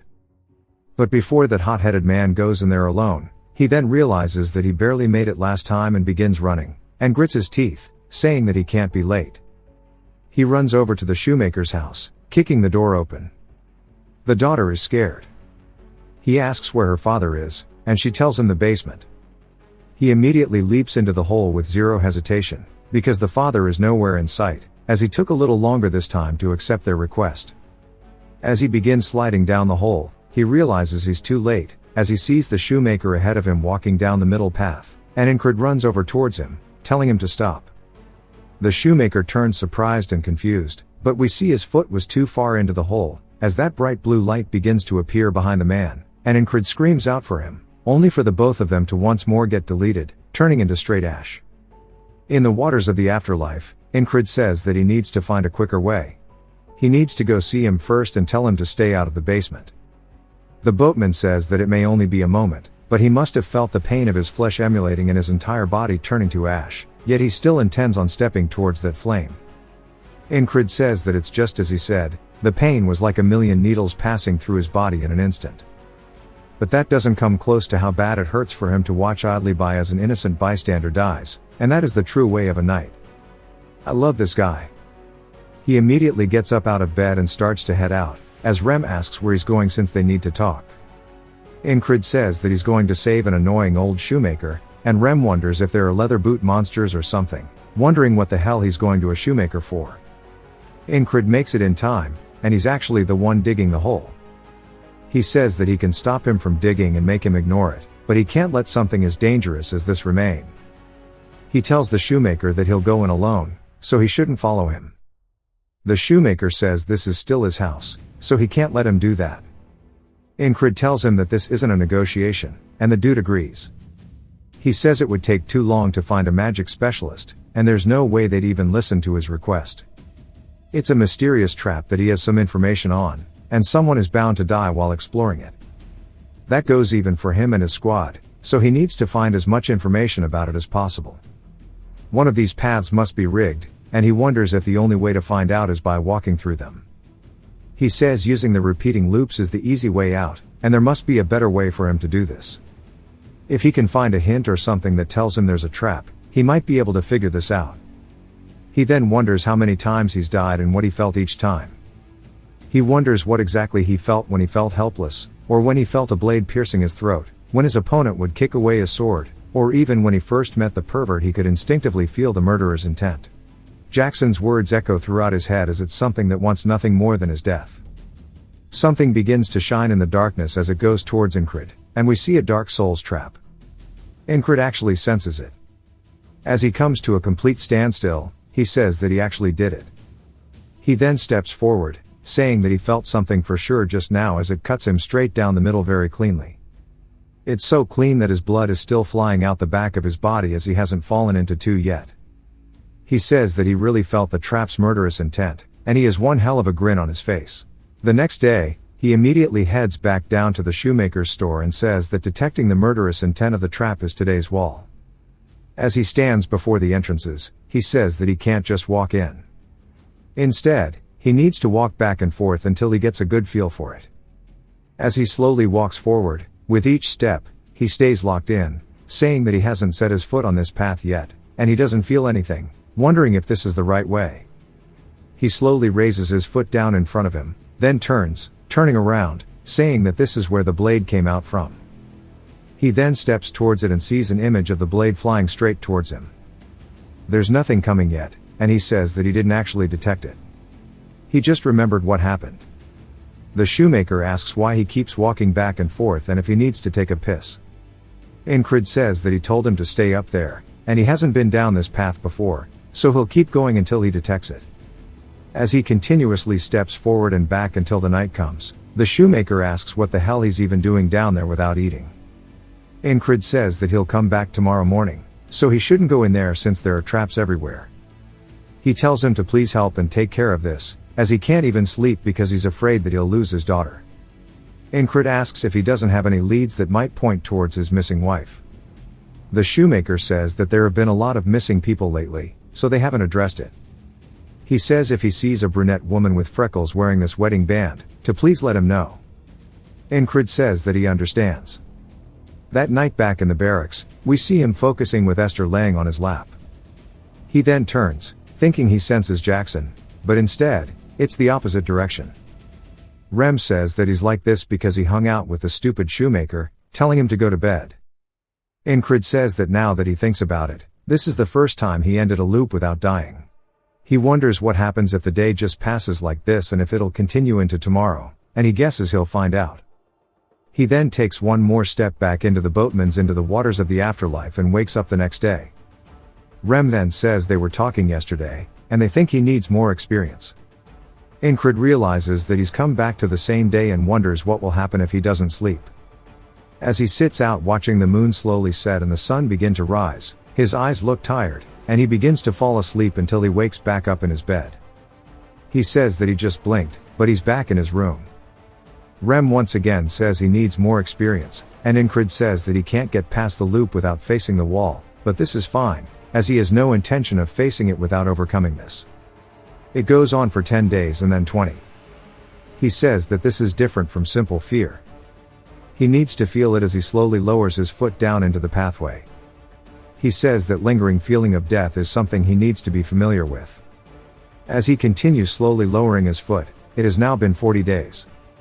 He throws the torch aside, and we're 50 days in now. On the 60th, he is getting closer and closer. And on the 70th day, we see a bunch of corpses' hands reaching out from under the ground, tugging all over his clothing, trying to pull him down into the ground. He doesn't continue his step forward, and he smiles as he's got some kind of idea of what it should feel like now. That night, Jackson comes in for a sneak attack, which Ingrid dodges. He then turns, looking at Jackson, and Jackson asks if he really figured it out in just a few days. It is now the 72nd day, and he's got his whistle daggers and everything ready for war. Then Rem asks if he's going to war at the shoemaker's place, and Ingrid says that he won't come back until he's slashed through 10 boots. Rem asks what the hell that even means, as Esther watches intently. Ingrid says that there are 6 paths and only one leads to an exit without traps, was what he thought. But whoever made this tunnel is a true creep, as there are traps in every single path. A safe option does not exist in the first place. But still, there is a path ahead of him. He just has to make sure that he does not step on the traps. On the first path, you instantly burn up into ashes if you take a wrong step. He exhales deeply before raising his foot, slowly marching forward. He senses the trap starting to activate as he stops his foot before it touches the ground. He realizes that this is what he needs to do all the way through, and with his foot still hovering, he slowly starts to move it to the side before he confidently slams it into the ground, and there's not a single hint of the trap activating. He stays locked in, focusing on his senses, saying that one step at a time is all he needs. As he just has to continuously keep this pace up, taking baby steps, focusing to not activate the trap, as he's opening his 6th sense, he begins to feel the path open up ahead of him. He begins walking forward as naturally as breathing was to him, following his 6th sense. He then steps into an area with light, which as he slowly opens his eyes, he sees torches in front of him, and he says that once again he has overcome a wall. A ghoul begins to attack at him, but he cleanly slices at it, cutting it clean in half, sending its torso across the room, and he smiles, thanking this cycle because it has given him a great present. Our boy is a freak. As the ghouls continue running forward, Ingrid says that ghouls have a strong poison on their fingernails. Even a slight scratch will lead to a serious injury. Normally, a ghoul takes multiple soldiers to subdue. But we see him charging, slicing through a good chunk of them. Ingrid then rotates, keeping his momentum carrying through with his hips, giving us that classic baseball swing, cutting the group in front of him also in half. He's not done there, as he grits his teeth and lowers his blade and does a very big overhead slash, making his way through the ghouls. He then leaps through the air with his sword behind him and swings forward, cutting the one in front of him in half, but also the head off of the one behind him. As he lands on the ground, they begin falling over. He's gassed out. He says that he fought quite well back there, and his squad should have seen this with how they've been treating him recently. He then hears some ghoul dogs barking and running towards him. As he looks over, the shit looks like straight nightmare fuel. He says that it's a demon wolf, but realizes it's mixed with other beasts and monsters, so he wonders what exactly is up ahead of him.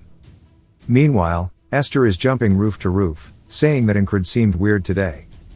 She wonders why he would go to a shoemaker while being so heavily armed, and it'll be very bad if he ends up dying because he's so reckless. She then starts to sense some energy coming from the shoemaker's house, saying that it's the smell of a spell, and she looks very wary about approaching it.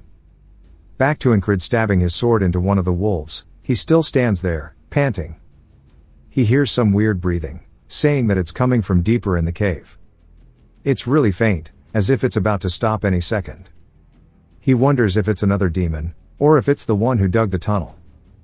But what he sees ahead shocks him, as there are corpses littered all throughout the section. He begins looking up at the corpses, saying that he spent a lot of time in the battlefield, so he doesn't blink at the sight of a regular corpse. But this is definitely not the same. He begins to hear a woman begging that somebody please grant her peace, and she begs for him to kill her, as he spots the wedding band on her finger. It's the shoemaker's wife. He recalls him saying that she is a brunette with freckles. Ingrid starts to feel hella pissed, as a man says that he's been hearing some noise, and it looks like he has fresh new material. He doesn't know how he got here, but all is well, and that he can make a friend for Bamillo. Ingrid asks the man if all these corpses are his doing. He asks who else would do it besides him. And the man says that those pieces of trash are failures, and that this child behind him is Bamillo. This is pure art, saying that he'll make something beautiful out of him too. Incrid says that he's a magician, and his instincts are telling him to run, because like he said before, he's lucky if he dies when facing a magician in combat, but if he survives he'll meet a worse fate. Incrid is too far gone, saying that he'll kill him even if it takes him tens of thousands of lives. As he pulls out the whistle daggers, he throws the first one forward, directly towards the man's head, but it bounces off a barrier.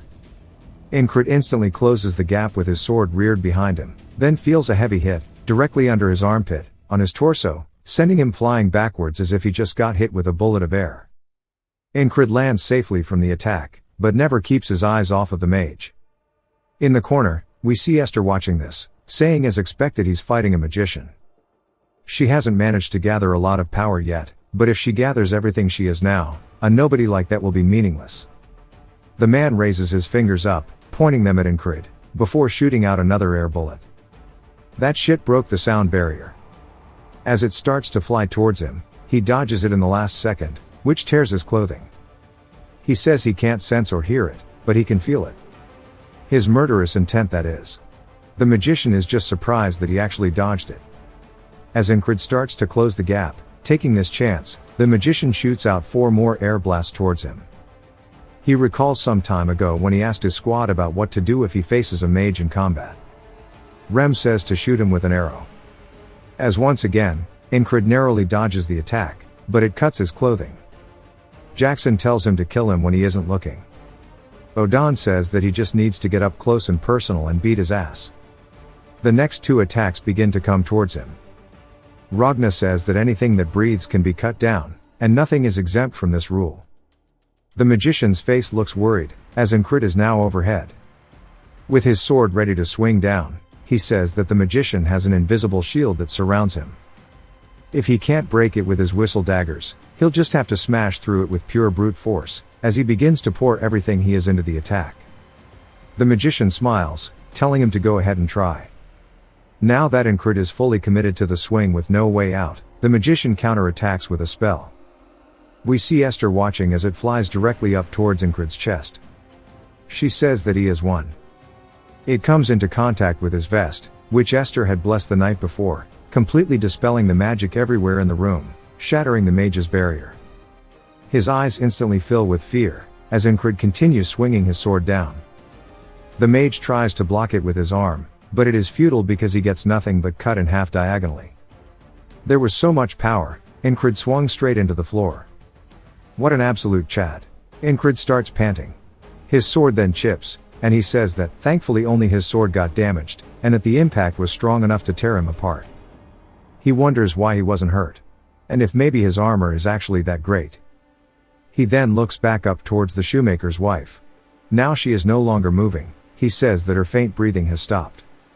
He's trained his 6th sense and taken down a magician, but he has a very bitter feeling inside of him. As he leaves the magician's corpse there on the ground, Esther walks in, calling the magician foolish, saying that he lost because he didn't use his creation. A flesh golem created to supplement a magician's physical abilities. And that it'll wake up with a few touches, but she'll be taking this. She raises her paw. We don't get to see what happens, because it jumps back to the barracks as Incrid is talking to the ferry commander. She says that she just wants to double check that he said there was a magician's tunnel under the shoemaker's door, and that there was a civilian who was kidnapped and experimented on in the middle of the city.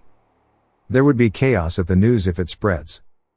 He says that he thinks it's best to keep this under wraps. She asks why, as his contributions would go unrecognized. He says that the lives of the people are more important. Also, he doesn't want the shopkeeper to find out that his wife is actually gone. As the men are filling up the hole, a lot of bystanders wonder what happened to the shoe store, and that apparently they just told everybody that there was a tunnel dug up by the Thieves' Guild. The shoemaker says he's surprised that it was thieves, and tells Incrid to take this as a gift for him, and since his shoes seem quite worn out, he wanted to fix that. And now that's one thing off of his chest. He just hopes that his wife finds her way back safely. Incrid looks over at him with a somber expression, and the shoemaker says that he knows he's done a lot, but he really hopes that he'll find her. Incrid does his best to keep his expression hidden, and tells the shoemaker in an almost broken voice that he'll do his best. Later that evening, as he's watching the sunrise, he wonders if it was really okay for him to lie to the shoemaker like this, and that it would have been better just to tell him the truth and let him experience despair maybe. He says that maybe if he becomes a knight, he would be able to prevent these things from happening, but he doesn't know yet. As he stabs his sword into the ground, he walks away, leaving it as if it was a gravestone for the man's wife, as a symbol of regret that he'll never forget. Some time later, we see some demon dogs charging at the group. They effortlessly kill them, and they're making a shield formation while the men inside are killing the wolves. Incred says right after taking down that magician, they took on a monster hunting request immediately. As it's a much slower fight than they're used to at this point, with the wolves being taken care of extremely slow, it's making Rem low-key fall asleep, and Incred says that he doesn't think this will make him stronger. He says that this is what other people go through, and he maybe should have taken a solo mission instead. Rem says that he can tell he's thinking that this isn't enough, and he wants to fix that for him. As he starts to pull out his weapons, he lets go of his shield running forward, as the other men wonder if he's insane. Rem starts effortlessly ripping apart the wolves, and one of the men tells the spellbreaker to rein in his men. But of course, Incred's already run off, and they say that his squad of lunatics had rubbed off on him. Incred charges in, carrying his sword behind him, preparing for a heavy swing as he follows through, once more getting a 2-for-1 with the wolves. Rem says they shouldn't get things mixed up, as they were the ones who rubbed off on his craziness. Incred asks if it's really okay for him, the craziest one, to say that. Rem asks why he's the one catching strays. Incred tightens the grip on his sword, and he and Rem start tearing the monsters apart. The other soldiers watch, saying they are both not there upstairs. Incred then cleans his blade after the fight, and the men can't help but acknowledge that they are still really good at their jobs. Incred still doesn't seem that happy, and Rem notices this, saying that he doesn't seem satisfied. The men say that if he really wants more action, he should go to the armored units. Incred asks if they are fighting strong monsters. The man says that they went to fight a herd of monsters. And we see some more nightmare fuel, as the soldiers are yelling for the archers to support them. But there's nothing happening. Something starts to fly in off screen, and the man looks up, horrified, only to see a harpy flying straight in. The men start getting kidnapped one after the other, as they are forced into a circle and picked up by the harpy. They then drop from high up, either killing them or severely injuring them. Rem says that looks like it hurts. Incred spots the harpy, saying that in his brief stint as a mercenary, his group was massacred by them, and they were people he really liked. He starts to unsheath his blade, saying that he refuses to let any more people die today. Both Incred and Rem begin running forward towards the harpies. The harpy lets out a screech, making the normal soldiers cover their ears. Incred explains that a harpy's cry disorientates you. As it comes in for an attack, he says that it's actually not as painful as death. So he got through it with sheer willpower. He swings his sword forward, cutting into the harpy's wing, and begins to follow through until he cuts it clean off. Rem yells out to him, saying that he's doing great, and he's holding onto one of the harpy's feet, saying that they should bet on who's going to kill more, as he slams it into the ground, killing it. Another harpy begins to fly in towards Incred, and right as it gets to the back of his head, he says that they're not here to have fun, and he avoids the attack, taking back shots too literally, and swings, killing it too. The other soldiers wonder if the spellbreaker has always fought this well. They know Rem has, but they can't believe that the spellbreaker is keeping up. Rem goes in for another attack, and the harpy does its best to stop it with its foot, but his axe pierces through it anyways, and he slams it straight into the ground. Incred follows up with a diagonal slash upwards, cutting another one of the harpies in half, and Taurus says that Incred got better. His men ask if they can really just stay here like this when they're here to support him, as Bro is sitting on the ground. He says that they're not needed anymore. A few of the remaining harpies begin to fly in, and one of them takes Incred's sword, knocking it out of his hand. Now that there's distance between him and his blade, the harpies begin screeching and flying in, thinking they've won. We see a whistle dagger get launched into one of their foreheads.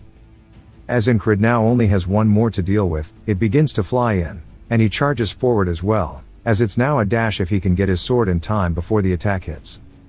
Right as it's in his face, he grabs onto his blade and swings upwards, cleaving the harpy clean in two. They start to actually notice the last of the harpies begin screeching, flying in circles before leaving. The soldiers can't believe that the harpies ran away, and they say that since they scared off the monsters, they must be monsters themselves. Incred says that the harpies that killed the mercenary corps aren't the same ones. We see a man saying that's because he was weak, that these bastards died saving him, and it was all his fault. These words stuck with him, and he says that now he'll be the one saving others. Torres says that the harpies are all gone, wondering if they should go back. His men say that it would look bad if they go back empty-handed, so they should kill some dogs at least.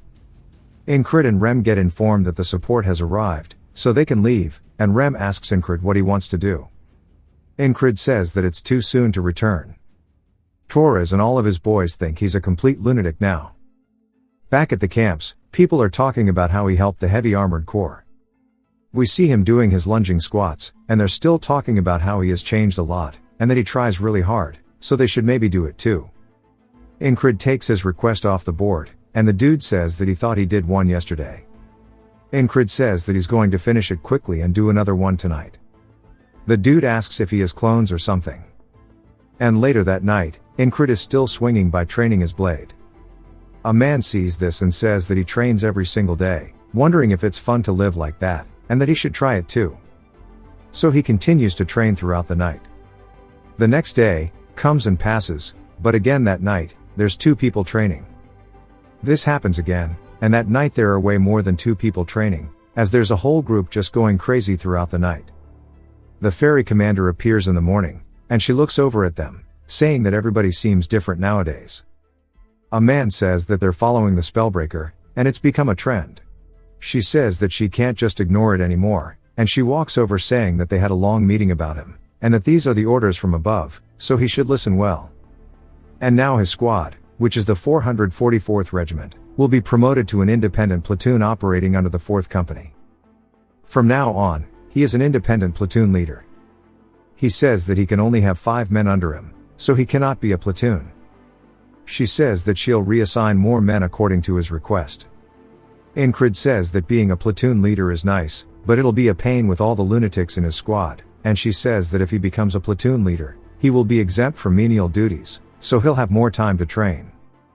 He looks her dead in the eyes and immediately folds, saying that he'll do his best in his new assignment. She says it's a shame to let him go like this, asking if he wants to have a duel. She raises up her hands, saying that these will be the weapons, and she wants to go unarmed again. Incrid says that after he lost with her last time, he's worked his ass off training with Odan. He drops his sword, saying this was great, and it's time to see how much he's progressed as he is ready to show her the equal rights, equal lefts. As they start to square up, he recalls how Odan once said before, that hand-to-hand combat requires him to get up close and personal. Something quick is better than something complicated. The ferry commander dashes forward, swinging in, but he manages to block it. And he says that pretty much what Odan is telling him. As he starts to push her arm back, he says he needs to use his size against her. As he begins to get the momentum, pushing her directly towards the ground, she lands, and he puts his arm on her chest, saying that he thinks he's won. She asks if that's so, saying that a human's proposal is quite aggressive. He can't believe she's at this once again.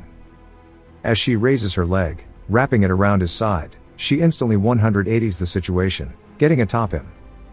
She says that analyzing his opponent's weakness and breaking them down with his own advantages sure was a good thing. She tells him that he did a good job, calling him her fiancé, telling him that he should keep it up. He says that he's not her fiancé and that she should get off of him. She does so, and they start dusting off, then she apologizes. He wonders what she's talking about, and she says that she couldn't stop it. Now he's even more confused because he has no idea what she's talking about. As the winter began to leave, the battlefield once again was getting heated up. It was time for an all-out war. The Aspens have begun mobilizing, desperate to wash off the dishonor of defeat. A man slowly walks up to the podium, getting ready to give a speech. Since the Aspens were preparing for war, so did the army of Nalilia. The man introduces himself as the new battalion commander, Marcus. Crace says that since that guy is here, it seems like they'll actually see through to the end of this now. He is Marcus the Warmonger. He is one of the key officers under the Cyprus division. Unlike his predecessor, he's a great tactician, and he's very well experienced. Inside of Marcus's head, he says that the Aspens aren't weak, and their army is filled with nothing but weaklings. And that is the only thing they offer. With the exception of the heavy armored corps and the border guards, Among them, the only one who caught his eye was the platoon commander. People call him the Spellbreaker. He's been doing heroic deeds since the last battle, and he wonders if it was luck or skill, saying that it's time for him to prove himself, and that he should prove his usefulness. Later that day, Rem asks if they're really getting sent out to scout along the Penanel River, and if it was directly by the battalion commander. Incrid says that this is what the ferry commander was talking about. Craze then mentions the area, but a familiar voice cuts him off, as it's none other than Henry who says that it's near the Cross Guard, which is Aspen's fortress city. It was created for military purposes similar to the border guards. I'm glad that Henry managed to join the group. He then continues, saying that if they were to go at this time, and this time Craze finishes his sentence, saying that they're only going to gather intel. Rem says that he shouldn't go, but Incrid says that he can't refuse an order from the commander. Rem says that he guesses he'll get ready too. Yet another familiar voice, as we hear Andrew saying that the battalion commander has also ordered him all to obey the commands of the new squad leader, and that they should all follow his commands, and we see Mac with him too. Rem approaches him and begins licking the hell out of his blade, but really slowly like a freak, asking why the hell there's an insect in their midst. Andrew starts to get freaked out, saying that he's the new squad leader, and they should all listen to him. Odan says that he can feel him trembling all the way from over here.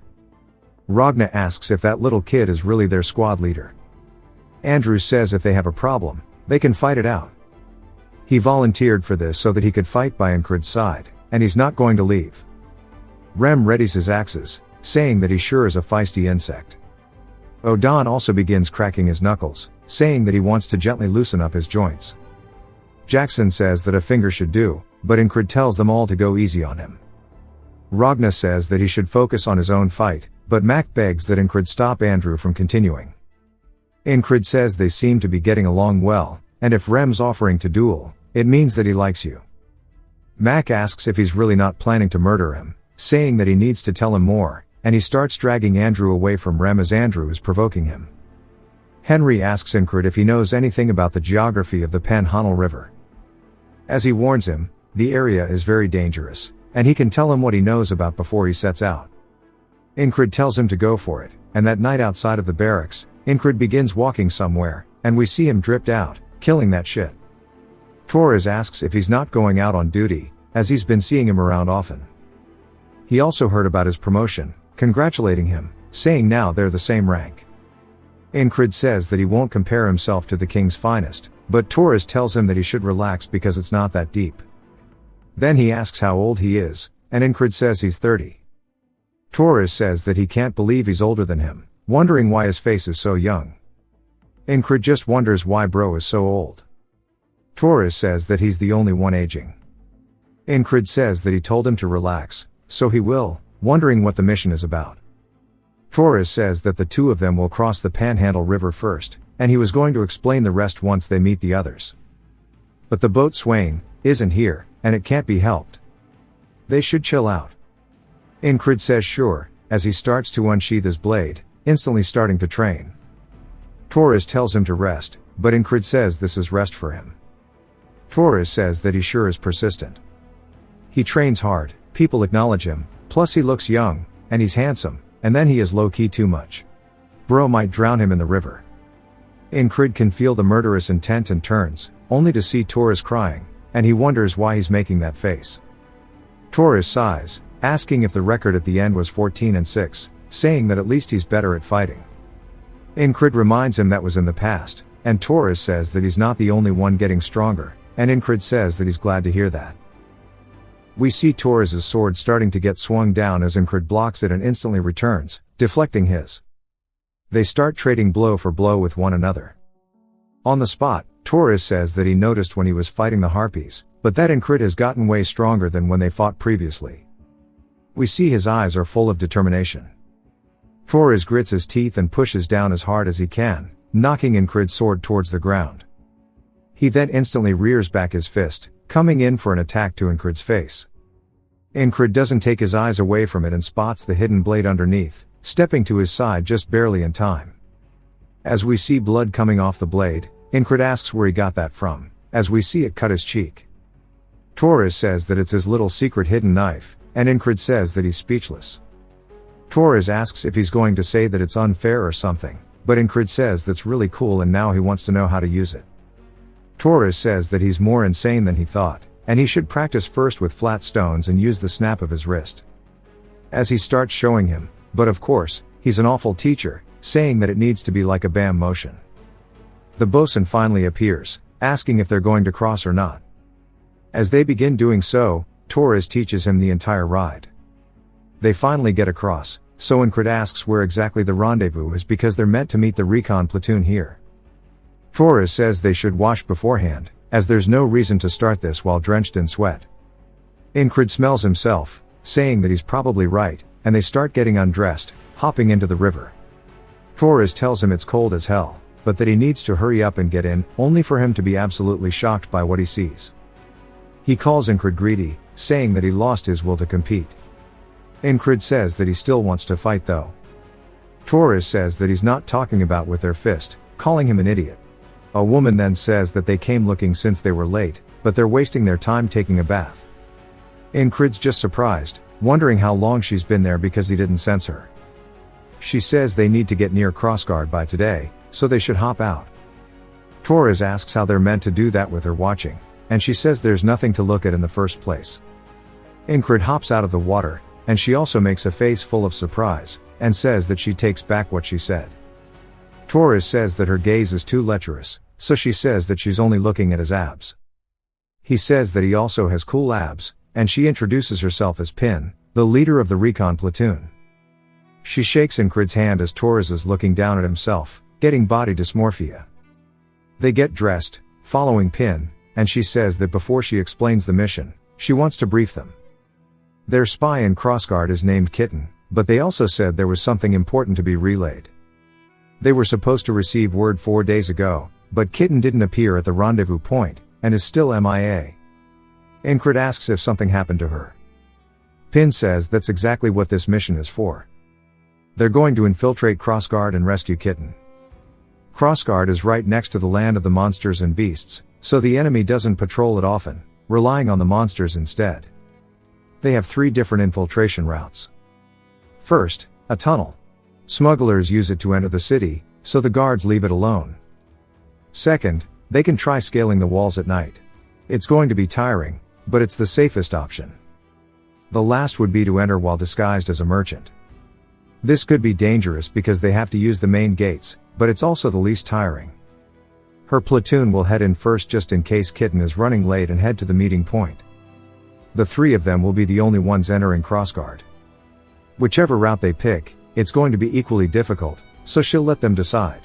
Incrid says that she says it like it's all so easy, and she must know better than anyone that it's going to be hard. Torres says that it would be better for her to pick since she knows the area. Pin says in that case, they set out tomorrow, and they'll go with the first option, the tunnel. That night, while they're all camped out under a rock, Incrid is still practicing flicking his wrist, using stones so he doesn't hurt himself. But it doesn't work at all, so Torres asks how he uses a sword when he's this bad, but he'll figure that out eventually, so he should keep at it. Pin says that she wondered what they were doing by not eating dinner, but wonders what exactly he's doing. He tells her it's training, so she hands him some food, saying he should eat first, as they have a platoon member who wants to be a chef and it's really good. They start eating it, then both say this shit is actually gas. She says that they can get more if they want. His parents apparently have a shop in Border Guard, so they should check it out. She also tells him not to go over there to train, pointing at a tree, and she goes to tell him what's under there, and Incrid says there's a viper. She's surprised, asking how he knows, so he tells her that he has a hunter in his platoon, and he learned it from him. She says that he sure is well prepared, and she likes him after all, asking if he wants to train with her too, but it'll be adult training. Incrid stares at her for a second, but still has no idea what this could possibly mean, so she just says that she's flirting with him, asking if he's stupid. She says that she's actually quite nice. Torres asks why she's doing this in front of him, but Incrid straight up refuses. She asks if he's taken, and then says that she did recall hearing about him with the company commander, and it sure is a waste. He can't believe this has become so widespread. As Pin goes to leave, she points at Torres, saying that if Incrid talks casually to him, he should talk the same way to her. He says only if she wants, She says they'll go to crossguard tomorrow so they should get some rest. Torres has been ignored until the very end. Ingrid is sleeping, and as he falls deep into sleep, we see the boatman's face holding the lantern. Ingrid immediately opens his eyes again, saying that he hasn't seen that guy in a while, and it probably wants to tell him something. He recalls the ferry commander apologizing, and he smiles while getting the chills. This mission might be rough. As they start heading out the next day, he says he can tell that it's going to be a massive wall as they finally approach the tunnel. Torres asks why they are moving during the day, as it would be better to move at night. Pen asks if he's stupid, as the guards are turning a blind eye, but they aren't clueless about what happens here. Ingrid agrees with her, saying that they're catching them off guard because they won't expect it during the day. Pen says, she was expecting someone so handsome to understand. Torres just wonders why the hell he's getting so many strays. Pen says it's time for her to lead the way, as that it's a ranger's job. Ingrid says that a ranger works as a scout, and it's imperative that they move quietly with the bare minimum equipment. As she walks forward, he barely hears a sound, and he says that sure does suit somebody that is a ranger, and he wonders if he can do the same. As he slowly walks forward, we hear a man saying that he's got them, calling them little rats as they were waiting in ambush. Pen is surprised, and she yells, telling them that they need to retreat. But the guard says there's nowhere to run, as we see men with the crossbows behind them as well. And the guard tells his men to kill all of them. Pen yells, saying they need to fight their way out of this as the crossbowmen unleash their bolts. Ingrid runs in, cutting as many as he can in front of him, and Pen blocks one with her arm. She runs up, swinging, cutting one of the men's arms, and immediately gets on top of him, going to finish the job. Torres also instantly kills one, and Ingrid says that the two of them aren't used to fighting against a larger force. So they won't be able to fight to their full capabilities in this situation. As one of the men gets behind Pen, going to finish her, another does the same with Torres, and Ingrid watches helplessly as both of them get executed directly in front of him. As they start surrounding him, he says this is definitely a tall wall, but he won't die so easily. He throws out some of his whistle daggers forward, instantly killing two of the crossbowmen. He runs in, cutting another one's throat, then instantly to the next, cutting the dude in half. The guard yells, telling his men to surround him. One of them kicks him straight in the chest, causing him to fall to the floor, and they dogpile him, stabbing him all over. As he's going down, he stabs one of the men in the legs, and his eyes are still filled with absolute determination. But against their overwhelming numbers, there's not much he can do. Back in the next loop, he says that a force of that size wouldn't have just appeared there, and they were prepared beforehand. Which means the enemy expects them to come. I wonder how he didn't notice them. They must be skilled.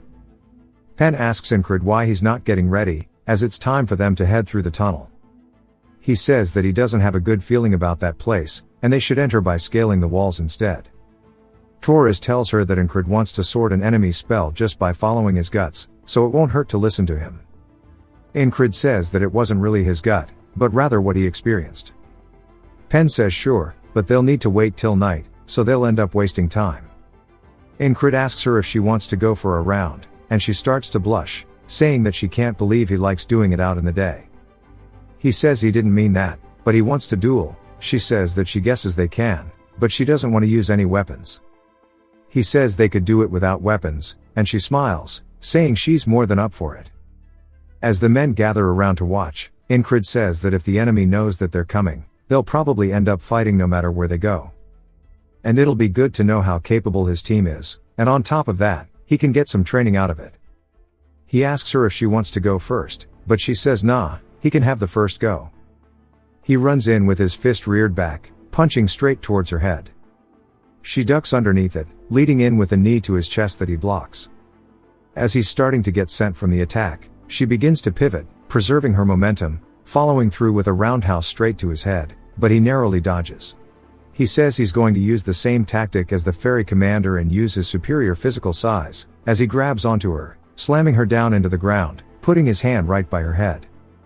She says that was the wrong call, as she grabs onto his wrist and wraps her legs around his chest. She hits him with a triangle choke and begins squeezing his throat. Torres says that's enough and gives her the W.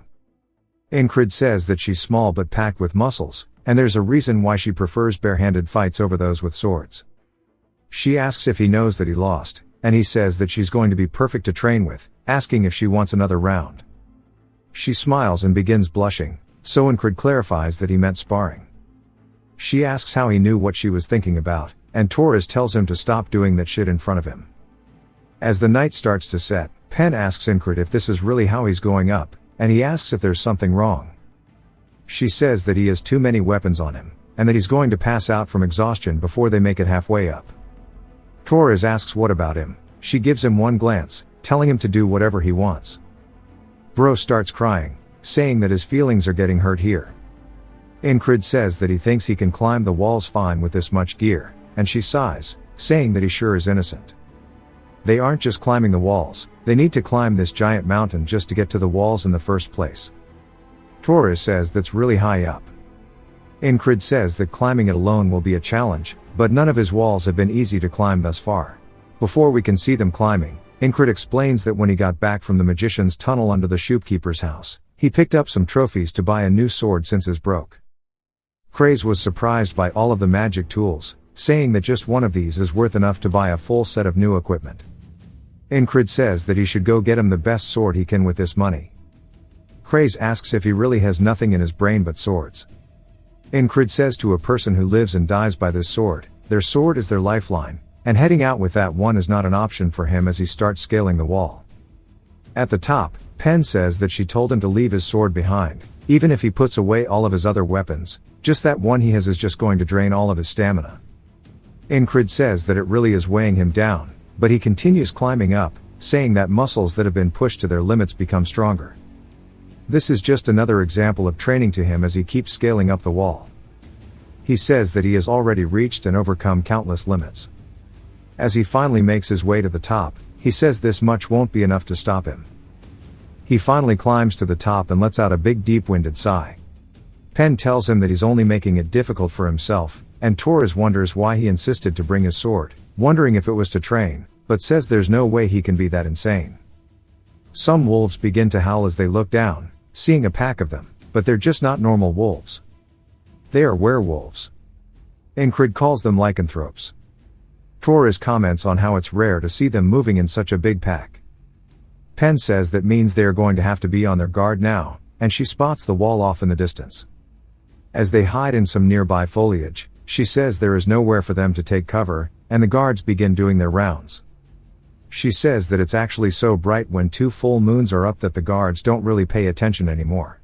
As soon as the guard turns, she tells them now is their chance as they begin running straight in towards the wall itself. Finally, as they start to get close, the guard turns, looking straight down, but since they are already out of his line of sight, he doesn't see them, as they have made it directly underneath him. She says that she told them it's easier on nights like these. Incred says that he thinks he met eyes with the guard, wondering if he saw it wrong. She starts to rub her hands in ash, saying that past these walls are the slums. If they hide within them, there's no way they can find them. Before they get up, he should really ditch his sword, as this wall is going to be much harder to climb than the mountain. He says it won't be a proper workout without some weight behind him. Torres says he knew it, calling him crazy. As they begin scaling the wall, he says that he gets why she says this is the safest route. If they safely get past the walls, infiltrating crossguard will be a piece of cake. But that's only if this was not a wall. Just like how there were greyhounds ambushing them in the tunnels, there's a high chance they're waiting for them atop the wall too. As Pan is the first to make it up, Incred wonders how they're going to get stopped this time around. Somebody stomps forward, and we hear a woman's voice saying they sure did work hard this late at night, but it's now time for them to rest. As she snaps her fingers, vines begin to sprout from the ground, flying towards them. Pen yells, telling them all to duck, as they narrowly get underneath the vines. She tells them to run to the base of the wall. As she throws her axe forward, the magician blocks it with her vines, but not just that, she shatters it to pieces. Incred is surprised to see a magician, saying he didn't expect that, and it sure is an impressive trap. He dashes forward, getting right in close to her, but a vine pops out from underneath the ground, blocking him from directly attacking her now. He says he's dealt with the magician once, using his sixth sense as he prepares to thrust. He does exactly that. As the blade starts to go straight towards her, he says that he should have her, but she doesn't take her eyes off the tip of his sword. He recalls Jackson's words about how he should trust his senses, but he shouldn't swear by them, because a strong opponent can fool them, especially magicians. She begins to push him back with her vines, knocking him into the air, entangling him completely. Pen and Torres spot this from halfway down the wall, and she calls him an idiot, asking what the hell he stayed up there for. Vines begin to make their way down the castle wall, killing both Pen and Torres in an instant, piercing their chests. Incrid is doing his best to free himself, but the vines are way too thick and he can't get away. The magician says that she applauds his courage for not running away. He grits his teeth while staring at her, and she introduces herself, Richa of the Rose Vines. She begins to raise her hand. She clenches her fist, and Incrid can tell that this life is over as a giant magic explosion happens within the midst of her vines. He says that just like how not all foot soldiers are equal, he should have expected the same would apply to magicians, and he got too cocky. He got drunk on the fact that he grew stronger, and charged in without analyzing her. The boatman asks if he knows his place now, saying he is an oddity using the power of loops to get stronger instead of suffering like he should, but against an overwhelming tall wall, he's nothing but an ant. Incrid thanks him, saying that he thinks he reignited that spark within him, and this is exactly the wall he needed. The boatman says that he can't wait to see the third wall. I love how the boatman's face is becoming more distinguished with each and every passing loop. We then see Pen asking if he really wants to try disguising themselves as merchants. He tells her that he has a bad feeling about the other ways. She says that's fine, and they just have to enter along with the merchants who go in regularly to trade. He asks her when that will be. She says tomorrow morning. He says that if it's tomorrow, he wonders how that will work because he can't make the day go by without surpassing the wall. He wonders what will happen. Torres says they have to wait another day. As Pen says they should have some time and enjoy themselves. She then tells one of her men to get everything they've got. Incrid wonders what it's going to be. As she brings out a lot of alcohol and meat, Incrid wonders if she really just brought out alcohol in front of the enemy, asking if she's insane. He says that it would be too dangerous to get this relaxed. She says it's more inefficient to be stressed out in the first place, and that he'll end up losing sight of the forest if he's all uptight, and that he too should take a drink and relax as his shoulders look tense. He says that he's always done his best to overcome his limits, and he thought that was for the best, but she's right. He was tunnel visioned, and he began to think that the only way to surpass this wall was to face it head on. As he steps forward, he says he wants to think about this calmly for a second. As he unsheathes his blade, he says struggling head on isn't the only way. Today, this moment, it will all become a part of him as he begins focusing, as he's about to start training. Pen says that she told him to rest, asking what his problem is. Torres says that it is resting for him. She seems curious as Incrid begins racking up a sweat from swinging his sword, and she says that he sure is a delight for the eyes. Torres tells her that's harassment, and she says that's only harassment if she wasn't pretty. As the two moons begin to overlap and night has fallen, we see them camping out, and Incrid says that he had a big revelation today, and that alone made his day productive. They would have arrived at the walls about this time. The greyhounds are in the tunnels, and there's a magician atop the wall, and he wonders what's going to stand in their way this time around. As we see a wolf's foot enter the frame, the lycanthropes begin to howl, and these are the ones we saw from under the cliffs previously. Pen looks surprised, and so does Torres. Incrid looks a bit tense, and he recognizes it as well, saying that these howls are the lycanthropes they saw underneath the cliff that one time, when they climbed it. As the army of werewolves begin to run in, Pen tells him to run for it, but they get cut off by the werewolves as they have been completely surrounded. Torres mentions how they need at least 10 men to handle one of them, and there must be 20, but there's only 6 of them, and that pretty much just means they're dead. Pen says there definitely weren't any monsters nearby, asking where the hell they all came from. Incrid didn't sense anything at all either, and he says that fooling the senses is very similar to what happened last time with Richa. The wolves let out an even nastier howl, and Incrid says that he said he wouldn't just throw himself into his problems, but he refuses to get taken down so easily. As he charges straight in, he begins to use all of his senses, feeling where the attack is coming from. He looks over, spotting a second one, dodging backward to avoid it. He says that they're going to attack in irregular patterns from all over, and he can't respond properly while concentrating on a single point anymore, as there's just too many attacks. One of the werewolves leaps in with its mouth, and he blocks it with his sword, and he says that focusing on a single point is the problem, and then he zooms out to a larger field of view. But as soon as he does that, all he sees and hears are the screams and cries of everybody being ripped apart. This poor dude is getting skrunked on. Some of the men are being torn into like a pit bull at a daycare, but poor Torres got crazy back shots, and it's not the typical ones that he'd like, dying almost instantly, as Pen had her throat bitten by the werewolf. Ingrid says that he knows that none of this matters once this day loops, but seeing these brutal deaths is still very painful to him. As he manages to push the werewolf back, biting his sword, he swings, cutting its throat, sending blood everywhere. He then raises his sword overhead, changing his grip, piercing down, stabbing another one in its shoulder blade. One of the wolves charges in, and this one has a scar on its head, and we see it hit him straight in the stomach. Ingrid begins to spit up blood, saying that if it's smart enough to throw a punch, this one isn't the same as the others, and this must be the leader of the pack. It instantly goes for his arm, and then uses its large size to easily whip him around, launching him into the air overhead. Ingrid looks down, seeing nothing but a pack of werewolves below him, and takes one more glance at everybody's corpses. He hears the boatman, saying that no matter which wall he picks, they are all hopelessly tall. As long as the loops exist, he will be forced to repeat these situations forever, asking if he still finds this fun. Ingrid says this certainly isn't ideal. As Torres and Pen are staring at him, they ask if he's delirious or something. Ingrid says there is no reason for him to give up, and that he's fine, and they can continue. No matter how hard these walls may be, it's not like he won't be able to find a way to overcome them, as walls are only a temporary obstacle. But he's come up with nothing so far. Torres and Pen won't lose to the Greyhounds one-on-one, but there's no way out when they're surrounded by that many people in this small area. The best way out of this is to not be surrounded in the first place.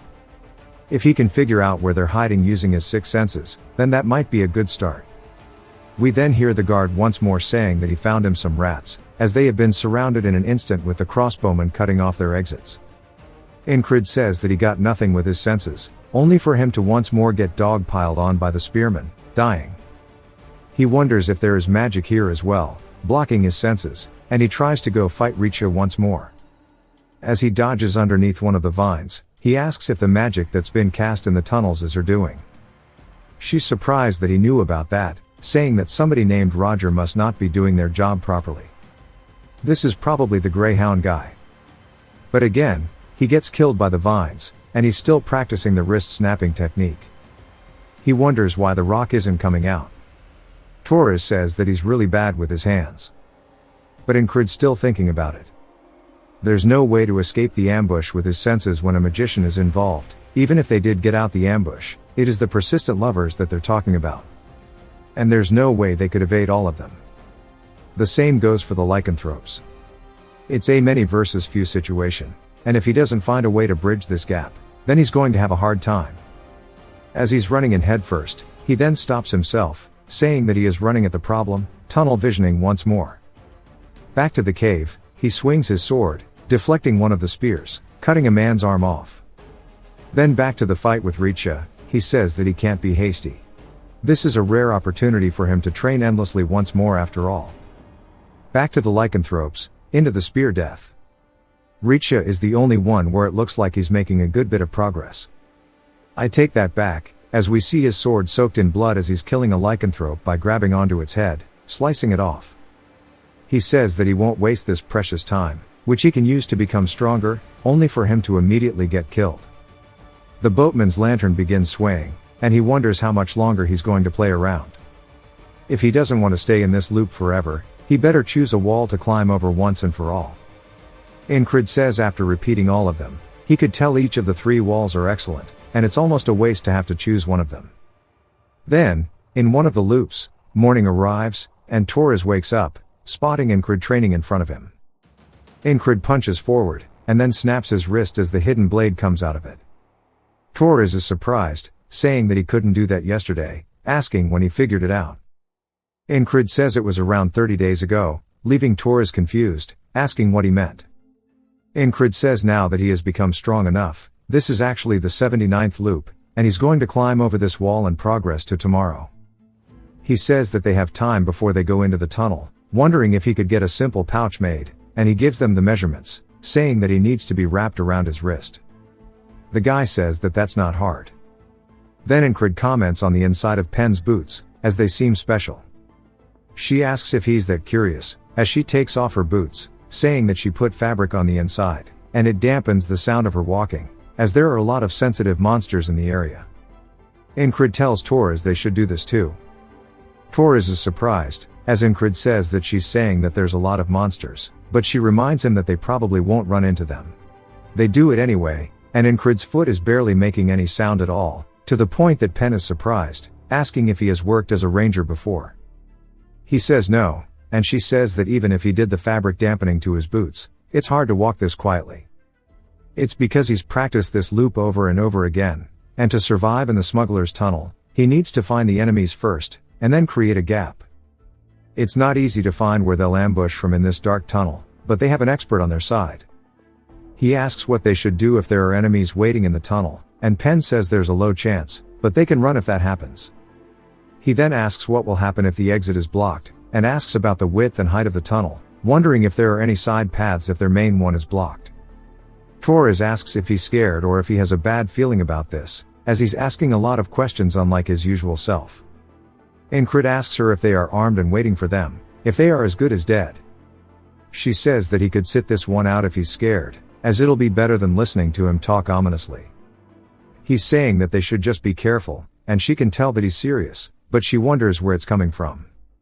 Incrid says that the way to make his comrades act like he wants them to, given their ranks, he can't use force, and that means he needs to persuade them. The level of intimidation that Krang showed at the infirmary tent, and the forceful way of speaking, he got his point across. That method is more effective than 100 words. She says that he's right, and she admits that she was too relaxed. The air has now shifted, and if she stays alert, she'll notice things. As she's looking at the floor, she says it's odd, and that there are footsteps that have been muddled on purpose. She then grits her teeth, realizing that this is a trap, saying they need to go back immediately and secure the exit. Finally, men start walking up behind them, wielding crossbows, pointing them directly at them, and Torres and them hide. We then hear Incrid running, saying that he has word from their boss Roger, and that Roger is the name of the enemy commander that Richa had mentioned. It's difficult to see faces and how people are dressed in the dark, as he starts screaming about the city and monsters.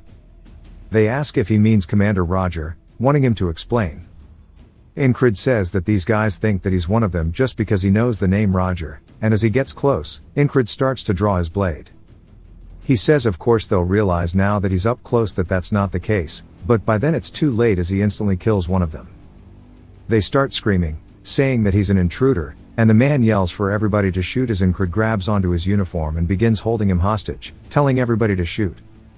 The man orders them not to, saying that they better not dare. Incrid taunts them, saying that he thought these Aspen dogs were trained, and he can't believe they can't take down one man, and that they should do something. Both Torres and Pen wonder what the hell he's doing, provoking them. Pen says that if there are others here, this is going to be bad, and she needs to check it out. But Incrid starts screaming, asking if their crossbows are for show, and if their heads are just empty. Continuing to taunt them, Pen then realizes exactly what is going on. He keeps yelling the name Roger, saying it over and over. We see her coming up behind one of the guards as she instantly hits him with the "does this rag smell funny" no jutsu. Torres also picks up what he's putting down, killing another one of them, and she realizes that this is the perfect opportunity for them to kill them, and that he is a real genius, as she stabs a man in the throat. The soldiers now realize that they're pinched and yell about the men behind them. One of them asks where, but Torres instantly cuts him down. Incrid yells, saying that the moon shirks away from the oncoming darkness. The sun rises to reveal a new dawn, and he continues screaming meaningless things. One of the soldiers looks absolutely terrified as he's readying his crossbow. He points it forward towards Incrid, and the guy releases the bolt, only to friendly fire his boy. They scream, telling him to die, as they start charging at him. Incrid says that's the end of wasting time, but that wasn't enough. He throws out 2 whistle daggers, hitting 2 men each in their eyes, as Pen yells that they need to get to the exit. They then hear more soldiers marching in, so he turns, spotting the main forces of Roger's greyhounds. I guess Roger is not this guy, my bad. He yells, saying that he has word from Richa. The captain freezes up, asking how he knows their name, as he yells, saying that they need to run. The guy realizes now that he was being toyed with and yells, telling his men to chase them. As they're about to reach the exit, they finally make it out with the soldiers directly on their asses. Pen asks if they're going to continue chasing them, wondering how to avoid them, saying they need to go to the creek or the cliff. But Ingrid says they have to go to camp. She asks why, but he tells her there's no time to explain. She decides to go with it, telling them to follow her. He says the sun will set soon, and it's about time for him to call them. He's definitely about to use the werewolves to kill the soldiers. He recalls Henry's words about a flat earth-colored stone near the Panhandle River, and that vipers live under those stones, are extremely dangerous. As he puts his sword behind one, he flings it backwards, and we see the tail of a snake as one of the soldiers blocks it, saying that his tricks aren't going to work. We then see a viper that pops out from the broken debris, but it's not just one, as he continues throwing rocks to cause the soldiers to panic and scream in absolute fear. Pen asks what the hell they are doing, saying that if they're this loud, the monsters will hear. But Ingrid says that was the point, and their big ears won't fail to hear all of this. As they continue running up the hill, he says that the moon will now rise, and when the moon is at its peak, it's time for the monsters to roam, as the night belongs to them. The werewolves begin howling as we see them below them. Ingrid says that monsters care not about what's in front of them, they just want flesh and blood. He then tells Torres and Pen to go on ahead. They ask if he's really trying to get them to abandon him, as they wouldn't go without him. He yells, saying they have to, and he has a plan. They just need to go, as they'll get in his way. He then stops, killing his momentum, and begins to turn towards the guards. The captain yells, telling his men to split up after them. And he says that with all of the greyhounds and lycanthropes in one place, he can get them to fight each other to the end, and that this is the diverging point, and he needs to get them all to focus on him so they don't go after Torres and Pen. He needs to let out an immense killing intent strong enough that nobody can focus on a single other thing. As a red aura emanates off him. Bro is straight aura farming at this point. The captain immediately turns towards him as a chill runs down his spine, but so does the alpha of the werewolves. The captain grits his teeth, realizing what must be done, and yells, telling his men to kill him first. The werewolves also begin scaling the cliffs directly below him and leap up directly behind, as the soldiers are in front. Ingrid turns, using his senses, and he dodges the attack, saying that friend or foe, it no longer matters. It will be in complete chaos here, and it's just as he wanted. Everything has turned into a Black Friday sale at Walmart. While Torres and Pen are running away, Torres says that he doesn't know if this is going to be okay, and they should head back. They then hear the werewolves howling and turn, worried, only to see the absolute bloodbath, saying that he's now alone in a sea of enemies. Torres says they need to head back immediately, and then he's in complete disbelief by something, as he has to rub his eyes to double check. He asks why the hell he's so good at dodging, as we see a spear go straight past Ingrid's throat. He says in the midst of this chaotic battle, there are those who sense his murderous intent and attack, as he's focusing on not just a single point but everything around him in unison, predicting the trajectories of their attacks with the most minimal movement required. He easily dodges. He says he had to adapt his senses, and spread his concentrating on a single point to be wide, to places he can't see. Split-second decisions are important, and the tiniest mistake can lead to his death. He says that the tiniest mistake will never happen though, as he turns smiling. The captain yells, telling the greyhounds to get into formation. He says that the greyhounds are an elite troop, and the lycanthropes are no match for them once they get into their formation, and the chaos needs to continue for his purposes. The thing that he discovered in one of the past loops after he was clashing with them, one of them called him stupid, saying that he has challenged Roger, who doesn't take his helmet off, this is his title, and that he will be no match for him. Turns out the captain is Roger. Ingrid wonders why he doesn't take his helmet off and decides to figure out, as he knocks it off with an attack. As his helmet falls to the floor, the men all look worried, saying now they understand the reason he doesn't take his helmet off. Ingrid says that it's not shameful to be bald, as Roger is just absolutely pissed. Bro kinda looks like a monk. Also a bit like my friend Ian. But he figured out that he was hella ashamed of it. Ingrid yells, telling Roger to take his helmet off, and says that, Oh, one who sent his hair follicles off to heaven first, he needs to reveal the desolate hellscape that is his scalp. Roger starts to get pissed, and says that he has to stay calm, and he doesn't need to play along with his childish taunts, only for Incrid to start putting his hands into his hair, showing his nice, beautiful hairline and his super healthy hair. And he looks down at Roger, asking if he understands now that this is the genetics he wished he had. Torres is speechless, but Pen says that he's gone mad. Roger completely falls for the bait, losing it, charging forward, saying that he won't let him have a peaceful death. Incrid smiles, telling him to do his worst. As he swings his sword, knocking Roger's sword back, Roger then immediately starts to come in for a follow-up, which Incrid blocks with his blade. He then thrusts towards Roger's eye, but Roger narrowly avoids it, and Incrid says that it's time for him to meet his hair again in the afterlife. Roger looks up, realizing he messed up. We then see the Alpha's hand come in and instantly take Roger's head off before Incrid even has the chance to finish his attack. As Roger's bald-ass head starts to fly across the ground, he and the Alpha lock eyes. The men start screaming out for Roger. Incrid says that the Alpha attacked when they were distracted, and he sure is smart. The Alpha then immediately closes the distance just to pass by him, heading back into the crowd. Incrid realizes that it's ambushing people by hiding amongst the chaos. As he watches it, he says that the Alpha is more of a problem than Roger, as its increased intelligence and monstrous strength made him repeat this loop hella times. As it comes from behind, rearing back its fist, Incrid turns, saying that he's going to end it this time, though, as he manages to deflect the attack with his blade. As sparks begin to fly, he immediately charges in, generating momentum. But the Alpha does the exact same thing. Incrid raises his sword overhead and swings down, cutting the Alpha's arm off with one clean strike. He then follows up with a shallow cut to the Alpha's chest, causing it to scream. As it comes in for a left, Incrid dodges underneath, lunging forward, ready to thrust. He says that this is the end of it.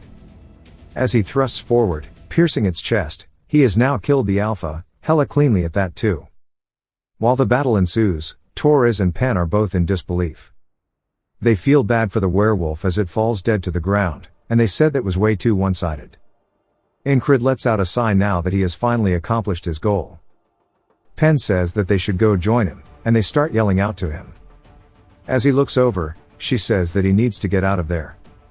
He starts running, as the soldiers yell, telling the rest to catch him. But the werewolves don't allow them to even attempt, as they're getting overrun and toyed with.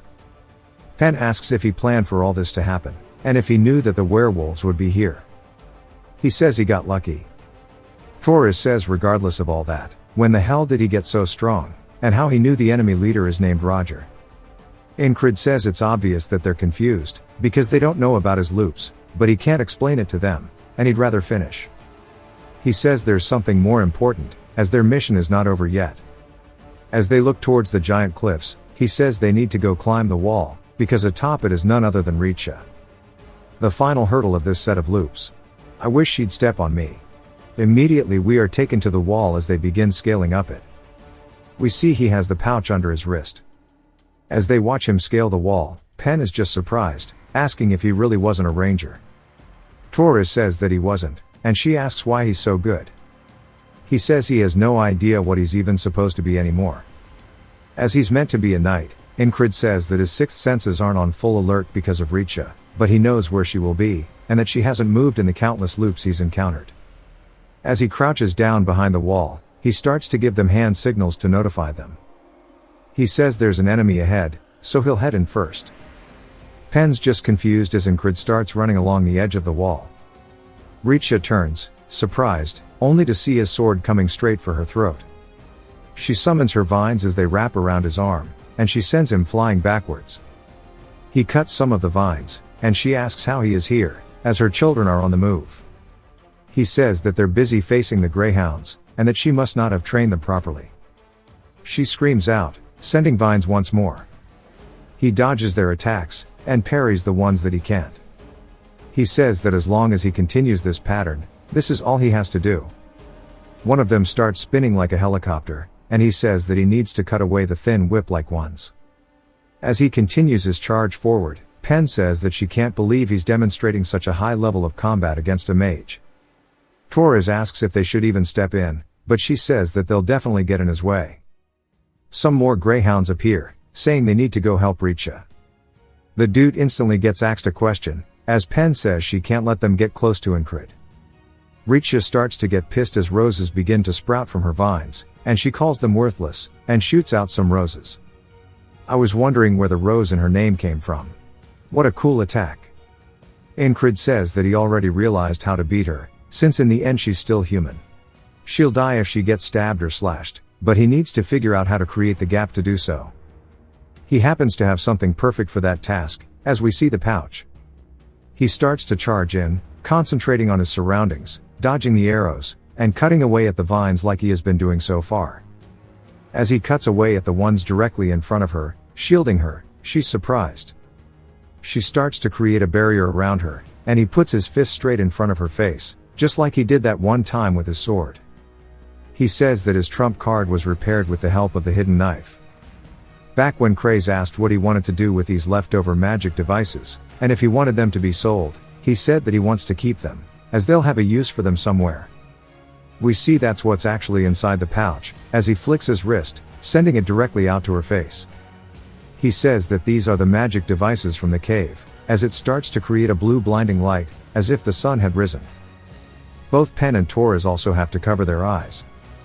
As the people in the slums look up, all they see is this very bright light atop the wall. Richa starts screaming in pain.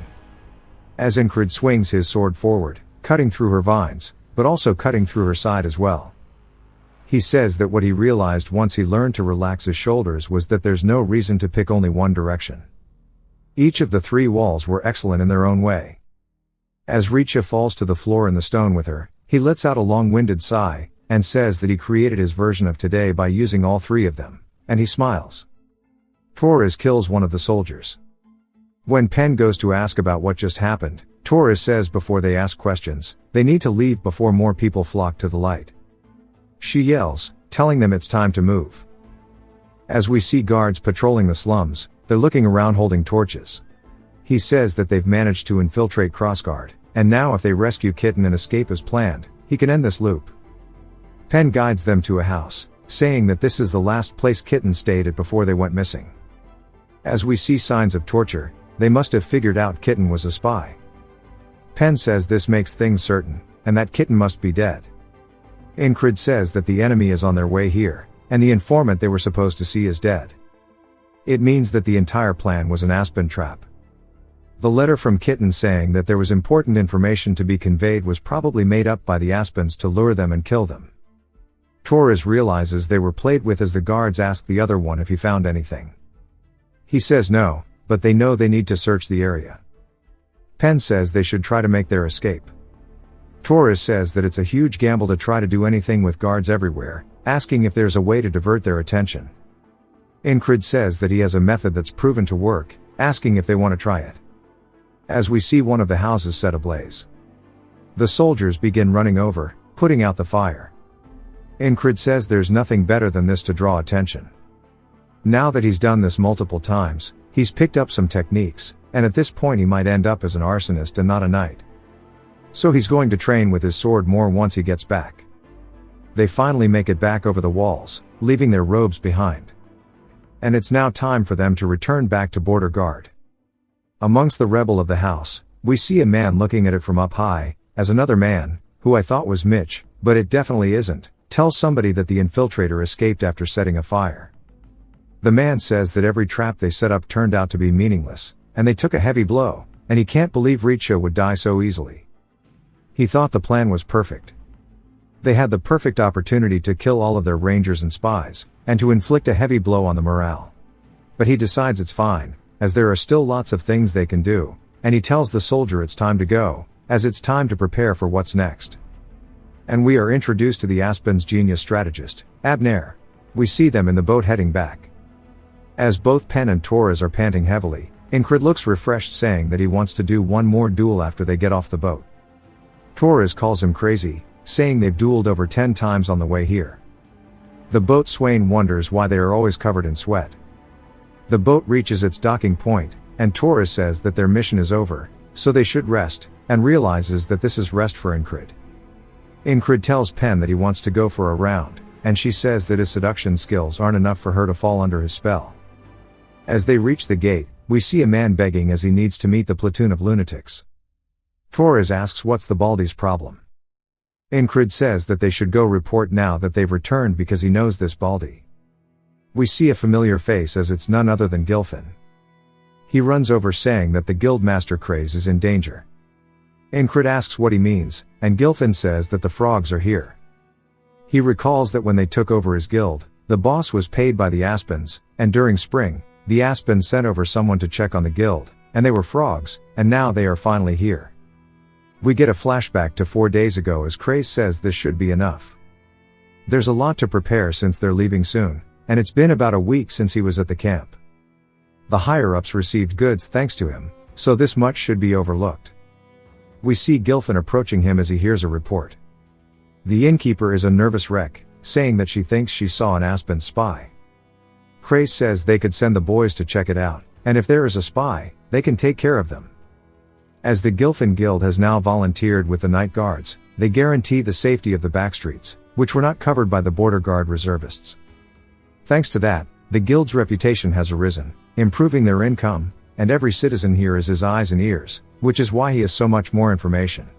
If he raises the tax on the people now, he'll be able to further increase the guild's reach.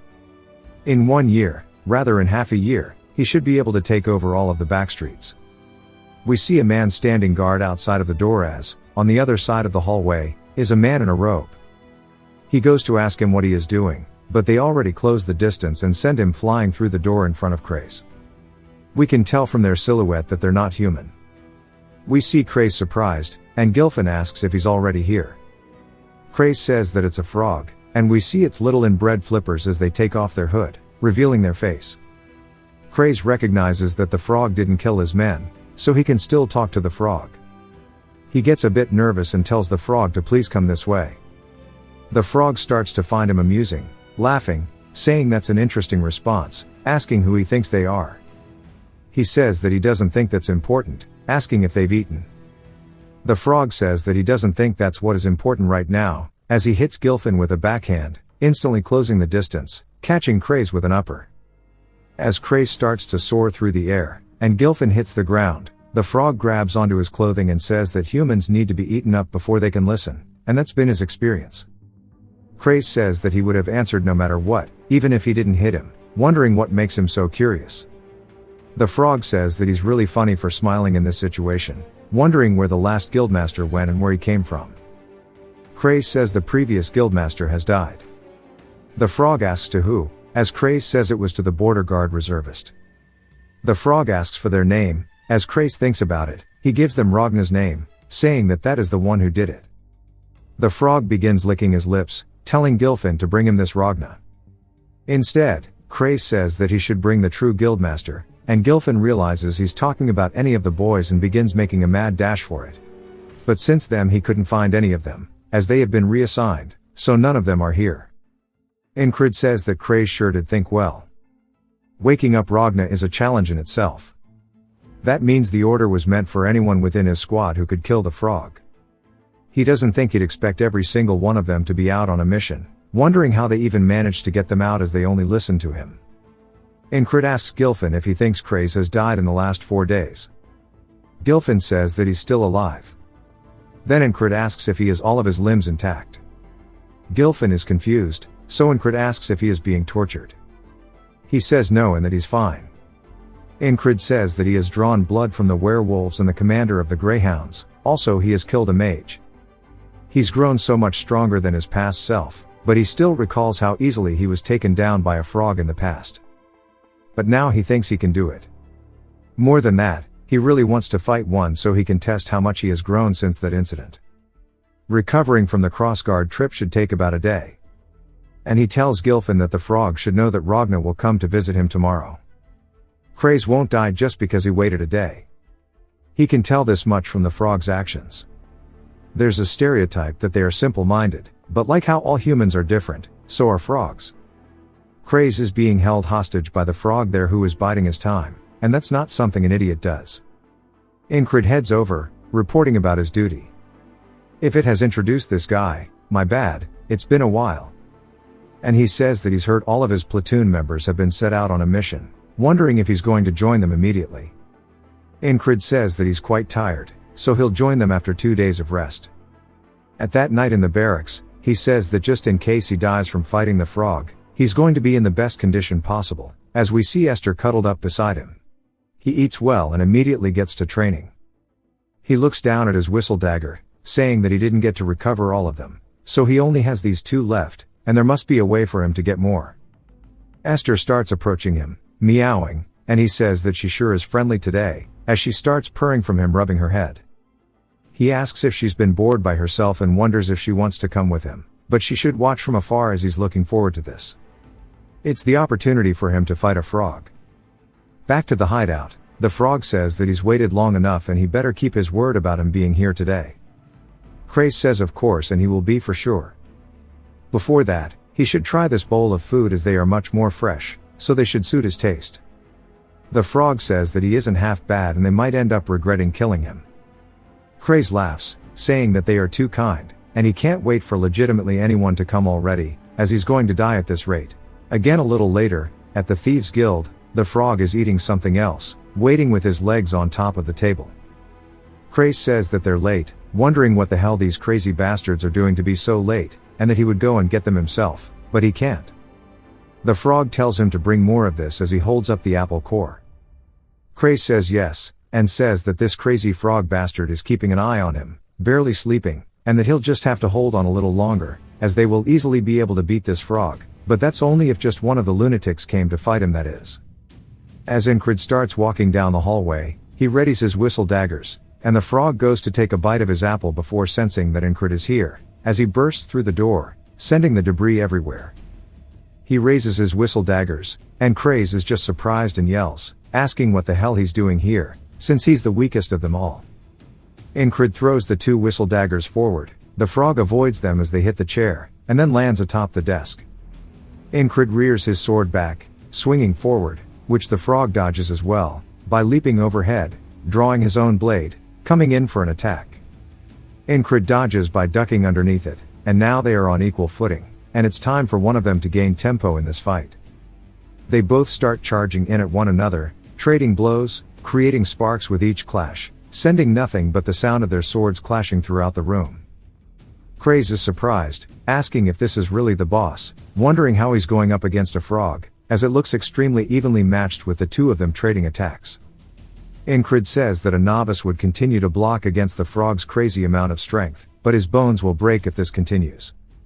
The frog begins to come in with a thrust, so Incrid raises his sword, and he says that he needs to use the flowing sword technique to parry. As he starts to guide the blade, it continuously generates sparks, as he sends it down towards the tip, and he says the only thing he should go for is the frog's only weakness, which is its heart. As he goes in for a thrust, he says that he needs to get a good stab into it to stop it from regenerating. The frog kicks him in the chest, sending him flying backwards, and he crashes into some boxes in the nearby wall, close to Craze. Craze says that he got hit really hard, and if he loses his consciousness like before, he'll be in trouble. The frog asks if he dare goes for his heart so easily, and the frog explains that they are usually called skill readers who are being able to recognize talent readily, but this one he cannot understand at all, and that he has reached his limits a long time ago. As Incrid starts to stand up, the frog wonders how he has gone above and beyond his body's designated talent, and Incrid smiles, saying that even a frog's kick is bearable now. The frog says that he displeases him, so he'll kill him right now. As he goes for an overhead swing, Incrid goes in for a thrust. The frog can tell that he's going for his heart again, and as they both continue their attacks, the frog's attack looks a bit closer. Incrid says that he needs to stop its heart to stop its regeneration, but it turns out that he also understands that he needs to get the advantage. He swings, cutting its arm off, sending it flying through the air. He immediately begins to follow up, saying that it won't have enough to regenerate its arm in the middle of a fight, and if he goes for his gaps now, it should work. The frog says that he can easily kill the likes of him with just one of his arms, and he continues his follow-through that he was doing earlier. Swinging forward, Incrid does his best to try to parry it, as we see his sword flying through the air, because the frog is too damn strong. The frog immediately gets overhead, raising his sword to finish the job, and Incrid asks if this is where it ends this time, and that he'll challenge it again in these loops. As the frog goes to follow through to finish Incrid, it stops just shy of his head, sending his hair rustling from the wind pressure. As the room falls eerily quiet, the frog begins to ribbit and growl. Incrid wonders why it stopped before the killing blow. As the frog turns around, he says that he can feel it, and he can sense an immensely strong spell as Esther is giving him the death glare. He says that it's emanating from the beast, and it must be a warning that his life will be in serious danger if he kills the human in front of him, as Esther begins to slowly walk into the room. The frog's throat begins to bulge as he's holding back his rivets, and he says that he really wants to kill a human who has surpassed his limits. Since he is unpredictable, he's the type of human that they need to cull early. But he raises his weapon, and Esther understands what's going on. As he isn't trying to kill him anymore, he's sheathing it, and he says that it's not as important as staying alive. He tells Incrid to remember this, and we learn that his name is Merloon, and that he will be sure to kill him next time. Incrid honestly wished they could continue going, but Merloon takes his leave. As soon as he's gone, Crace starts to get up and ask if this is finally over, saying that this means they survived. He thought he was really going to die, wondering when Incrid got strong enough to fight a frog. Incrid says that he wasn't quite there. The frog's last attack hit his wrist, making him lose grip on his sword. We see it all swollen. He clenches his fist, saying that 3 times would have been all he needed, because 3 loops and he would have killed Merloon. As they head out into town, Crace says that none of them showed any signs of showing up, and he didn't know that all of the lunatics would be out on a mission willingly. He says that surprised him too. Crace says it was just a relief that the frog just left, but Incrid wonders why. He definitely could have killed the both of them if he wanted to. He looks down at Esther, asking her if it was her doing. She meows, and Crace asks if he's really talking to animals now. The first company commander runs in, asking where he's been, and notices the bandages on his arm, asking if he's hurt. Incrid says that he got into a fight. The first company commander says that's bad timing, but it's not like they need him to fight now, so he wants him to join, as it's been asked of him by his own company commander. He wonders what she wants. As we see her overlooking a battlefield, she says that she understands why they consider these men lunatics. Rem is tearing apart the enemies, and looks absolutely bored doing so. As he only kills 3 men, he leaves, saying that's all for today. A man yells, saying that there are more, but Rem says that's all he agreed to. A bit later, Ragna enters the camp, bloodied, carrying a man's head, and they said that they thought he died, but he's still alive, since he went missing in the last battle. Ragna says that they should have told him if they moved camp, and puts the guy's head in the other guy's hand, saying that he's going to go to sleep. The guy says they never moved the camps. Then he starts freaking out, because he's holding the head of the enemy commander, and they can't believe that he made it into the enemy base and came back out alive. Odan is straight up bullying these dudes, saying that they sure are noisy, and they need to be taught some manners. He grabs one of the man's arms, and just squeezes it, crushing it in an instant. The other soldiers are scared that he broke that shit like a twig. For Jackson, they're unable to get a single hit on him, because he's dodging each and every attack. He also doesn't feel like putting in any effort without Incrid. He starts to leave, as the soldier falls to his knees, saying that he needs to hit him instead. The ferry commander is watching all of this. Then later back in the camp, we hear Marcus asking if she really managed to bring those uncontrollable bastards here. She says that bringing them was the easy part. She told them all that she wants them to fill the shoes of their missing leader. Andrew says they'll prepare to set out. Rem says that she took away their squad leader, and now she wants them to fill his place. She says that the blame of the individual falls upon their leaders, asking if they want Incrid to pay for their insubordination. Rem glares at her, but doesn't want that, so he says that 3 a day, and he won't kill any more than that, as he and the boys all get ready. She says she's thankful that these lunatics are doing at least this much, but those above them don't see it as a good thing. Marcus says that their forces are the tip of the spear in this war. Their win or loss will decide the course of the rest of this war. She asks if the Aspens are still trying to provoke them into a one-on-one duel. They lost against them in a proper battle, so now they're trying cheap tricks. She says the method is questionable, but they've only sent out skilled people, and they've never won even once. Though if they were to experience repeated losses, their soldiers are beginning to worry that if they keep losing like this, then they will eventually lose the war too. Marcus says their morale is going to suffer if this continues, and they only need to send in those who are strong, and it would be perfect if those lunatics would do that for them. She says that just getting them to show up to the battlefield is difficult enough. If they ask them for more, they might refuse to fight altogether. He says they are too disobedient given their skill, and it's a waste to get rid of them. As she leaves his tent, Marcus says those Aspen bastards sure are sly. They were never this cunning before, but recently there have been reports of a young genius tactician in the Aspens, and it must be his doing. That night at the barracks, we see Andrew and the boys, and Andrew says that he is the man who will rebuild his house, but currently, he is a squad leader of a band of lunatics, and he is trying his best to keep them in line in Incred's absence. Henry asks if his eye is okay, saying that it's time for him to stop dueling with Rem for a bit. Andrew asks who will take care of his murderous instincts then, as he will paint the ground red with the blood of their own men, and every time he fights him, the closer he brings him to death, the stronger he can feel himself getting. Like he's getting more powerful the more he dances with death. Max says it's frustrating, but it does help. Bro also got his ass whooped. Henry says thankfully the other lunatics all keep to themselves and don't really fight. We see a man barking at Rem, saying that he needs to do his job properly, and that everyone here is risking their lives on this battlefield, asking if he finds it a joke. Andrew says this is the newly appointed platoon commander, asking if he has a death wish. He steps in front of Rem, saying that only their commander is allowed to give orders to them of the independent platoon. He asks if they're just going to slack off in the open, calling them bastards. Rem says he'd feel a little better if he ripped this guy's guts apart, and starts to release killing intent.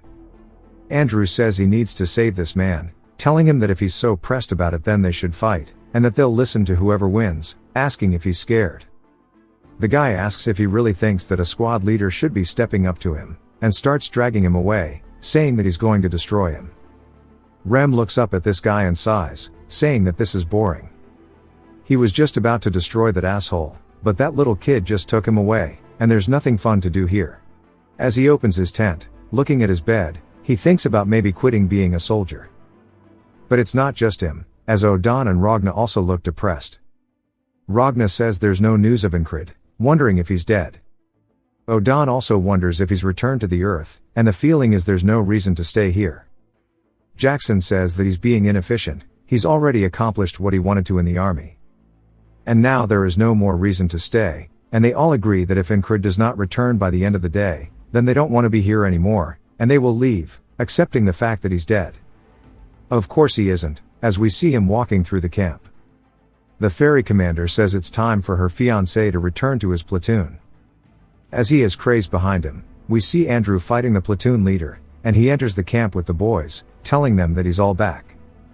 Rem goes to call him boss, but Andrew bursts into the tent full of tears, screaming out for him, asking why he's so late, and starts hugging onto his waist, saying that he's waited so much for him, and that he's had to deal with so much bullshit. Rem smiles, and starts to chuckle a little bit, asking Andrew why the hell he's getting ahead of him, and he and the boys start telling Incred that he's late. And they all call him boss. He says that he was, then they have a wholesome little reunion.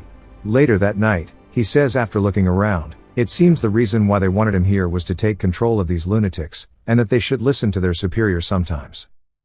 Rem says that only if he feels like it, but Incred says that it's not like he can order them around either. Rem says that's not what's important right now, asking if he got any stronger. Ragna also taps the floor with a sword, saying that he wants to duel. Krace tells them to wait, saying that surely they can see his wrist is hurt. Both Rem and Ragna start butting heads, trying to see who will duel him first. Odan tells them not to fight while laughing, saying that it's been a while, so they should start by warming up their bodies. Incred tells them to stop causing a ruckus, and Krace says it's about time for him to make them quiet, but instead, him being the battle junkie he is, he says that he'll fight all of them on their own. Krace says he can't since he's hurt, but Incred says it's not broken, and he can move a little. Jackson tells him that he can't ignore injuries no matter how small they are, and that he should show him the injury so he can put some ointment on it. Incred can't put strength in it, but he thinks he can still hold the sword, and after fighting the frog and cross guard from earlier, he's gotten stronger yet again, as now he was able to fight Merlun and stand his own. He says of course he is still far from being a knight, and the heights he must reach are still far away, however, he has already climbed so much. I am proud of bro's progress. He wants to show everyone how strong he's gotten so far. Jackson tells him that it'll be bad if he goes overboard, but dealing with any side effects is his burden to bear. Ingrid smiles as the boys all step outside, ready for him to scrap. Rem is up first, saying that he seems pretty confident, and he can't wait to see how much he's really improved as he dashes in. He swings directly towards Ingrid, and Ingrid watches the axe and actually swings and knocks it away. Rem notices that something is different about him. He's moving without hesitation, and his confidence only comes from a man who got stronger. Rem starts to laugh, saying that he can't wait to see more. Ingrid readies his sword as Rem comes in for another attack. Jackson says that they've only been away from him for a week, yet he's already this different from when he stopped changing. Odan says that his patience is waning, and we see him open his eyes so clearly. For the first time. Ragna says that Rem better hurry up and finish his turn, but it's not just him, as everybody shares this sentiment. Rem can feel them burning a hole in the back of his neck, saying that there's no way he could wait patiently either. A bit later, after they finish their duels, Jackson says that he should tell them what happened. Ingrid says it's nothing, and he fought a frog before coming here. Andrew says that's not nothing at all. Then Rem mentions that he heard he went to Crossguard, asking if he saw a frog there. Craze butts in, saying that they met one at the Thieves' Guild, and he only got hurt after he returned. Odan asks how the mission was, so Ingrid tells him that they set up a trap. There were greyhounds, lycanthropes, and a mage waiting for them. Andrew looks confused, saying that he tried really hard too, and he did his best to fight these crazy bastards, but he still can't close the gap between him and Ingrid. They say that even with all odds against him, he still survived. Ingrid says that he just got lucky, as we see Esther sleeping on his chest. He says that there was much to learn from the duels today, but he could feel them holding back because of his wrist, and he wants to recover and fight them at full strength. So he wonders how much he can bring out of his platoon when he's fully recovered. Rem says that he doesn't want them to lose to a frog anymore, and Ragna as well says there's still much to learn. Odan says that training is the only way. Jackson says that he can still see openings in his fights. Ingrid says he'll win if they fight again, and Rem laughs, saying that he sure is confident, and he and all the boys start to slowly fall asleep. And just as he starts to actually slump out, Rem says they'll fight again when he's healed. The rest keep chiming in, saying that they'll get rid of his bad habits, and there's no end to the training, also he should use more of his senses. He says yeah, they'll do it once he's recovered, and Esther starts covering her ear since they won't shut the hell up. Once more, they start to fall asleep, and they continue yapping, and both he and Esther can't believe they won't shut the hell up. Rem says that he'd just need to block it and then cave its head in, and starts guiding him. Ragna as well says that he just needs to learn more of the heavy sword, while Odan says that he just needs better muscles. Jackson says that he shouldn't get cocky, because that'll lead to mistakes. Ingrid tells them all to go to sleep, and they immediately lay back down, saying good night. That was probably the hardest wall of all, getting them to shut up. As the morning comes, he sits up saying that he slept in, and he hasn't woken up this late in a while, saying that it seems that Esther slept in late too. As he wakes up, Craze asks if he's ready to go. Ingrid asks if the men are at the front, and he says that those who can fight are all at the front right now, and only those standing guard and the men of the logistics platoon are at base. He starts doing some planks and feels his wrist hurting, saying that it feels worse than yesterday, and he shouldn't have fought, but they seem so eager, and he couldn't let them down. After thinking about it, it makes him want to swing his sword again.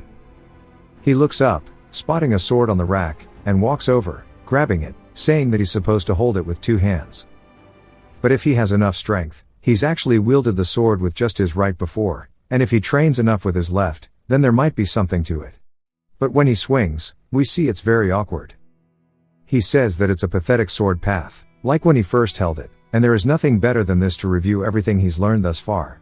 This is the section for my personal thoughts. There's a timestamp in the description, or YouTube chapter to skip it if you want to comment the word at the end of the video. Or feel free to turn it off as there's no more recapping. Before diving into my personal thoughts, just remember, to us and Ingrid, his journey is long and grueling, but to everyone else, it's happening almost instantly. He wakes up, and suddenly, he's a different person. It's easy to forget that while enjoying it. Now, I'll say it straight up, This series is easily my favorite to read at the moment. Nothing else keeps me as hooked. I've always been a sucker for time loop stories.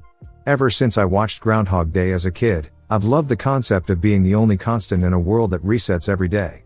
And in this series, it's like a mix of All You Need Is Kill, which Edge of Tomorrow is based on. But here, the loops actually mean something.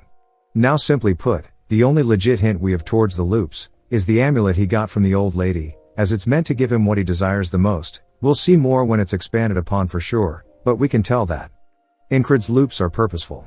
They aren't just resets for the sake of resets. Each loop is a chance to make a deeper impact on the world around him. He can change things. He can rewrite his own story, and we're watching him slowly piece together how to do that. It's packed with character development, real feeling character interactions, and while it's got plenty of wholesome moments, it's also full of bitterness that fuels him to keep pushing forward. There's a genuine sense of struggle in every loop. Every death feels heavy, every loss stings. And that's what keeps it so compelling. There's symbolism everywhere in this series. Combat is fluid and impactful, and every skill he learns remains relevant. Unlike other series where a technique becomes obsolete after a few chapters, here, he keeps adapting and using them even in the later chapters. That's rare and keeps the combat feeling grounded and purposeful. The story, though, that's probably its weakest point. The overarching plot is the least fleshed out part. It's just a dude trying to become a knight. That's the basic setup. But honestly, I'm here for it. The pacing is slow, deliberate, and impactful. The world building is done right, everything feels connected and purposeful. Even the side characters have lives that feel like they're still moving forward, even when Incred isn't there to witness it. Now, let's talk about symbolism because this series is absolutely stuffed with it. Early on, Incred spots a bug at the start of the loops. It's a small, almost insignificant thing, a perfect symbol of how worthless and unnoticed he feels compared to the other soldiers. But the next time he sees it, it crawls out of Rem's boot, and this time, he crushes it. It's a clear sign that he's refusing to stay in that same insignificant place. He's stepping up, taking control of his life. He's showing that he's not going to be stepped on anymore. Later, he crushes it again, but this time he's full of confidence, knowing he's not the same man he once was. It's like he's shedding his old self and emerging as something brand new, as if every time he crushes that bug, he's crushing the weaker version of himself. Another moment of symbolism, he's talking about wanting to become a knight while staring up at a shooting star. That can be interpreted in so many ways. It's a dream that seems impossible, something so far out of reach that it might as well be a miracle. Or it could be seen as divine interference, the heavens bending to make his dream a reality. The star is fleeting, but in that moment, it's a beacon of hope. A reminder that even if something seems impossible, it can still happen. After the second loop, we see a scythe dissolving. It's a literal representation of him escaping death, not succumbing to despair and giving up. It's like death is trying to reach him, but he's actively defying it. Then after the third loop, he and the rest run with the sun rising in the distance. That sun can mean a lot of things, the birth of a new man, a new beginning, or a reminder of how far he's come. Every sunrise is a new chance to rewrite the loop, a new day to learn from his mistakes. The new shoes he gets from the shoemaker have a double meaning. They're a constant reminder of the man's wife he couldn't save, a symbol of his failure. But they also represent his readiness to step forward as a knight, to protect the innocent, to perfect the loops, to minimize the damage he couldn't prevent before. The shoes are a way of grounding him, literally and figuratively. Every step he takes is a step toward redemption for those who have died throughout his loops. The sun rises again later, and this time it's different. His sword is chipped, a clear sign that he's taken a loss. But instead of holding him back, he gets a new sword, showing he's been reforged, ready to move forward. It's a message that even misfortune can be a stepping stone if you're willing to learn from it. The chipped sword was a reminder that unlike him and his infinite deaths, those around him aren't invincible, that he's going to take hits, but he can still keep going, when they can't. Then, in the latest wall, we see a bright light atop it. It could symbolize hope for the villagers in the slums or the fact that Incred is finally rising to the occasion, becoming the man he's been striving to be. Or it could even be a sign that a new challenge is waiting for him, a light that he has to reach, a goal that seems so close but is still just out of reach. And that's just the ones I've spotted. If you've noticed more examples of symbolism that I haven't mentioned, drop them in the comments. I'd love to hear your thoughts. Now, let's talk about the walls, because that's the core of this series. Each wall is a brutal lesson wrapped in a test that pushes Incred to his absolute limit. Imagine being stuck in a loop, over and over, facing the same challenges endlessly. That's Incrid's life right now, a series of walls, each one pushing him to his absolute limit, exposing every gap in his training. But these walls? They aren't just obstacles. They're brutal lessons, each one designed to teach him something he can't ignore. The first wall is a slap in the face. It's the harsh reality that experience alone isn't enough to take down those with raw, inherent talent. Despite years of grinding, Incrid is completely outclassed by people who just have that natural edge. This wall is a direct hit to his ego, a harsh reminder that all the effort in the world means nothing if he doesn't have the skill to back it up. It strips away his illusions that sheer persistence can guarantee success and forces him to confront the fact that he's still lacking something fundamental. And it's not just about strength, it's about the fact that no matter how many times he fights, he just doesn't have the raw talent to make it through without getting absolutely wrecked. So he begins to learn and adapt to overcome it. The second wall? It's a wake-up call to the consequences of blind repetition. Incrid has been so obsessed with training, he's dulled his own senses. Everything he's been drilling into his body has become routine, mindless, and when faced with unexpected threats, he can't react the way he needs to. This wall is all about stagnation. It's a reminder that training without adaptation is just as dangerous as not training at all. It's not enough to just keep going through the motions, he has to actually be aware, actually be present, or he's just going to keep hitting that same wall. He's become so consumed by his own methods that he's lost his edge, it is forcing him to reclaim his lost senses. The third wall is the culmination of the previous two, placing Incrid in a scenario where he must face multiple enemies without any support or allies. This wall isolates him completely, exposing the inherent weakness in his solitary approach to combat. It not only reinforces the concept of isolation but also illustrates the crushing weight of facing insurmountable odds alone. The wall is a manifestation of his internal conflict, as he must come to terms with the fact that he cannot rely solely on his own strength. It suggests that true power is not just about physical capability but also about forming connections and seeking help when necessary. Which he does, by taking lead of the squad, making them follow behind him into battle, but also relying on them while he's busy with Mitch, who is a firm reminder that he has so much to learn. The fourth wall throws Incrid into a fog-covered battlefield. He can't see anything clearly, and it forces him to slow down and really focus. There's a hidden flag he has to destroy to break the spell, but there are decoys everywhere, designed to waste his time and mess with his focus. And standing guard over the real flag, none other than Mitch, who Incrid has already faced before, a guy who pushed him to his limit during the third wall. Now, the fog isn't just a random obstacle. It's a test. It strips away all the things Incrid usually relies on, his sight, his surroundings, even his instincts. He's left with nothing but his basics. It's not about brute force. It's about precision. Staying calm. Finding the real target amidst all the noise. The fog forces him to slow down and focus, forcing him to stop trying to overpower everything and instead, hit the right target with absolute clarity. And the decoys? They're not just there to annoy him. They're distractions, pulling his attention away from what really matters. It's a reminder that not every threat needs to be taken down. Some are just noise. The real challenge is learning to ignore the fake threats and stay locked onto the real objective. And then there's the Mitch, whose sole purpose is to be that dude who is strong enough to remind Incrid that he still has a long way to go. This guy doesn't move. He stands his ground, a sentinel, daring Incrid to try and take that flag. This isn't a quick battle. It drags on for over a year and a half total, and in that time, Incrid isn't learning new skills.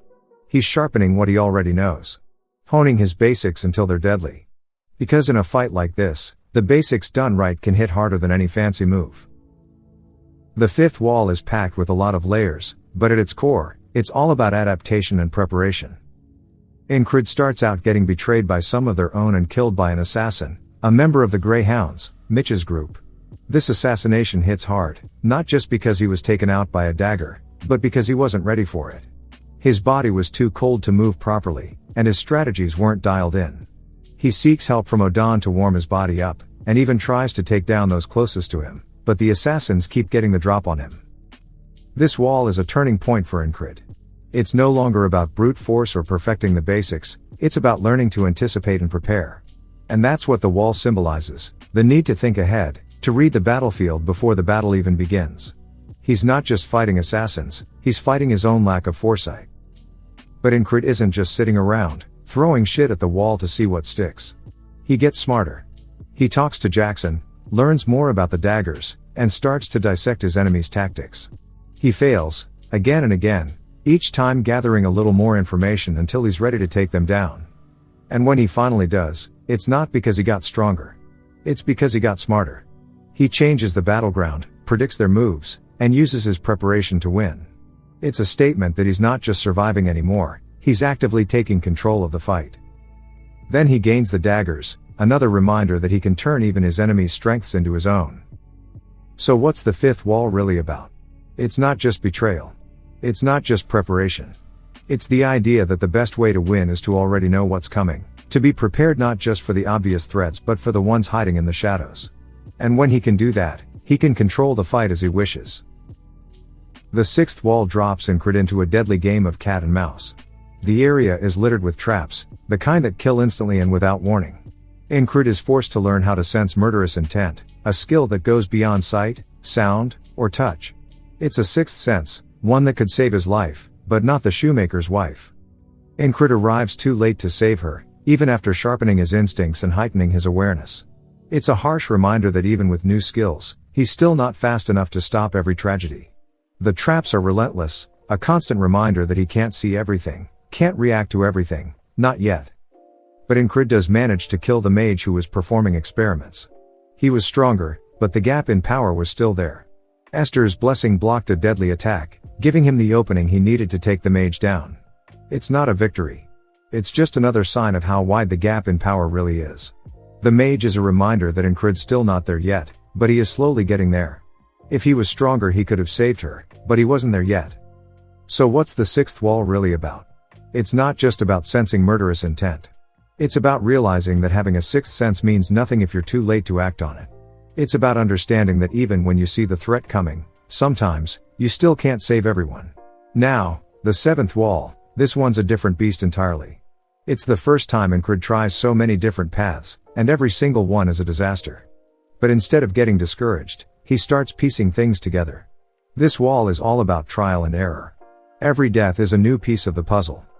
First attempt, he gets ambushed in the cave. Incred tries to fight it out, but Pen and Torres? They can't handle multiple enemies like he can. They get overwhelmed, and it's game over. Next, he tries scaling the wall. Runs straight into Richa, a mage who toys with his senses and kills them instantly. Brutal reminder that relying on just his senses isn't gonna cut it. So then, he tries waiting out the night, hoping to avoid conflict. But then the lycanthropes show up, beasts so strong it takes 10 soldiers to bring one down. The group gets absolutely wrecked. And that's when it hits Incred, his real problem isn't strength or skill. It's tunnel vision. He's so locked in on one strategy at a time, he's missing the bigger picture. But each failure is a lesson. In the cave ambush, he learns how to gather intel, using it to take out a number of soldiers. Against Richa, he figures out that he can't rely on his senses alone, he needs a strategy. And with the lycanthropes, he drills his basics over and over, until he realizes that his focus is too narrow. He's targeting a single point when he should be taking in the entire battlefield. On the final attempt, he ties it all together. First, he tricks the soldiers, taking the of them down with Pen and Torres. Then, he lures them out of the cave, straight into the lycanthropes. And then he does something unexpected, he uses his murderous intent to pull all eyes on him. Dodging, weaving, creating chaos without even looking. And right in the middle of it all, he takes down Roger, one of the Greyhounds, and the werewolf Alpha in the same clash, showing Pen and Torres that he's on a completely different level now. Then, he scales the wall again to face Richa. But this time, he's ready. He knows his senses can't be trusted, so he uses the technique Torres taught him combined with a mana stone. Throws Richa off balance, and finishes her for good. So, what's the seventh wall really about? It's about the bigger picture. About taking all these little lessons and weaving them together into one unstoppable strategy. It's not just about trying different paths. It's about learning to see the entire battlefield, not just one piece at a time. It's a complete display of how far Incred's come, but it's also a reminder of how far he still has to go. Now onto some character analysis, a progression breakdown and a bit of how it changes loop by loop. Incred is just too angry to die. He's pure, unrelenting willpower in human form. Every loop he goes through, he takes something from his opponents, their moves, their techniques, anything he can use. At first, it's just his body imitating what he's seen, copying what he knows works. But it's not enough. Even Rem points it out, saying it all lacks confidence. And Incred realizes it too. He's not there yet. There's this one moment where he actually considers escaping. It's brief, but it's there. But then he shakes it off because he's not built like that. He's pure will. He's the guy who took 124 loops to finally break through his first wall. 124 deaths, 124 chances to analyze every move, every dodge, every tiny nuance of every fight. And he does. Over and over again. Every time he gets a little closer, a little faster, a little sharper.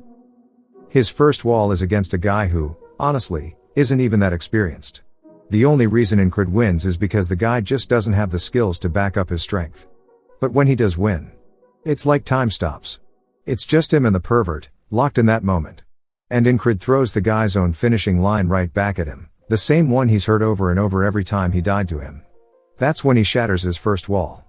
But right as he's feeling that victory, he gets kicked by a frog. A brutal reminder that he's still not even close to where he needs to be. After that fight, he's left battered and broken. Then the boys come in, saving his ass, and he hears the signal that they've won. He closes his eyes, and bam, he's back with the boatman. And the boatman? Dude is relentless. He taunts Incred, tells him that the walls are just going to get worse, that they're going to be impossible. But Incred doesn't flinch. He says he'll do it.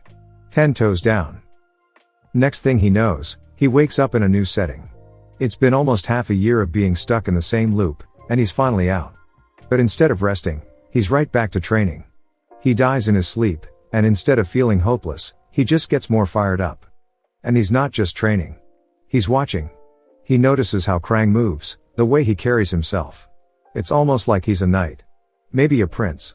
We haven't seen much of him yet, but Incred's taking notes. Now we hit the second wall.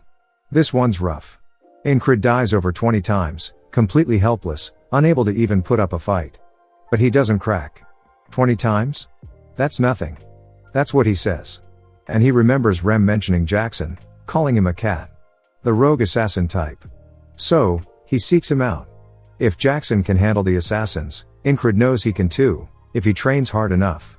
And that's exactly what he does. He doesn't need more experience, he needs better senses. He drills himself, over and over, until he can dodge the assassin's attacks. And that's it. Another wall down. Between the second and third walls, we get this small but important moment. The boys show they actually care about him. They offer to help him during the rain, and it's just this tiny, almost throwaway moment, but it matters. Because up until now, Incred's been thinking about giving up, even if it's just for a second. But he never does. Not once. Then we hit the third wall, and this is where Incred realizes he can't do it alone. He needs the others. He watches Mac move and clocks him as a bodyguard type, showing how observant he is. So, he gets the boys together, fires them up, and launches a full-on ambush. They make it to the enemy camp and spot the flag, a key detail for the next wall. That's where he meets Mitch. Mitch is a monster, a literal human wall. Incred can't even scratch him. And he's getting wrecked, but his men? They follow orders, and they're the reason he's still alive. It's a reality check for Incred.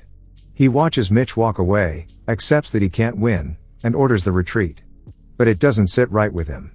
He lost 2 of his men, and that loss just fuels him. He's not going to let it happen again. Back at camp, he spots Ragna and Rem sparring. They're going at it, way harder than they ever did against him. And Incred wants that. He asks Ragna to train him, and Ragna agrees, but only if he throws away everything except what Rem taught him in his stab technique. Everything else? Trash. And Incred agrees without a second thought. Now, he's going into the fourth wall. This one's all about the basics. He charges headfirst into the fog, ready to die 100 times if it means getting stronger. And he does. He dies, over and over, but every time he comes back, he's a little better, a little sharper. After 100 loops, he even surprises Ragna. And it's in this loop that he learns about the Unyuk sword technique, a style that combines all the other sword styles into one. And you know he's going to master it. He also learns Ragna's concentration skill.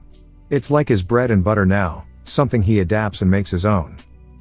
But then Mitch comes back. And here's the thing, to Mitch, it's only been a couple of days. But for Incred? It's been over a year. And this time, he's ready. He fights Mitch over and over, dies countless times, But eventually, he beats him. And he even starts mimicking Mitch's moves, taking them for himself. Then the boys come in for the save again, but this time? It's not just to save him. It's payback for when Incred saved them in the second loop. Afterwards, he's back at camp, curious about a technique he pulled off, a parry. He asks the guys, and they tell him it's something any fighter should be able to do after 100 real fights. And Incred? He's already done that. They don't even realize how much he's grown. We get to see another moment where Incred realizes just how much further he has to go. The squire is walking alone towards thousands of enemies, without his knight. And that's when Incred realizes, that's the level he needs to be before he can even dream of reaching his goal, a baby step towards becoming a real knight. And while he's watching the squire, the boys are watching with him. They're all having their own moments, but Incred's just locked in, eyes glued to the squire. And it's not just a reminder of how far he still has to go, it's also a moment that helps him see the commonality between all sword styles, something that'll play a huge part in his future development. He has a little eureka moment, that the boys protect him during too, which is wholesome. After that, he gets rewarded with a new weapon, one that actually suits him now, one that fits his level of growth. And he doesn't just get it, he uses it for his promotion exam. He takes on his first opponent with it and crushes him, then does it again with the second guy. Everyone around is watching, and for the first time, Incred actually feels that confidence. He's finally feeling the strength he has gained thus far. And that's when the chants start, with Andrew yelling Spellbreaker. That's the title that's going to follow him for a long time, something that'll stick with him all the way to the later chapters. He and Torres have a brief fight, but is stopped by the ferry commander, also his boys. Torres is impressed. So much so that he even offers Incred a spot in the guard, saying he could reach his full potential there. But Incred? He's not interested. He doesn't just want to reach his potential, he wants to surpass it. He wants to do it his way. So, in the fifth wall, Incred heads out with 3 of his own, thinking he's ready. But he gets blindsided and taken out by an assassin from the Greyhounds, Mitch's group. The guy kills him with a dagger, and Incred realizes his body was too cold to move properly. That's what got him killed. So he goes to Odan, asking for ways to keep his body warm, but that's just the start. This wall is brutal. Every time he tries something new, he gets taken down. The assassin keeps catching him slipping, and he keeps dying over and over. But instead of feeling helpless, he just keeps taking notes, analyzing every little detail. The boys are there, joining in on his stretching routines, even though they don't really get why he's doing it. Then Jackson walks in, and it's this funny moment that lightens the mood, but Incred's still locked in, still focused. Jackson eventually starts explaining the daggers, and that's when Incred starts to put things together. Within 9 days, he manages to take out Rotten, Bo, and Jack. But the gremlin? That little bastard is still a bit out of reach, ugly as hell though. So, in the 10th loop, Incred completely switches up his approach. If the assassins are using the market as their battleground, he's gonna change the battleground. He goes in with a new plan, takes out 2 of them right away, then the 3rd. And when the gremlin throws his whistle dagger, Incred's ready. Catches it with his forearm protector, something he specifically prepared for this exact scenario.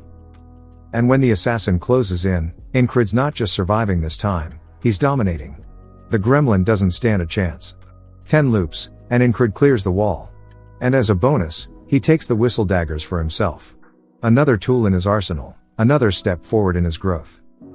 After that, we get a little downtime. Incred gets a haircut, just a regular thing, but it's another small moment that shows how much the boys have his back, when he's vulnerable. Then we get this little showcase of each of them doing their part in taking down the Thieves' Guild. Incred takes on a guy using his old Valen sword technique. And he crushes him, showing just how far he's come since the start.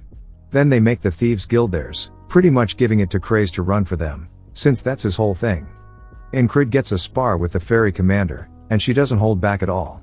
It's another reminder that he's still got a long way to go, and it kind of guides him on what he needs to work on next. So he goes straight to Odan for martial arts training. And it's not just a couple of days, it's a whole month of non-stop grinding, with the boys all around him, training and giving their own advice. They're all spending quality time together, and teasing him about the ferry commander. After that, he heads out with Jackson for the next mission, and this one is all about analysis. Jackson's pushing him to level up his observation skills, to really hone in on sound differentiation. And then they get ambushed. But this time, it's not a wall, because Incred just raw dogs through it, taking down another user of the Valen technique, which was his old technique like it's nothing. He's showing the gap in skill now, finishing it in one strike. But even after that, he knows he's still not there yet. There's more work to do. During the interim, they get a little Detective Conan moment, trying to piece together some stuff, and they get offered a weapon Jackson really wants. But this downtime isn't a waste. Incrid's sparring with Torres and the boys, and it's way different from before. This time, it's 7 wins for Torres, 4 for Incrid, a massive leap forward.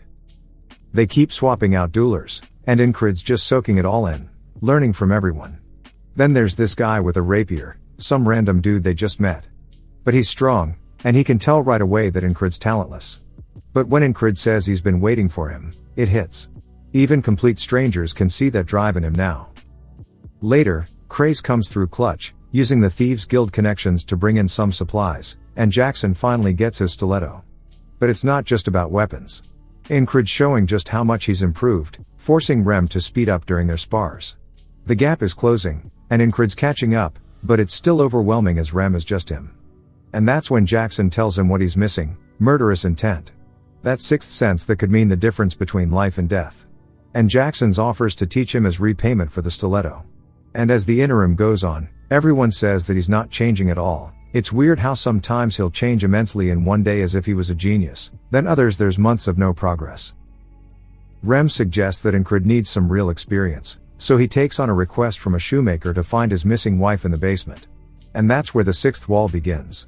This one's a death trap, filled with instant kill traps in these dark, claustrophobic tunnels. The only way out? Incrid has to learn to sense murderous intent, to literally feel the death coming before it hits. But it's not just his own life that's at stake here. Incrid's not just dying over and over, he's also watching the shoemaker die, unable to prevent it. And that's what really gets to him. It's not the pain of dying that's driving him forward, it's the guilt of failing to protect someone innocent. That's what really fuels him to keep pushing. But he manages to do it. 72 loops in, and Incrid finally gets it. He starts to feel that murderous intent, and even Jackson is surprised that he's managed to learn it so fast. But it's not over yet. Esther notices how intense Incrid's been, like he's heading into a battlefield, so she decides to follow him. That's when Incrid finds the shoemaker's wife. She's barely holding on, begging for death. And then the maid shows up, the one who's been experimenting on her. The boy's advice is ringing in his head: it's still a human. It can still be cut down. He just needs to close the gap. Incrid rushes in, using everything he's learned. But the mage is just way stronger. He only survives because Esther blessed his armor, and he uses that moment to finish the fight. But he was too late. The shoemaker's wife dies, and Incrid decides not to tell the shoemaker. He wants the guy to hold on to some kind of hope, even if it's false. After that, the next interim kicks off. Incrid's still carrying that loss with him, and it drives him to take on another mission, this time, taking out harpies. These are the same things that wiped out his old mercenary group, and now he's doing it for the ones who couldn't fight back. It's a small step, but it shows how much his sense of responsibility is growing. Later, back at camp, the other soldiers are starting to notice how hard Incrid's pushing himself. They see him training non-stop, and it starts to inspire them too. The ferry commander steps in and tells him he's been upgraded to lead his own platoon. And, of course, she wants another spar, but this time, it's barehanded. And this time, Incrid absolutely dominates.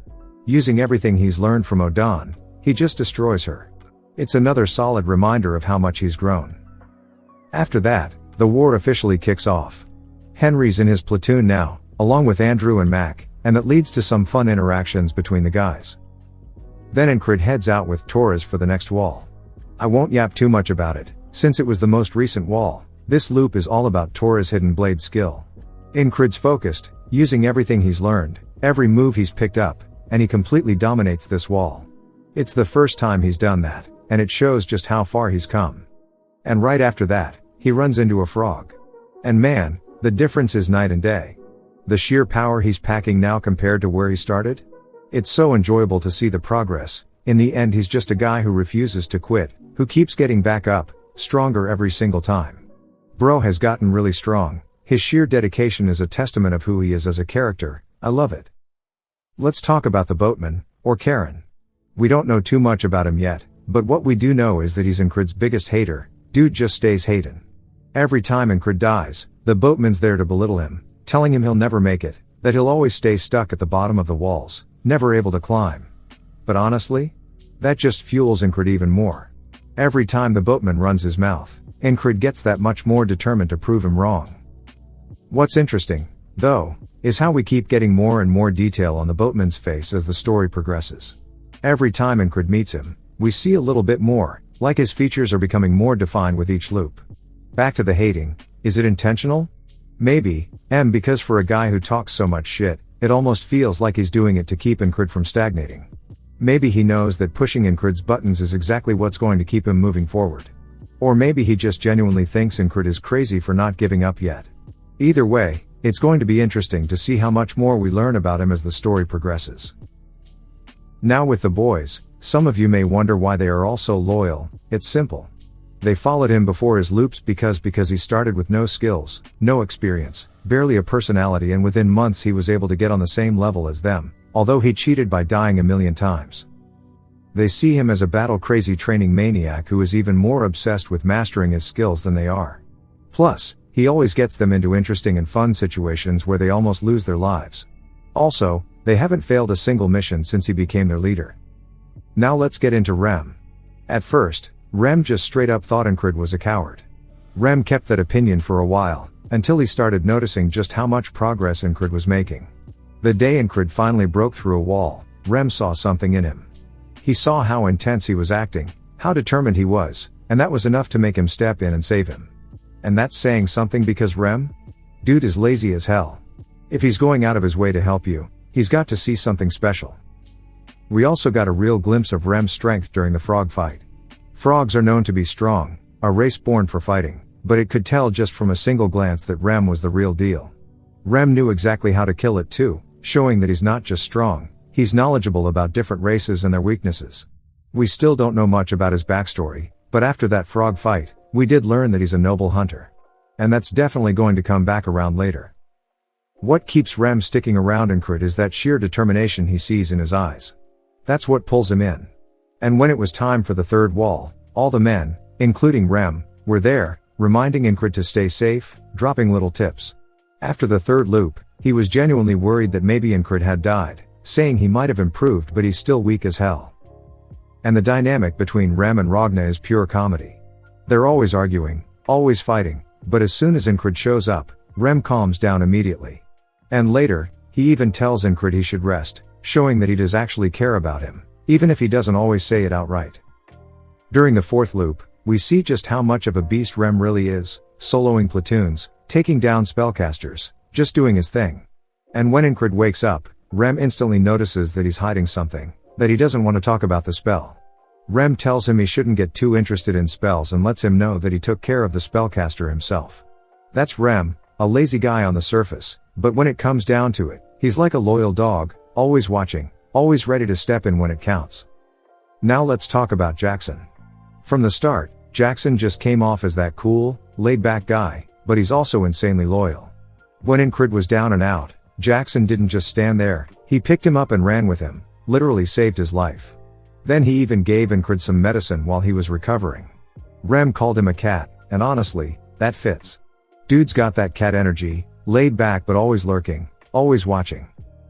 He's also super stingy with his stuff, and Incred pointed that out when he got the medicine, that Jackson hates sharing, but he still did it. Also, he's still throwing Incred bits of info when it matters. Like during the fifth wall, he points out the whistle daggers, and later on, he even offers to teach Incred how to throw them. That caught Incred off guard. Jackson doesn't really offer to teach people stuff. But after 9 loops, Jackson was confused if he was a genius or not. Jackson's also there when Incred is fighting the rapier guy, ready to jump in if things go sideways. And when he sees Incred hitting a wall with his progress, he doesn't just let him struggle. He thinks about how to help him, saying he can teach him to speed up. Jackson's always watching, always ready to step in, definitely giving off those cat vibes, cool, distant, but loyal too. Let's talk about Odan. First time we see him, he's just sitting there praying. But right away, we get that he's a good guy when he steps up to protect Jackson, who's carrying Incred. And when he shows up later while Incred's recovering and just straight up sobs. Yeah, dude's got a big heart. But Odan's not just some gentle giant, he's also the guy pushing Incred to get stronger. He tells him to start lifting weights, basically to hop on the trend, and really train his body. Then in the fifth wall, he helps Incrid figure out how to keep his body warm so he can actually move properly in battle. And when he sees Incrid training his body to the absolute limit using literal rocks as weights, Odan's just standing there in disbelief. That's where his respect for Incrid really comes from, that relentless work ethic. Now, let's get into Craze. Big Eyes, the money goblin. He's not much of a fighter, at least from what we've seen, but he's the guy who gets stuff done. He's all about business and money, that's his whole thing. Early on, he's the one reminding Incrid about his debts, but he also hooks him up with a nice tent to recover in. And then he comes back later trying to sell some of Esther's claws, just milking the hustle. During Incrid's promotion exam, he's straight up taking bets and cleaning up because nobody thinks Incrid's got a shot. But then he's genuinely surprised to see Incrid actually holding his own. Later, while he's cutting Incrid's hair between the fifth and sixth walls, we see another side of Craze. He's not just some greedy guy, he's also got connections. He knows what's going on around the camp, who's who, and who's worth keeping an eye on. That's what makes him so valuable. And when he takes over the Thieves' Mercenary Guild, he turns it into a cash cow, a source of both money and intel. But even with all that, he's still getting bullied by a frog. And when he sees Incrid again after that, he's just shocked by how much stronger he's gotten. All in all, he's a perfect fit to a team of dumb muscleheads. Let's talk about Ragna. This dude's always got that sleepy, lazy genius vibe, like he could care less about anything going on around him. But when Incrid was down, he stepped up, same as Odan. Ragna even showed up at the infirmary, and he looked genuinely surprised to see Incrid. Not that he'd admit it. A little later, we see Ragna just casually throwing up toe gang signs like it's no big deal, and it's clear he and Rem have this always fighting, never serious kind of relationship. But both of them shut up the second Incrid rolls back in still banged up and asks about one of Ragna's techniques. Ragna just brushes it off, acting like he doesn't care, but the next morning, he's up and out, checking on Incrid's training. Now, we get more on Ragna here. The guy had the chance to become a knight, but he thought it was boring, so he just dipped. That decision made him stagnate, and now he's just kind of coasting through life. But when he spots Incrid training, hurting himself, pushing himself way past his limits, he can't help but wonder why. He points out how Incrid's basics are absolute garbage and that he's trying to use advanced techniques with a weak foundation. It's like trying to build a skyscraper on sand. So, he asks Incrid why he's even bothering. And when Incrid tells him that being a knight isn't just about being strong, it's about wielding your sword for others, for honor and dignity, that hits Ragna. So, Ragna agrees to teach him. Instantly regrets it because he's lazy as hell, but there's something about that fire in Incrid's eyes that keeps him going. He tells Incrid to throw away everything he knows except for two things, and Incrid just folds instantly, no questions asked. That's when their training really begins, right as the next wall starts. Ragna babysits him, keeping an eye on Incrid during the loops, watching him die over and over again. Incrid's basically bug exploiting the loops to learn, and Ragna's just there, watching, getting more and more impressed with each reset. What's crazy, though, is that Ragna's so naturally talented he can't actually explain how he does things. He just does them. It's a common thing with his members, except Odan. Eventually, he teaches Incrid to concentrate on a single point technique, a skill that becomes a staple for Incrid throughout the rest of the series. And as the loops go on, Ragna starts seeing Incrid's progress. By the time he meets Mitch again, Incrid's focus is so sharp that Ragna is genuinely impressed. But man, this dude is just always lost. During the fourth wall, he straight up wanders back into their own camp like he's Zoro from One Piece. Total goofball. Now let's talk about the Fairy Commander. We don't know much about her yet, but what we do know is that she's a total goofball. She started out as someone who was ready to kill Incrid just to keep Krang's identity a secret, but he convinced her not to. And from that moment, she started finding him interesting. At first, she suggests Incrid to the commander, saying it was just her instincts. Incrid thought she was punishing him, but he didn't seem to care that much later. After he comes back from her recommended mission, she's shocked. She half expected him to fail but didn't expect him to come back with such a major W, and now she's even more interested in him. Things really kick off after the fourth wall. She shows up at his tent, talking about how she thinks fate brought them together, which is where all the misunderstanding with the army starts. They think she's into him, and she leans right into it because she thinks it's hilarious. Then, after the fifth wall, Incrid reports to her about the betrayal, saying it was just luck that he survived. But she doesn't buy it for a second. She knows he's holding back. There are some funny moments after that with Incred trying to dodge snow shoveling duty. Eventually, they spar, and she absolutely dominates him with pure technique. She's also the one who starts to notice that sometimes he acts like he knows the future, and other times he's just clueless. And she doesn't let it go unnoticed. Later, she visits him late at night, telling him about his next mission and that she'll be going with him. A soldier overhears and assumes they're dating, which just makes the misunderstanding spread even more. And the ferry commander? She leans right into it, even in public, because she finds it all way too funny. On the mission, Incred plays along, jokingly leaning into the misunderstanding too, and she smiles. Meanwhile, the other soldiers are just standing there calling him an asshole. But she's loving it. Then, during their next spar, she loses to Incred and says, "Your proposal was a bit rough." And then, in front of everyone, she calls him her fiancé and even apologizes for what's to come in his future. This woman is straight up chaotic, and she knows it. Now let's talk about Esther. We first meet her in the third loop when she's just a small panther. At the time, she accidentally leads the soldiers to Incred and the others, but Incred saves her, and she's surprised by it. But she also stares at him like she sees something, which we find out more about later. Turns out, she can feel the power of a strong curse or spell on him. And she knows that the only way for her to get out of her panther form is through that curse. She saves him during the fourth wall and sticks by his side for the rest of the series. Throughout the loops, she helps him in a lot of small but significant ways. At one point, Incred even tries naming her, and it's funny as hell how much she hates it. She's a constant presence during his recovery, cuddling up next to him every night and using her magic to aid in his healing. There's this one moment where she invades his dreams, showing him her real body, and she's a baddie. It's like a glimpse of who she really is beneath the panther form. And then, when Incred wakes up, she's lying next to him, completely naked, and he just hugs her goodnight like it's nothing. But that whole moment serves as a point for him to learn her name. She's also reinforces his armor, like during the shoemaker loop when she saves him from the magician. Shay also steps in again with a frog, to keep him alive. Because yeah, she can't let him die if she wants to be free. But it's also clear she's getting attached to him too. It's not just about the curse anymore. Let's talk about Andrew and Mac together, because these two are pretty much inseparable. Andrew started out as the loudmouth, super snobby, always pulling rank on Incred like he was untouchable. Dude was just irritating, and Incred wasn't impressed either.